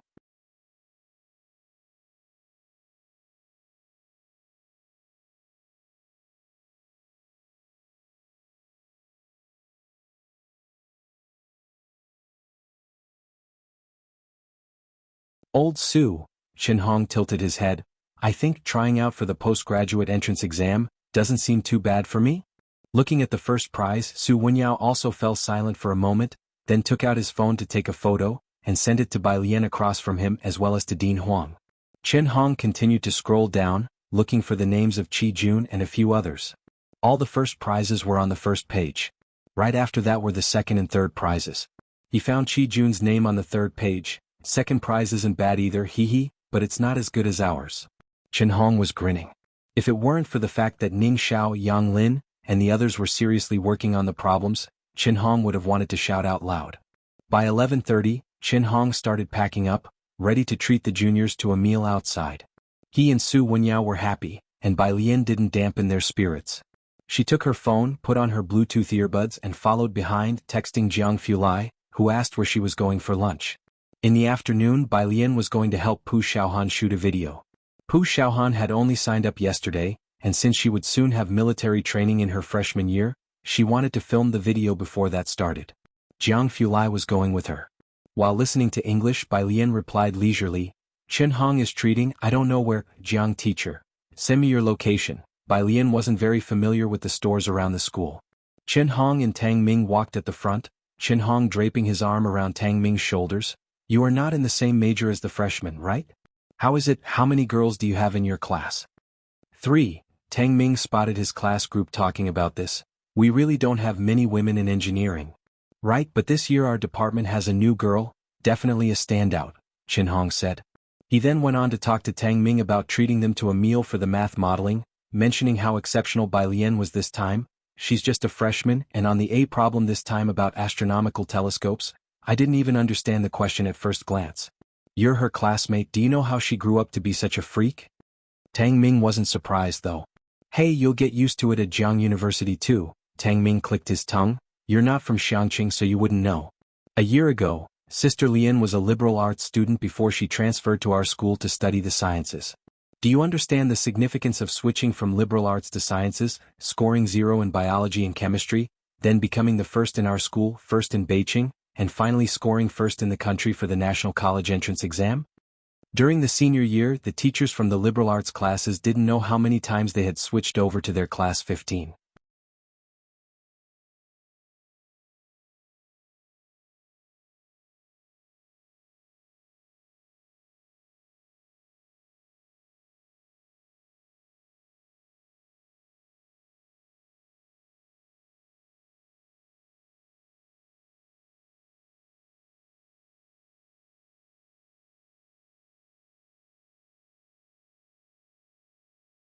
Chapter 628. Are you trying to compete with Jianghu University for talent? A meeting gift of 2 she took Bai Lian inside to change clothes, and outside, only Jianghu Lai was left with Dean Jian. The two of them had little to say. Even though young Master Jiang restrained himself, his presence was still strong, so Dean Jian chatted with old Hu at his side. The costume change didn't take long, but Pu Xiaohan wanted to give Bai Lian a simple makeup look, so 20 minutes passed before they came out. At the sound of movement, Jianghu Lai, who was leaning against a Dracaena plant, finally looked up. Bai Lian walked ahead, parting the floral curtain and stepping out. Her hair was long and a single hairpin couldn't hold it all up, so she had taken strands from both sides and pinned them behind her head. As she parted the curtain, her hair cascaded down in front of her chest. The Crimson Warring States robe meandered on the ground. Pu Xiaohan spent half a month determining this location. The lighting was truly a killer feature, without overly harsh rays or deliberate additional lighting, and natural and simple. Jianghu Lai stood silently at the entrance, watching. Even Dean Jian and old Hu by his side momentarily forgot what they were discussing as they looked at Bai Lian. She seemed like a noble woman from 1,000 years ago, casually stepping out from the house, as light pierced through gaps in the bamboo grove, filtering through dust all the way down. Source: Web Novel. Com. Updated on N0 New Omicron. The light speckled her face, her complexion pale and clear, long lashes slightly lowered, her eyes and eyebrows more beautiful than any painting, with the sound of insects and the whisper of the wind by her ears, occasionally punctuated by the laughter of passers-by outside the bamboo grove. Everything was harmonious and quiet. Dressed in a tracksuit, Pu Xiaohan followed closely behind Bai Lian, pulling everyone back from the painting into reality. Sister Lian, Pu Xiaohan, who had already stayed inside once, still stared at Bai Lian's face. You should sit in front of this stone table, be careful, your dress is a bit long. Pu Xiaohan watched Bai Lian descend the steps, reminding her. The Warring States robe was very long, trailing the ground. Modern people wearing it could easily step on the hem. She had just been speaking when she saw Bai Lian step down the stairs, walking as if on flat ground, her skirt without a wrinkle. Pu Xiaohan had always heard netizens complain that none of this year's period dramas, except for Great Yong, featured truly graceful deportment. Now, seeing Bai Lian, she finally understood what deportment meant. She swallowed the words on her lips and used the camera to capture Bai Lian playing the guzheng. Bai Lian sat at the stone table, idly strumming the strings of the instrument, appearing quite natural. She was the only one in Pu Xiaohan's lens who didn't need deliberate directing. One Big Bowl aimed to collaborate with the Jianghu Music Academy to produce a video feature on traditional musical instruments. This wasn't Pu Xiaohan's first time collaborating with officials. She was creating an ancient modern vibe that would include instruments like the pipa and bamboo flute, in addition to the guzheng. Bai Lian occupied very little screen time. It was recorded quickly. The entire scene was very quiet. Ding Jian and Old Hu said nothing. She didn't perform Desert Melody, as Ding Jian had expected, but instead improvised a segment of The White Robe Journey. This time around, she was more familiar with the guzheng than during the performance at the Xianxia anniversary celebration. Thus, her playing was also more skillful, with her fingertips stirring the strings as if summoning a galloping army of thousands. After playing a short segment, Pu Xiaohan played back the video she had recorded for Bai Lian. It was then that Old Hu finally snapped back to reality. This was his first time hearing Bai Lian play. Before, he thought Bai Lian was Yan Lu's composer and that Ding Jian held her in high regard for that reason. It was only after he heard Bai Lian play that he understood what Ding Jian meant by his comment. Old Hu, following Ding Jian, naturally had an understanding of music too. This presence, even Ding Jian's 3 disciples couldn't match it. After changing clothes, Bai Lian didn't leave. Jianghu saw sugar-coated haws being sold at the park entrance and led her over there. Old Hu watched their retreating figures and finally turned to Ding Jian. Ding Jian, do you know who Miss Bai's teacher is? In the world of traditional musical instruments, there are only a few key figures. There may be debate over who is the foremost in other factions, but when it comes to the guzheng faction, it could only be Jian Zhongyo. And yet, Bai Lian's playing style doesn't quite match that of Ding Jian's lineage. Who exactly is her teacher? Her? Ding Jian thought of Bai Lian's mention of Qin Jiu, and paused. She must be a master who has retreated to live quietly in the mountains. As you know, there are quite a few folk experts around Xianxia. Ding Jian was somewhat eager to hear Bai Lian play The White Robe Journey in full. But seeing Bai Lian, she didn't seem very willing. So he asked Pu Xiaohan to send him the footage shot that day. Jianghu. When Ding Jian returned, the president of Jianghu University was writing a speech for the opening ceremony. Ding Jian transferred all the footage taken by Pu Xiaohan to the president. That's about it. I'll also send you her video project plan. It'll all be edited in the next couple of days, then she can forward the finished version to you.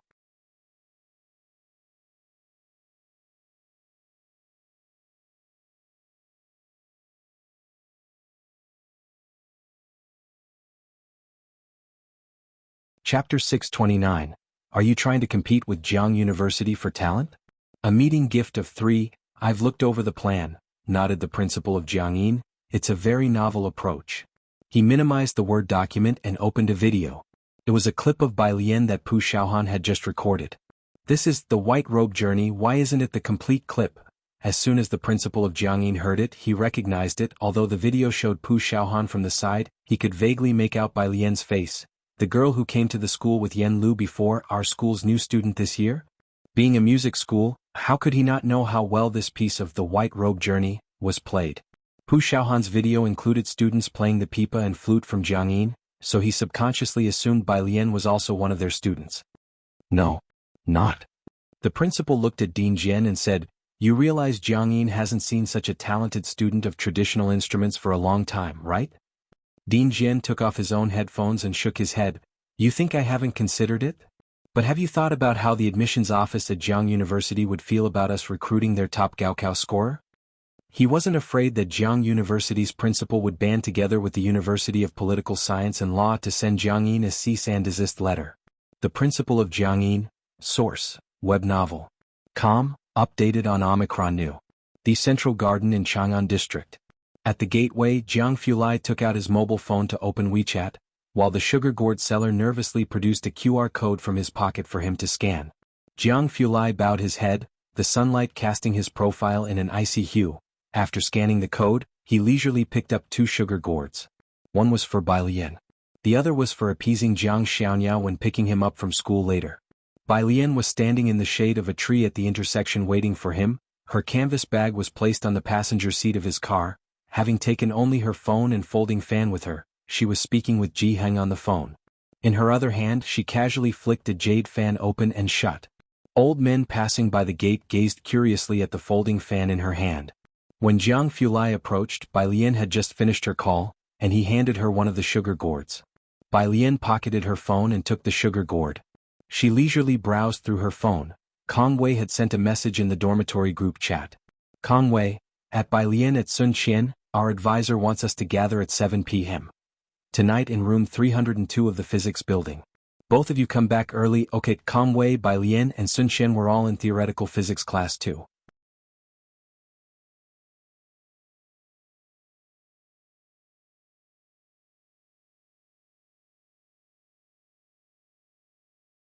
Chapter 630. Are you trying to compete with Jianghu University for talent? A meeting gift of four. Both of them loved living in the mountains and by the sea. The car had just parked downstairs. Bai Lian had just seen a white Volkswagen with local license plates stopping in front of the building. She opened the passenger side door and thought that the figure of the person in the driver's seat looked familiar. The man in the driver's seat of the Volkswagen had just gotten out of the car, opened the trunk to get his luggage, and on seeing Bai Lian he wasn't at all surprised and greeted her, "Classmate Bai." Bai Lian closed the passenger door and looked up, very surprised. "Uncle Zhang?" She had heard from Tang Ming that Zhang Shi's father was in Jianghu, but it had never occurred to her that he would appear here. Jianghu jumped down and went to hold Bai Lian's dress. He was biting on the last candied hawthorn, looking up. "Hey he," Uncle Zhang greeted Jianghu and then turned to Bai Lian. "Classmate Bai, I've rented a place here on the 6th floor. Xiaoza is getting out of prison tomorrow. I will head back to Xianxia later, just moving the luggage over today." "Isn't it mid-month?" What else had Zhang Shi's done to get released early? Bai Lian and Jianghu returned to room 303. In 303, Su Nanjing was sitting on the couch watching TV and greeted them as they returned. Alien. Source, web novel. Com, updated on Omicron New 0. C0. After Bai Lian greeted him, she then asked Jianghu about Zhang Shi's situation. Jianghu wasn't surprised, putting her canvas bag in her study. He helped Xing Lihong develop a new product, contributed 5% to the science, so he got a 10-day reduction in sentence. Ming Dongheng had the tea brewed and then repacked a portion for her to take to the university. He also packed up 3 gift boxes for Bai Lian to give to her roommates as meeting presents. Next to them, Su Nanjing couldn't help patting Ming Dongheng's shoulder, his head full of question marks. A new product developed while working on a sewing machine? No, who are all these people? 6 o'clock. Bai Lian finished dinner and Jianghu drove her back to the university. She had a new student assembly in the physics building at 7. She couldn't be late. When she returned to the dorm, the other 3 were already back. As soon as she arrived, she heard Yu Simin's voice. "I saw President Bo today. He really is handsome. I heard that President Bo welcomes new students on the first day of reporting. If I had known, I would have come on the first day." Sun Qian was sitting in her spot reading a book. "If you want to see him, you could apply to join the student union."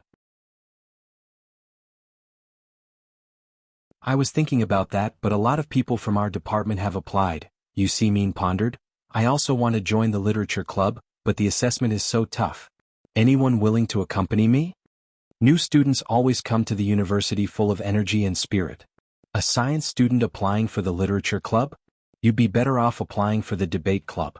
"I'm not going, no way." Kong Wei quickly waved her hand, but upon seeing Bai Lian return, she pointed to the milk tea on her desk. "Bai Lian, Yu Simin and I brought you and Sun Qian milk tea when we came back." "Thank you." Bai Lian placed her canvas bag and a box of tea in pottery jars on the table and took out 3 gift boxes from the white paper bag, handing them to the other people in the room. "I might come back late sometimes, and the lights on my desk might be on late too. If I ever disturb you, please let me know." The gift boxes were ordinary with a blue floral pattern wrapped with a blue ribbon, and the ribbon wasn't tied very smoothly. No brand markings. Kong Wei and Yu Simin thought they were from a boutique and accepted them. "The desk light isn't bright, no problem. I often watch TV or play games until 2 in the morning."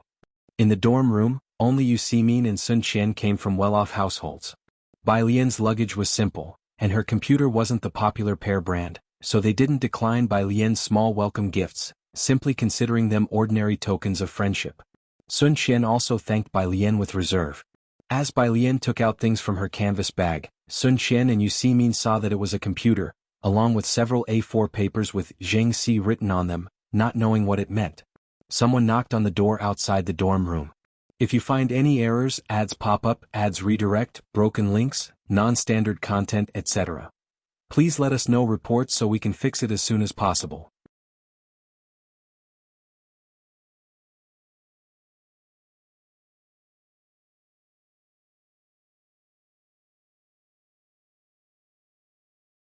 Hers was light green crystal. Only Sun Qian, who was behind Bai Lian upon opening her gift and seeing the hair clip in the box, placed the hair clip on the draft paper, observing the refraction on the diamonds on the other butterfly wing. With the hair clip placed as such, the black ink on the draft paper couldn't be seen at all. Sun Qian bent her head to observe the little hair clip. It was pure handmade craftsmanship, and she couldn't find a brand that matched it. At 7 o'clock, the class gathered. Yu Ximin and Kong Wei had touched up their makeup and changed clothes. When they called Bai Lian, she was still reading a book. The physics building was a bit far from the freshman girls' dorm. At 6:40, the 4 from the dorm set off. Yu Ximin's gathering spot was upstairs. Kong Wei, Sun Qian, and Bai Lian reached classroom 302. The door of 302 was ajar, and they could hear voices inside before even entering. Kong Wei led the two of them in, sitting in the back row. The people from the class were sitting together, grouped by dormitory rooms. Almost everyone had already arrived. The number of girls in theoretical class 1 was slightly higher than in other classes. There were 7 girls. The other 4 had already arrived, sitting a bit forward, already chatting lively with their classmates. The arrival of the 3 new girls, Bai Lian's group, still attracted quite a bit of attention. Kong Wei was friendly with everyone, Sun Qian appeared a bit aloof, and Bai Lian had an extraordinary face.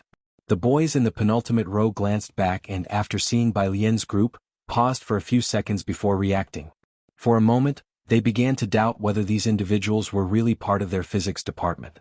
At the front, a boy leaned over to tap his neighbor's shoulder. Our theoretical class has freshmen with top-notch looks this year, not falling short of the English or finance departments. Many glances turned in their direction, but Bai Lian calmly lowered her head to flip through her original text, undisturbed. Just then the front door was pushed open. The instructor for theoretical class entered, a middle-aged man, not very tall, with a pair of gold-rimmed glasses on the bridge of his nose.